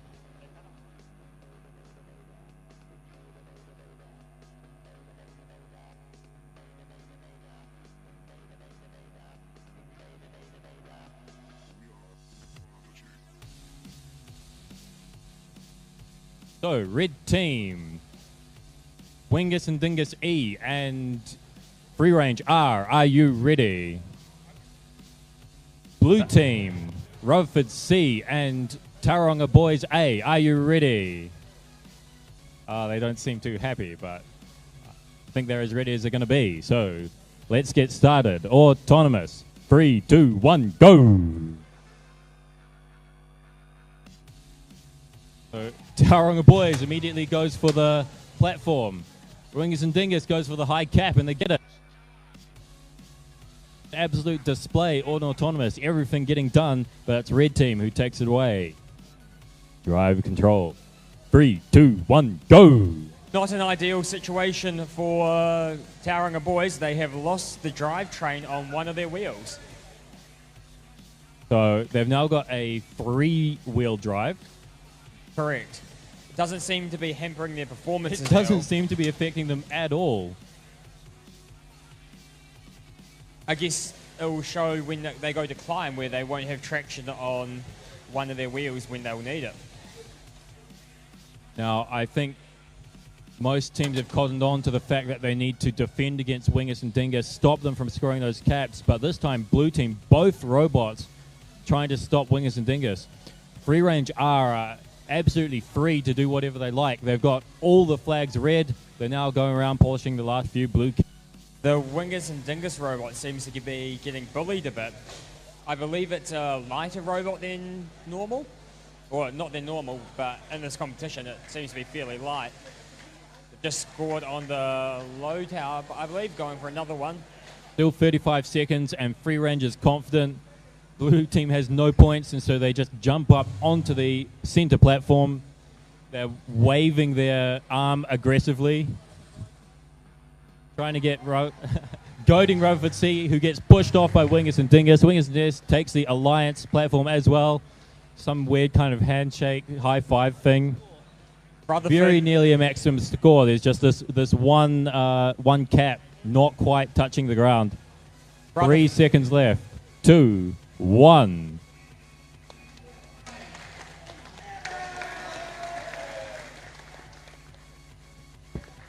Actually, no. Forget I said that, because these two robots are capable of.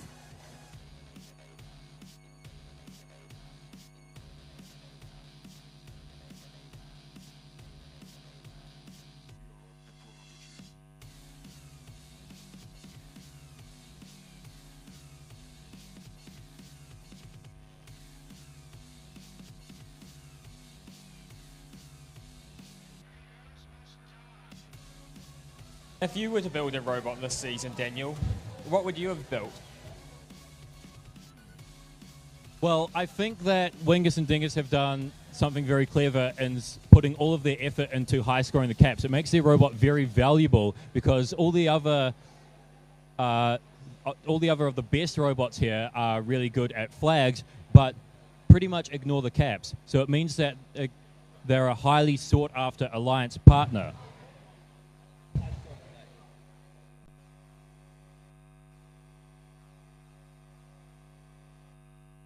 So in this round of 16, match 6, we have 2 teams from Christchurch. Christchurch Boys A and St. Andrews S. Daniel, Fluffy gave me a mic. Oh, God. Oh, so the score of the last match was 39-3. I don't think we'll get a higher score than that for the rest of the day. In case you're unsure, it was in favor of Red Alliance. No, I wasn't sure at all. Looked very close to me. Just a shout out to my hometown, Christchurch. Yeah, send some love your way. And the blue team, we have Free Range F and McLean's E. I've been calling them Mags all day, but they are McLean's. Blue team, are you ready? Red team, are you ready? Autonomous. 3 got the better of it. Christchurch Boys hitting that high flag, making it red. And then they go straight over the pit and fall off. And that might cost them, because Free Range also got a flag and they got a low flag.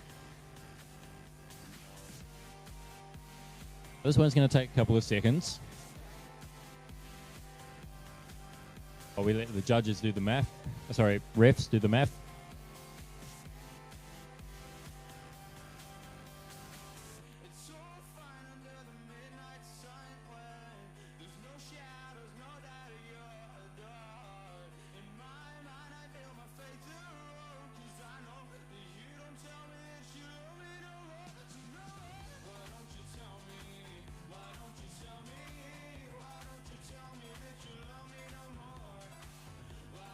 Autonomous is tied. Drive control.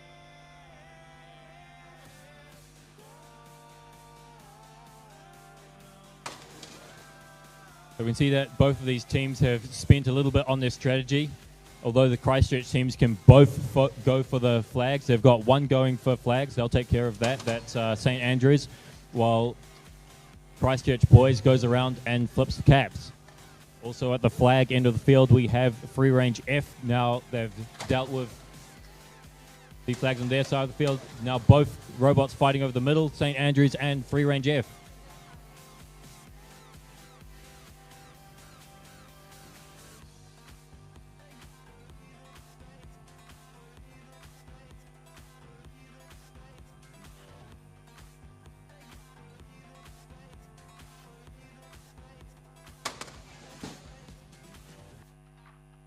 Both of those robots aim for the same flag, and it comes up blue. Christchurch Boys getting the better of McLean's. It's kind of lucky dropping that cap red side up onto the top of the pole. I really like Christchurch Boys' little pneumatic flipper on the front of the robot. It's proved very useful. It's very quick flipping caps and also doubles as a grabbing mechanism to pick up those caps and score them. Although in this case, they've dropped it outside of the arena. There are only 8 seconds left. McLean's now showing their worth, getting easily up onto the Alliance platform. 2 seconds, 1. Game over. Good game.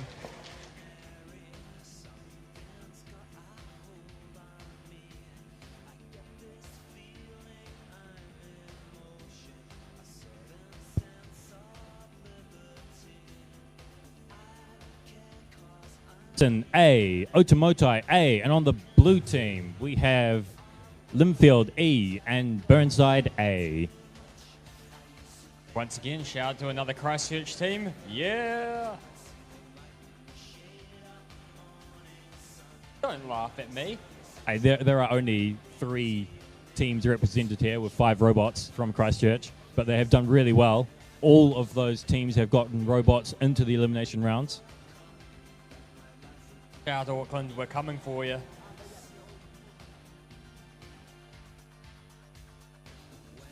There was also a Palmerston North Alliance, Fielding and Palmy Boys, but unfortunately they met the first seed in the first round, and yeah, they didn't have a good time.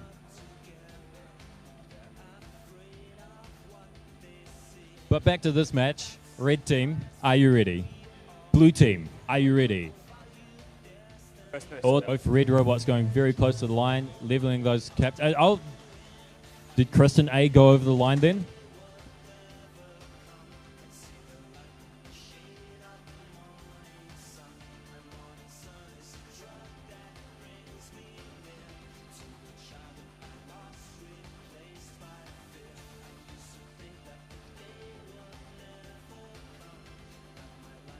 Okay, red wins autonomous. Extremely dominant in the opening 15 seconds. Driver control. 3, 2, 1, go.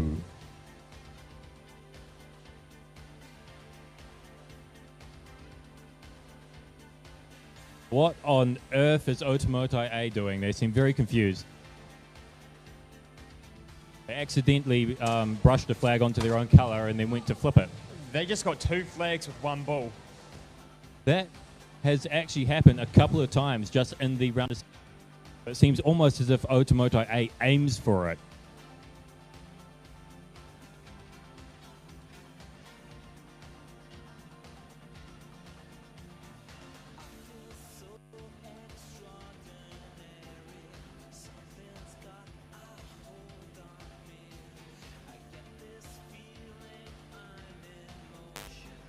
Okay, all flags are red.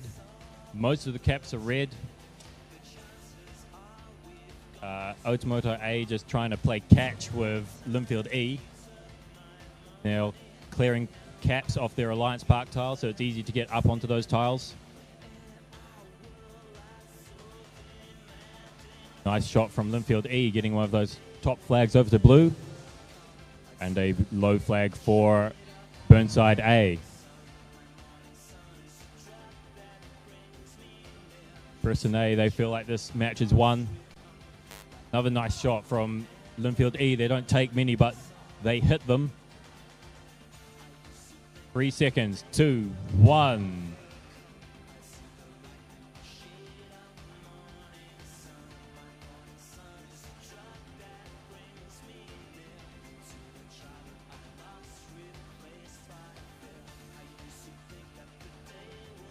And this will be our last match of the round of 16, which will be the last alliance to make it through to the quarterfinals. Will it be red team, Glenfield G and Otomotai B, or blue team, Palmy Boys T and Fielding A?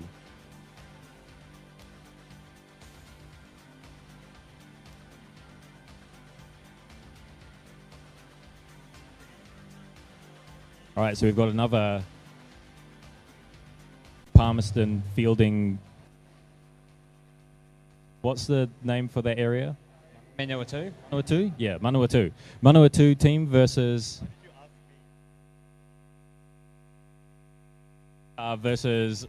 okay, let's call it small town versus big city, because Tauranga is a fairly big city by New Zealand standards. It's got over 100,000 people.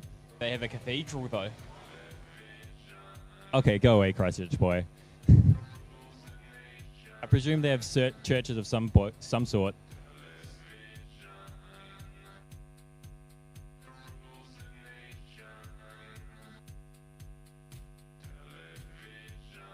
All right. Big city versus little town. Little town got annihilated in the first match of the elimination round, so time for little town to strut its stuff. Let's hope that number 8 Y mentality comes out. Red team. They don't seem ready. Okay.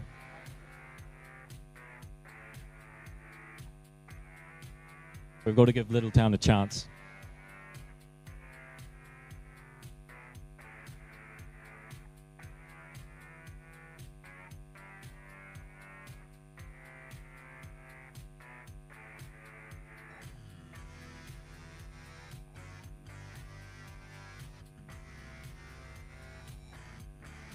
I'll sacrifice my shit.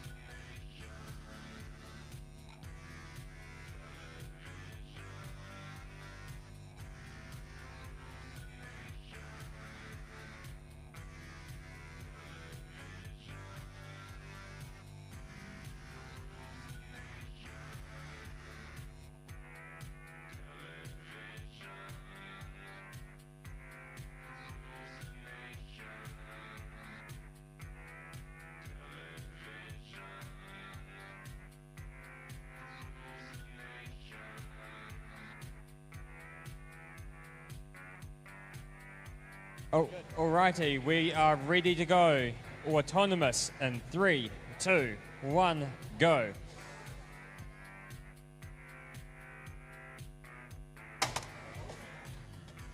A first shot from a couple of caps leveled, but Little Town blue team takes this one away, so they'll have a 4-point advantage going into the drive control period, which starts in 3, 2, 1, go.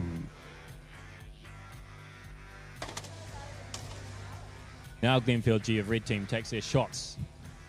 They also get one high flag, one low flag.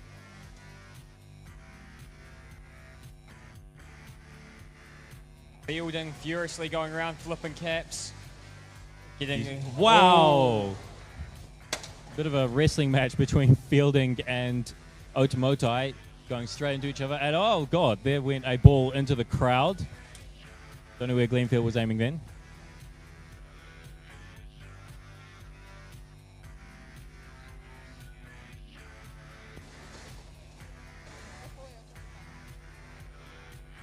So the match has sort of settled down a little bit. Glenfield G trying to make those flags red. Palmy Boys T trying to make them blue. And Fielding and Otomotai just fighting each other.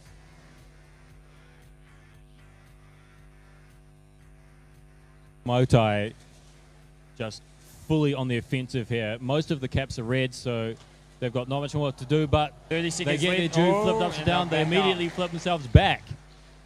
Did they just design this robot to crash into other robots without taking damage? 15 seconds. 10 seconds left. Caps very much in red team's favor. Glenfield. Oh, wow. Nice teamwork. Lots of communication from red team. Getting their better center park tile. I think they've got it. Then Glenfield G taking the Alliance parking tile.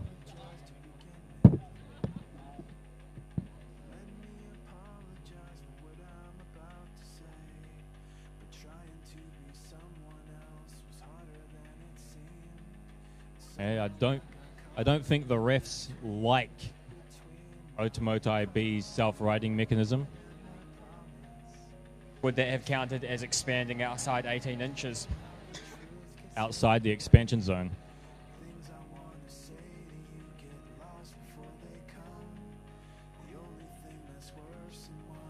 Refs are probably hoping that red wins anyway, so they don't have to deal with it.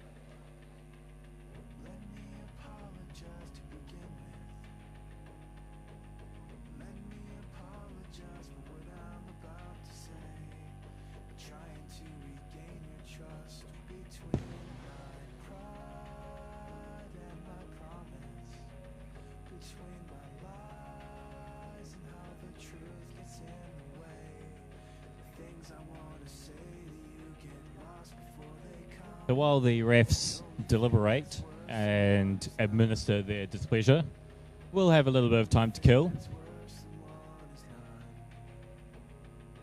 Blue wins that last round. So we have our first quarter-final match. Otomotai got DQ'd for expanding outside in the expansion zone. Blue team wins.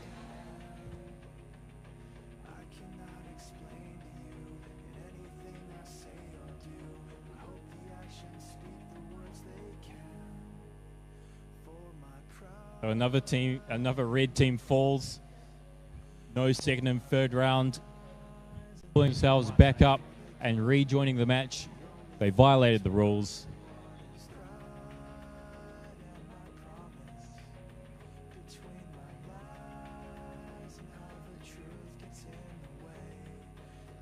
Cold and cruel reality.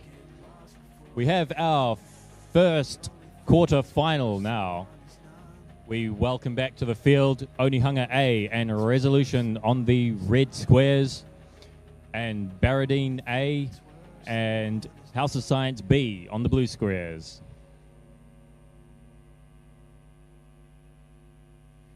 Red team, are you ready? Oh, hang on. Blue team, are you ready? Head ref, are you ready? I mean, he's white and black and stripy, but... Okay, all good. Autonomous. 3, 2, 1, go. They keep an eye on this red team and the blue team. They're all robots going very close to the middle. And wow, that shot came from a long way out. A huge number of, I counted about 5 long-range shots from robots there. I don't know if many of them are very effective. Onehunga A's shots, certainly defensive, trying to flip back flags that hadn't actually been flipped in the first place. So, looks red. Red wins the autonomous bonus. Drive control. 3, 2, 1, go. Onehunga A almost tipping onto their face right at the beginning.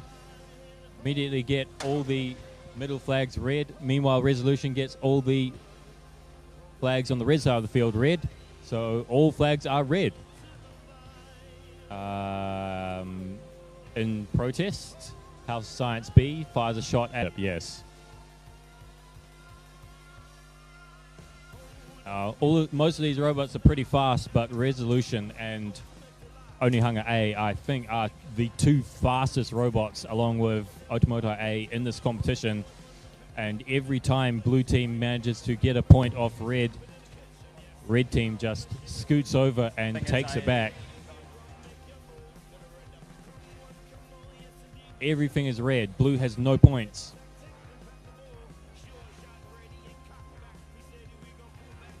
Barradine look a little bit stuck, and House Science is just being absolutely bullied. Not being allowed to go anywhere near any caps, any balls, can't pick anything up. Onehunga A, they're happy with this result already. Heading for the platform. Up they go. 2900A, high parking. Teammate, 240p. Oh. 5 seconds remaining. Come on, let's see some life, blue team. Here we go, pushing Resolution off the tile. Finally. Perhaps they were waiting for the last resistance. Flip the bird, push that robot off its tile, and deny the flawless victory red team was looking for.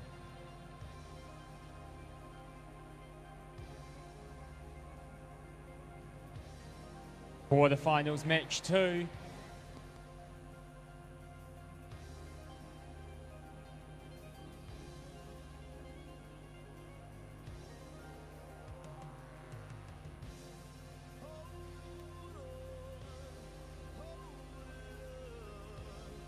Red team, are you ready? Blue team, are you bluey? 2900D, going for the long shot. Unfortunately, Yeah, it was missed. a long shot. No high flags have been toggled so far. But red team got their low one. I think I see an extra red cap as well. 2 extra red caps. Blue team, Michael Park getting the park, as they tend to do. Red wins autonomous. Red wins autonomous. Driver control. Go on, Harry. Driver control in 3, 2, 1, go.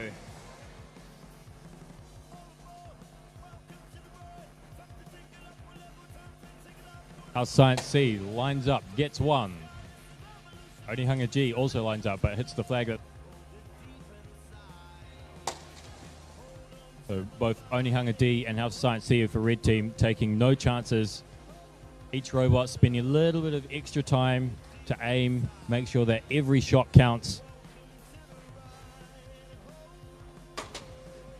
Onihunga G also for blue team, making those shots count, flipping those flags. Michael Park, they're now under pressure from House Science C, but for the whole match they've been able to do what they want, flip all those caps.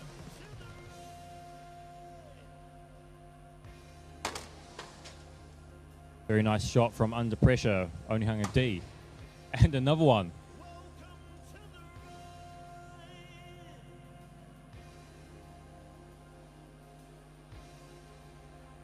"30 seconds remaining." The little Michael Park robot struggling a little bit, and the Giant C robot, they'll give up on the caps and head for the hill. Will they be able to hold on? House Science C tries to push them off. 200G has their back. House Science C has done it. Try drag them off, I think. 4 seconds. 3, 2, 1, and they do so. Brutal. Have they used that mechanism in previous rounds? Yep. Alrighty. Brutal.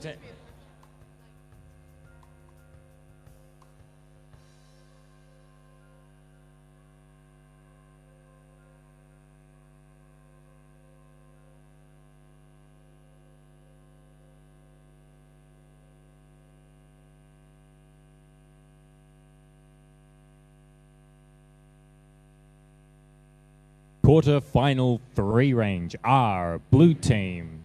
McLean's E, blue team. Free range F. Oh, we have free range versus free range. And they're facing each other. Who has the better autonomous? Guess you could say they have free range on this field. Well, yeah, free range is going to win.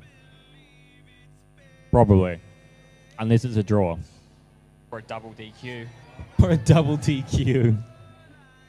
I mean, George, who used to be free range, is particularly hard, I think, on his prodigies. Is that the right word? So it's possible. Very possible. Blue team, are you ready? Red team, are you ready? Nate, are you ready? Autonomous in 3, 2, 1, go. Wow, that shot came from out of nowhere. Well, it came from the McLean's robot. And it didn't quite hit, but it was very impressive. Wingers, neither free range team managed to get any high flags. Well, that cap is what's going to do it. And a park from Wingus Dingus. A red team with the autonomous bonus. Drive control. 3, 2, 1, go!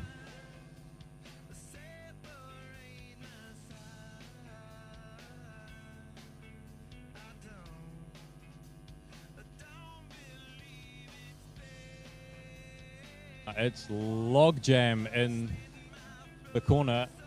I didn't even know who the pinning call was on because we had a red team blocking a blue team and a blue robot blocking that red robot. Wingus and Dingus, the only robot not involved, and of course they love that, being absolutely uncontested, getting all those caps on the poles. They've already got all the low poles scored upon.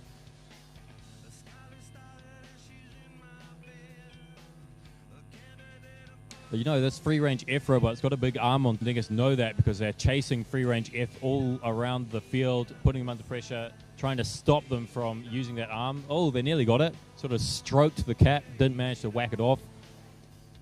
And 40 seconds left. Whose motors will team, hold out? I think red team think they're in the lead because all they're doing is pushing around the blue robots, preventing any exchange of points. 30 seconds remaining.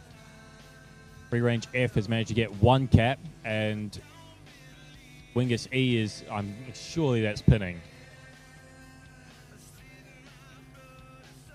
Got them stuck in the corner.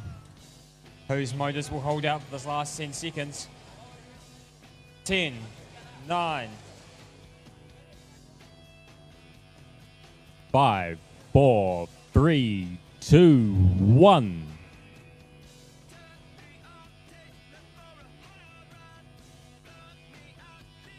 Unfortunately,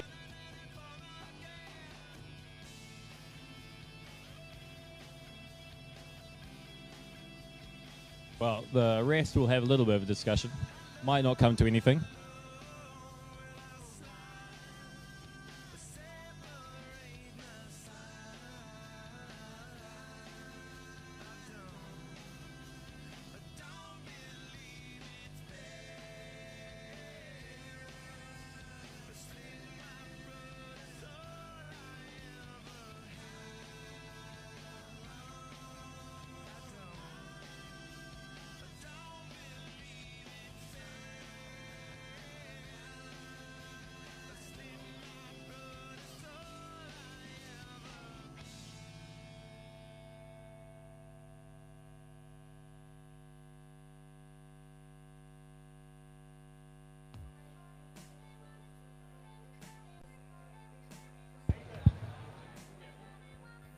Okay, so yeah, we've decided that it was just entanglement. There was no intentional pinning or trapping. So red team, after a little bit of a fright, gotten away with that one. All right, so halfway through the quarterfinals. Last quarterfinal. We have our red team, Kristen A and Otomotai A, versus our blue team, Littletown team, Fielding A and Palmy Boys T. Red team, are you ready? blue team, are you bluey?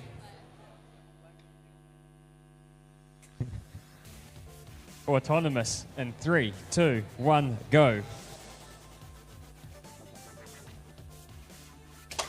Palmy Boys lines up, shoots, get that middle one. Kristen A got up onto the onto the Alliance platform, so red very much in control at the end of the autonomous period. Drive control. 3, 2, 1, go.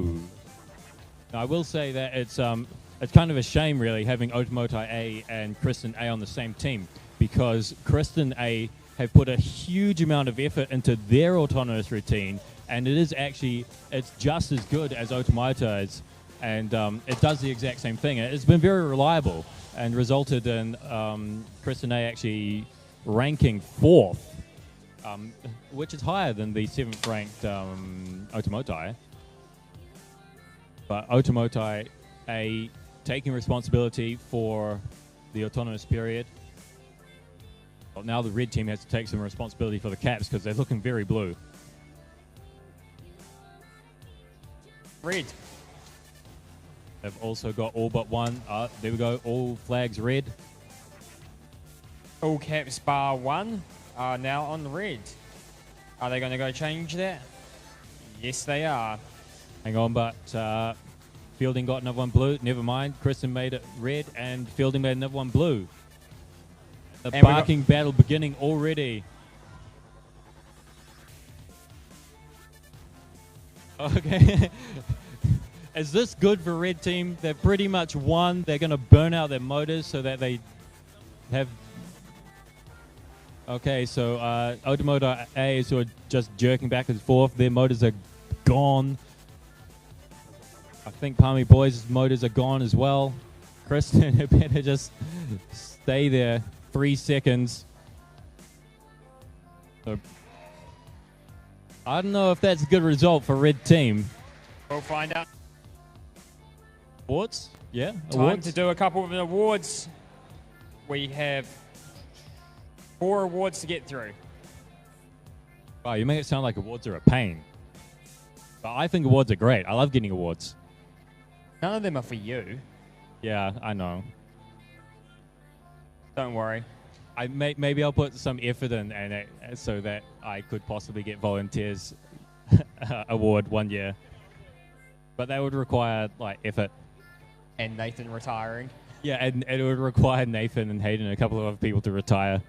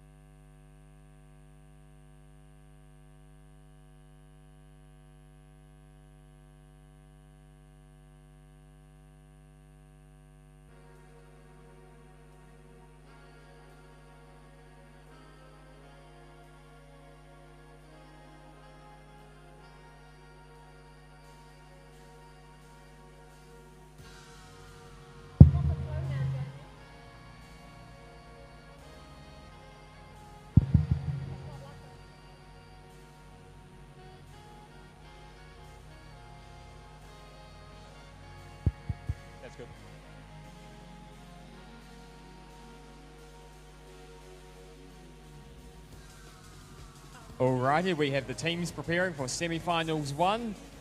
This means we only have 3 matches left of the tournament.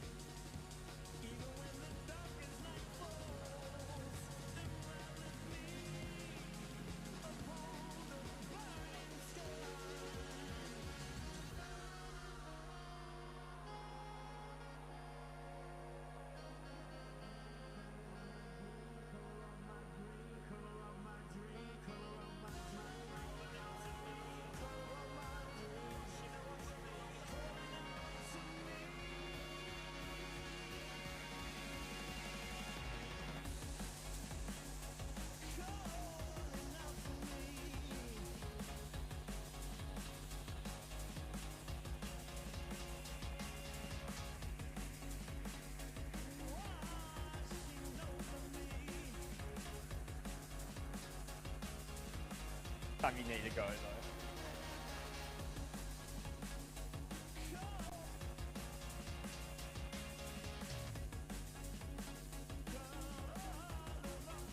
Okay, so we are going to have a timeout starting now. So it'll be 3 minutes, up to 3 minutes. And it's been called by the Blue Team Alliance, House Science C.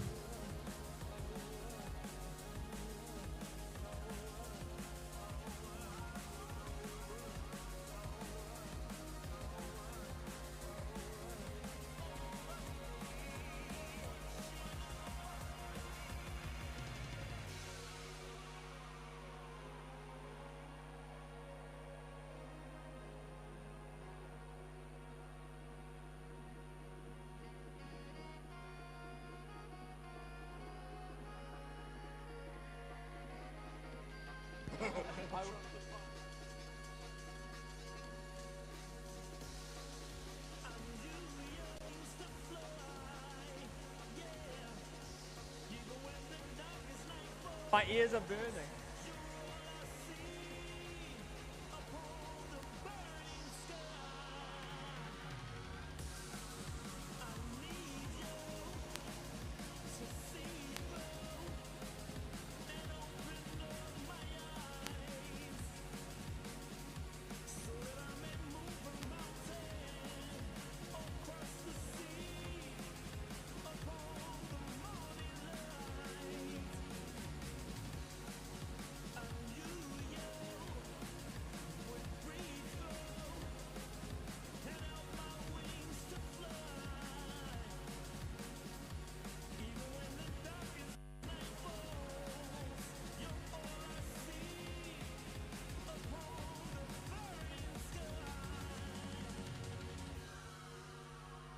Happened to you. How cute.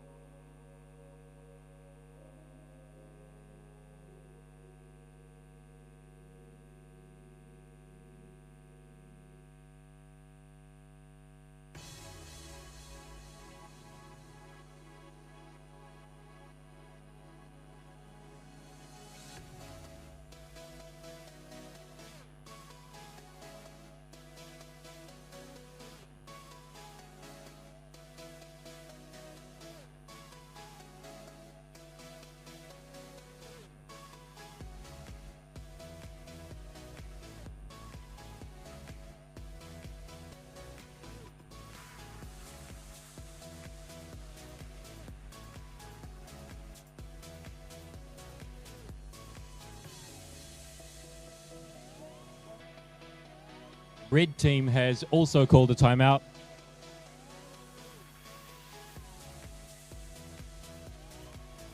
Yeah, so red team, seeing that blue team was not going to make it, have called their own timeout. They'll give House Science C an extra 3 minutes to get to the field.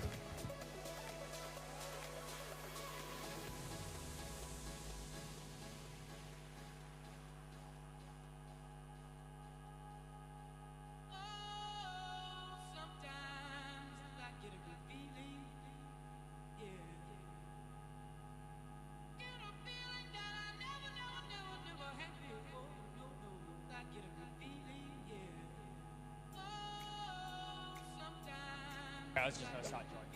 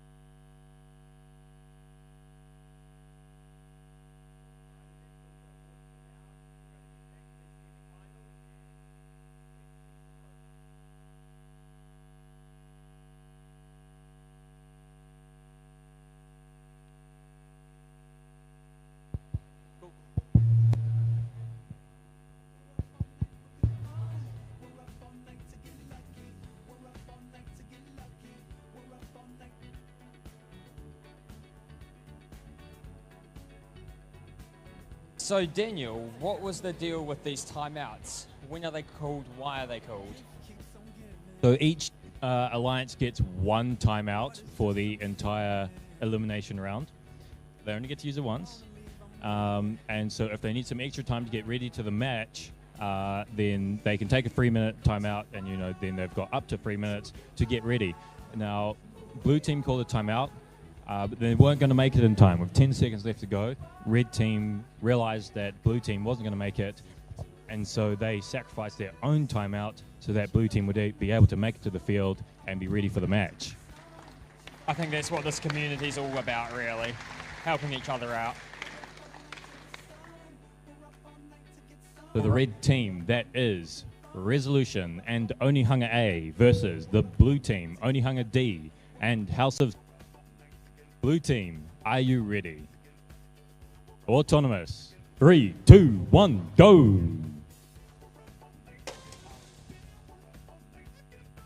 So Onehunga D of blue team takes the first shot. Resolution of red team takes the second and third shots. Only got one though, but they also got a low goal. Huge shot from Onehunga A comes flying across the field, and they get that.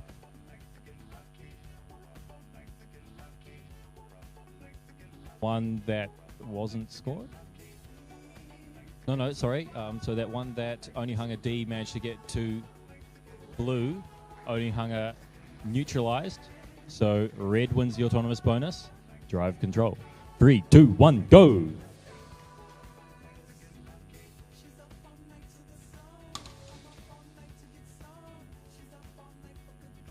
A bit of a pushing match between House of Science and Resolution. Shooting. And so we're going to see a very aggressive match. You're just shoving each other around, trying to balance offense and defense, shooting while under pressure, shooting, picking up balls while pushing the other robots around. So we have on the red side of the field, Resolution versus House Science C, and on the blue side, Onehunga D versus Onehunga A. Both of these Onehunga robots in particular have proven themselves to be very good at shooting while being pushed sideways and still hitting those flags. But this time Onehunga A has got Onehunga D turned around pointing in the wrong direction. So Onehunga D, in fact Onehunga D looks like they're stuck. Their claw has gotten jammed inside the drive of Onehunga A. Neither of those robots are able to do anything because Onehunga A can barely move, and Onehunga D is pointing the wrong way. Okay, they've disengaged now. Onehunga D, they've turned around. Going to take that shot? No. Drive chain just lying around everywhere. Don't even know which robot dropped it because both Resolution and House Science look to be in perfectly good condition. House Science takes the top platform. Onehunga struggling a little bit. Maybe it was them who dropped the chain. House Science pushing. Maybe they're pushing a little bit too hard. They don't want to fall onto the real lines. 2 seconds. 1. Oh.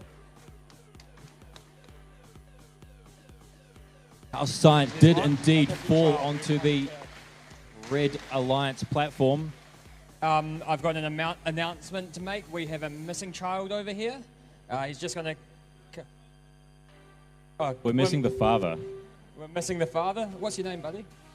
Ryan. Is Ryan's father around? Gary, I believe, is his father's name. Have we got a Gary? Gary with a son, Ryan. Can we please try look for Gary, who has a son called Ryan?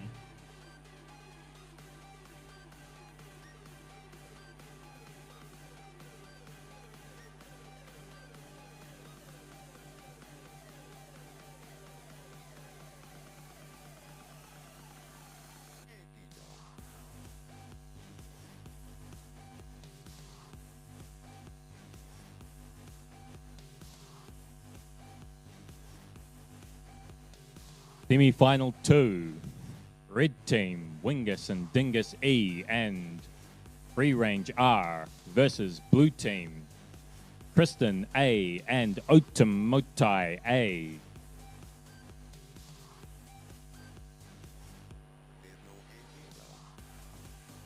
I am short 2 refs. They are just discussing.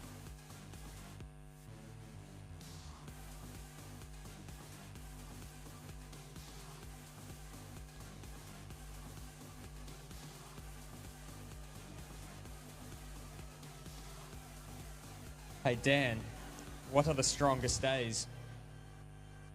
Strongest days. I don't know, Harry. Saturday and Sunday. The rest are weekdays. Of course they are.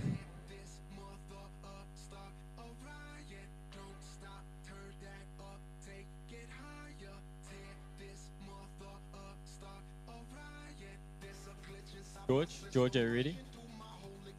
You're ready? Okay. Well, I asked the teams already, and they said they're ready. No one's crying out in horror and saying otherwise, so I think we'll get started.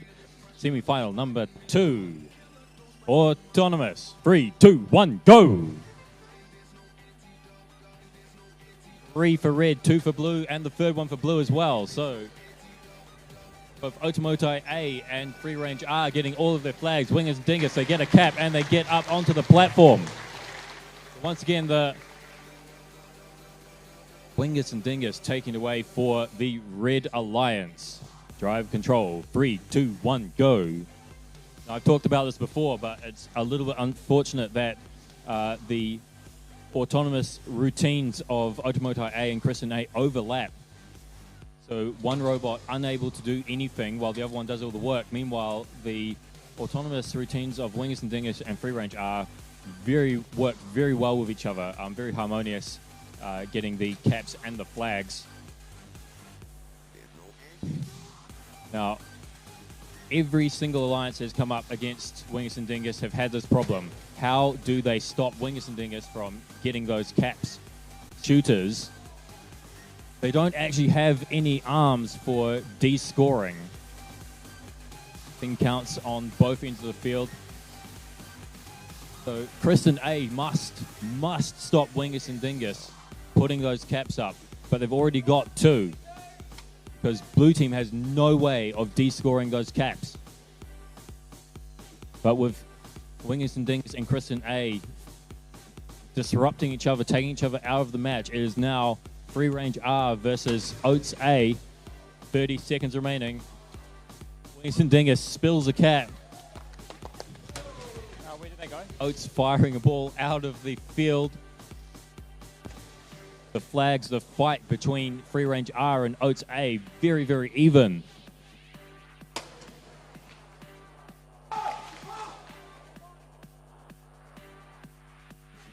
Five seconds remaining. Here comes.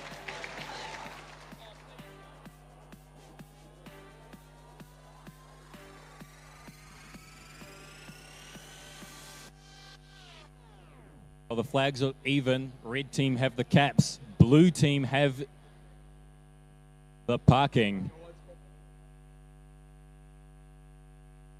Are we going Desperate counting from both sides. Neither team has any idea who's won.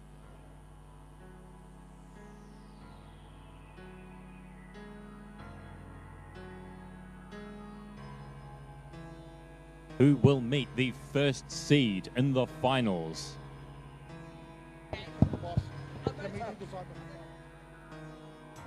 Yeah, if you want. Yep. Okay, we'll do 2 awards. So tournament robot skills champion. Can I swap to podium mic, please? Podium mic.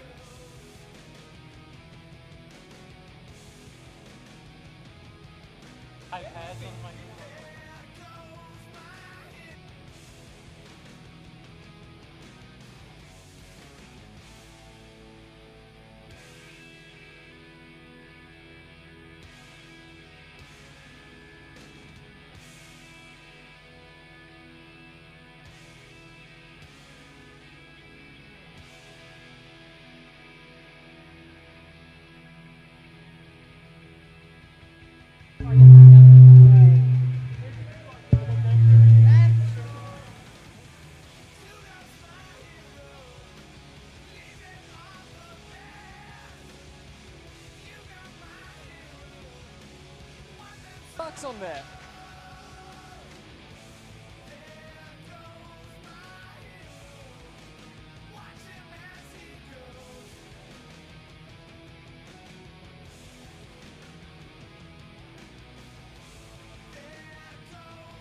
We're just giving and generally get ready for the biggest match of the weekend.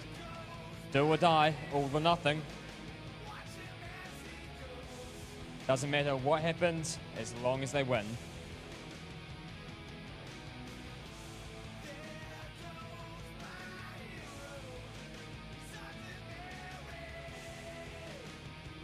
Oh, cool.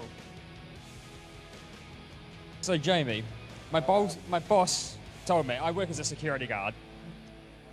My boss told me that it's my job to watch The Office. I got fired last week. I got up to season 6, but apparently that wasn't good enough. Boo!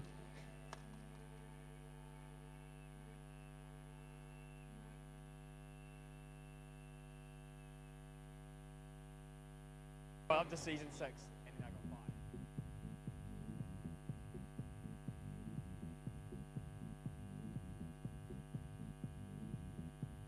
Good.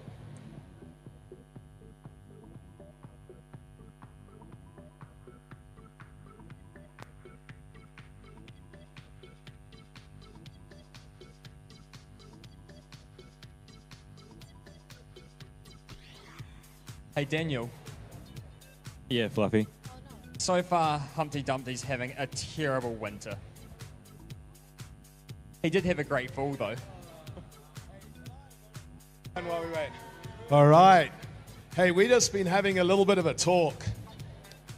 Now we got some excitement coming up because we got to work out who's qualifying for the Worlds. Harry, do you know who's qualifying for the Worlds yet? Sure. Okay, that's good. Thank you. Oh, What's next year's? Okay, No, so- don't. Next year's game, we'll have an early reveal. No, we won't. But you'll have to watch the live stream in April to find out the New Year's game. And you guys, these robots are cool, but next year you're going to just have to dig that little bit deeper and improve those robots, those designs. So I trust you to do a lot better and build better robots. Now Chris just said something about having to dig deeper, like Did deeper he underwater. mention floating in there? But hey, at the end of the day, we just have to build better robots.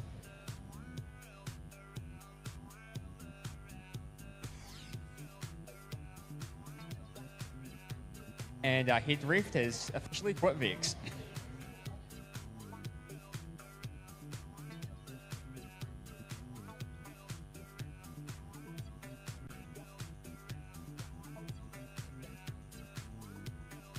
I haven't got anything.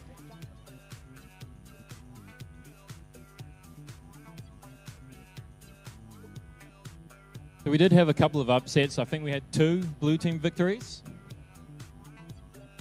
But yeah, one because of a DQ. But here we are with our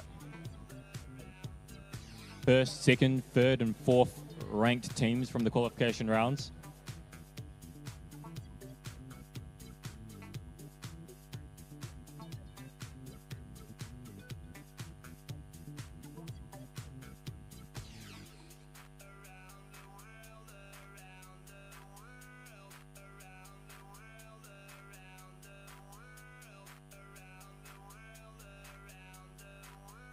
Okay. Just because you've already qualified, doesn't mean you can't. What are you saying, George? Kristen have a great robot. They've done really well. Their autonomous is awesome.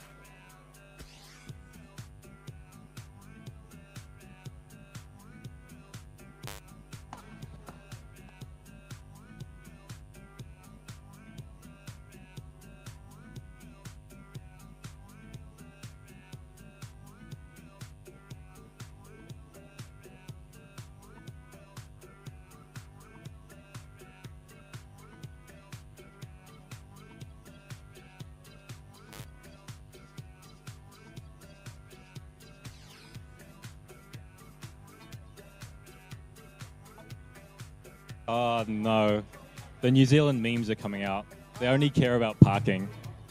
They're going to try and get all 4 robots onto the center park tile. Yeah, we've had 2 years of practice. So, we've got 4 very fast scoring mobile robots. Very capable flag throwing robots. Not really much of a big deal in terms of caps, but that means that they'll be butting up head to head, crashing into each other.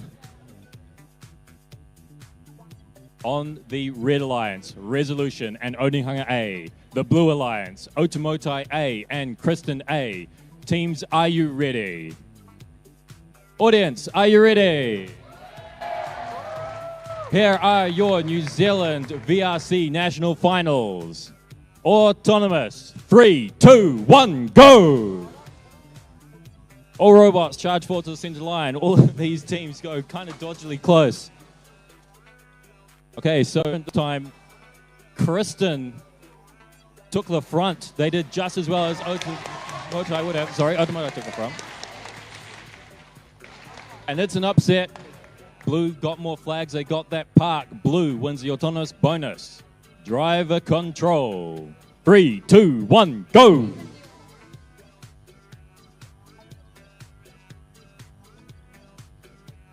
Okay, so it was a bit of a quiet start, picking up some balls, maybe flipping a few caps along the way. And now here, all the robots are in the middle, firing balls, crashing into each other, pushing each other around.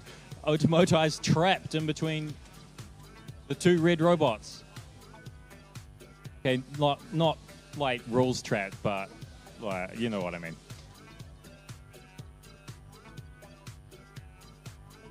So Kristen A taking the low flags. Resolution taking the high flags for red team, going over, crashing into Kristen. Blue's got all flags. They had all flags.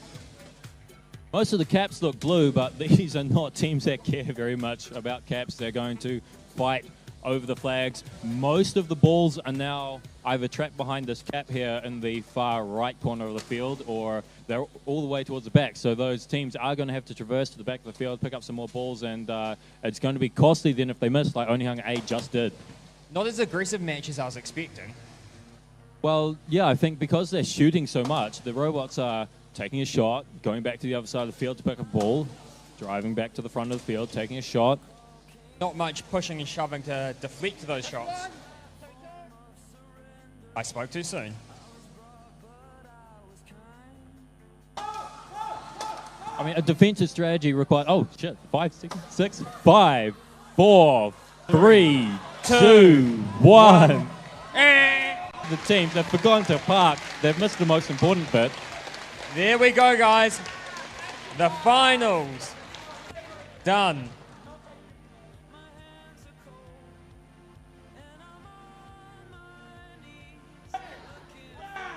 Hey, mate, did you park?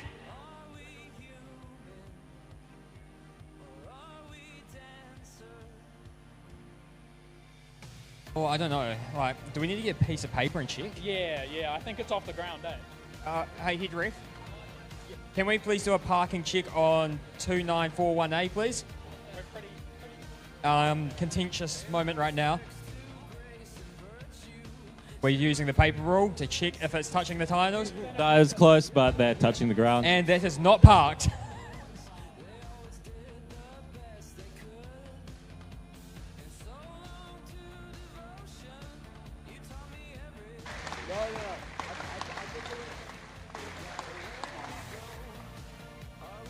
Look at this.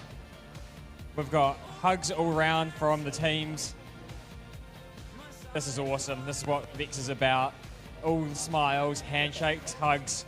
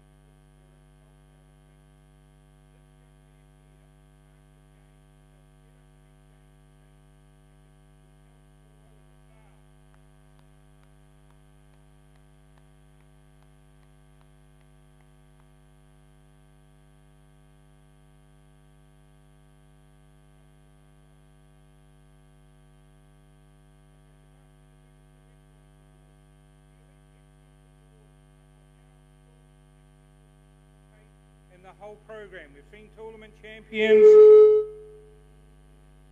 We've seen design awards. We've seen other awards for create and innovate. So this is a team that excels in many areas, and it is a shining example of dedication, devotion, hard work, and teamwork. And for the middle school, I am very, very pleased to announce 2919S. Skywalker Christian School.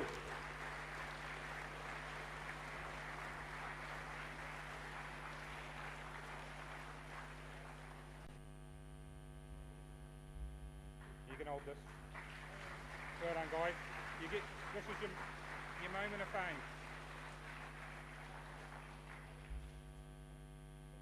Oh, whoa, whoa, whoa, whoa, whoa, whoa. Smile. Good. Go. All right, now the high school award. Pretty much the same thing. We're looking for a team that demonstrates the VEX robotic culture that is part of the team. All these volunteers down here give up their time, effort, parents and the like. We look for the same in teams. We're very much into a culture here of trying to get a collaborative team. So it's pretty much the same reasoning. So without boring you, I'd like to invite 2941A, Oates Robotics.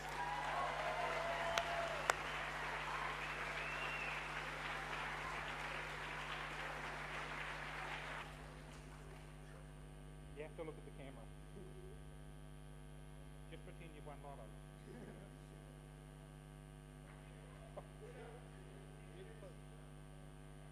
I'm sorry? We want the teacher as well. Where's the teacher?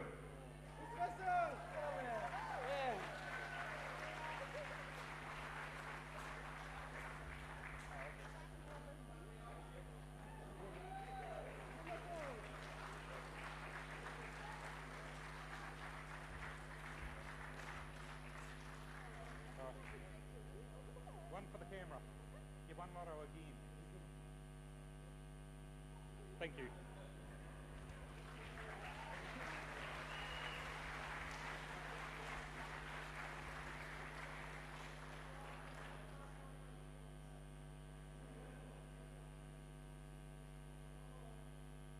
What a few days there's been. We've had it. We've done it. We've made it. Right, we've done it. We've survived. One more. Alrighty. I'm going to introduce, or I'm not going to introduce, we all know him. I would like to get Chris Hamling up onto the stage to round off this ceremony. Hey, Fluffy, thank you, mate. Hey, good job, volunteers. Good job, everybody. So before I say a rounding few words or round up with a few words, I would like all of our phenomenal volunteers to please come and join me on the stage so we can just get a good photograph, acknowledge them and the judges as well, please. So if we get everyone up here and as many people from behind AV Desk, let's get a big group up on the stage. Come on, Harry. After we've got all the volunteers up here, I'm going to call all the people who are qualified for the World Champs to join us down the bottom. So we're going to have to get smelly and friendly. I'll get some thin guys in front of me. We can make 2 rows. We make you look bigger, Chris. Let's get some kneeling in the bottom, and we'll make this happen. Guys, all on the stage or sitting in front. Hey, come in the front. Don't stand on the edge. Come in the front. Sit on the stage. Get your feet. Who's going to take the photo? All right. Who's going to? Well, we're on stream. We'll record it. All right. Now, I'd like to ask the following teams, and thank you. Let's have our volunteers. Don't go away. Volunteers.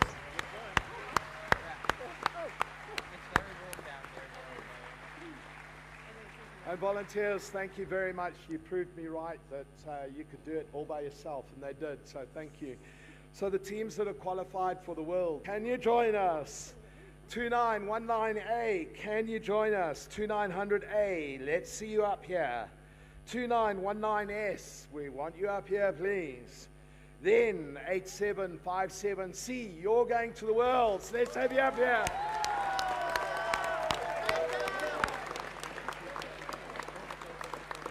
And one more, 29210. Let's have 29210 up here. Good job.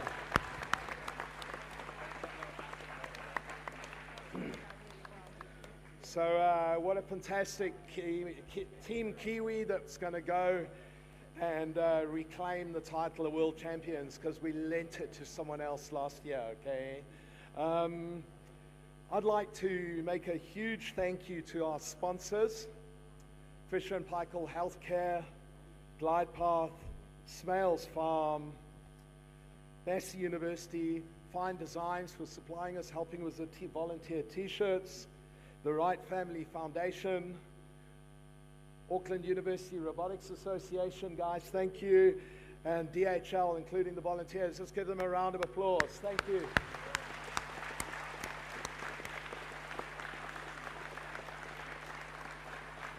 And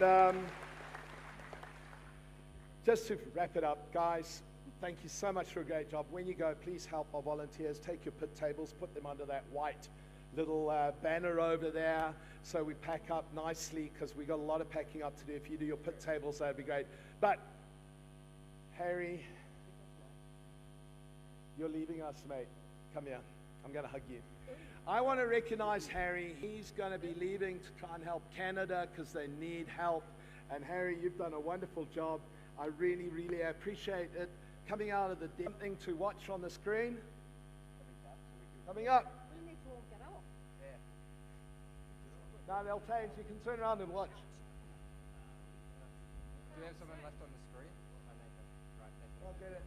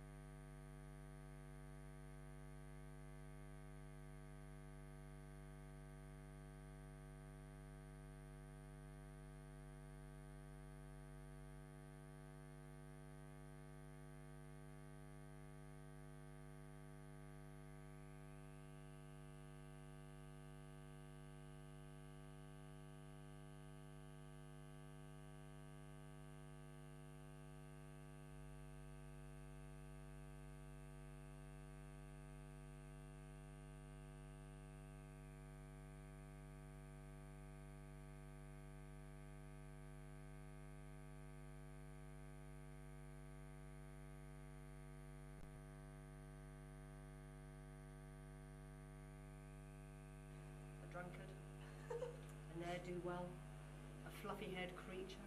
An excellent lover. Oh! He's a brilliant young man.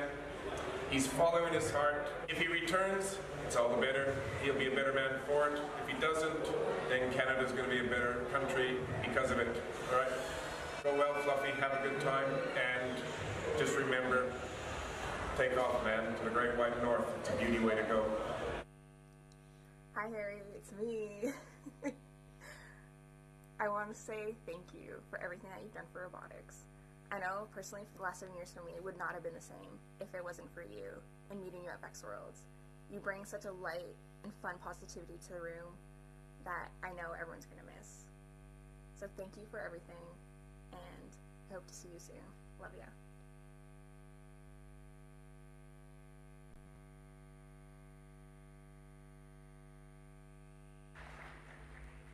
Okay, Harry, I have the pleasure of saying thanks. Welcome, and you can have the last word. Not many times you get it. Well done, mate. Let's get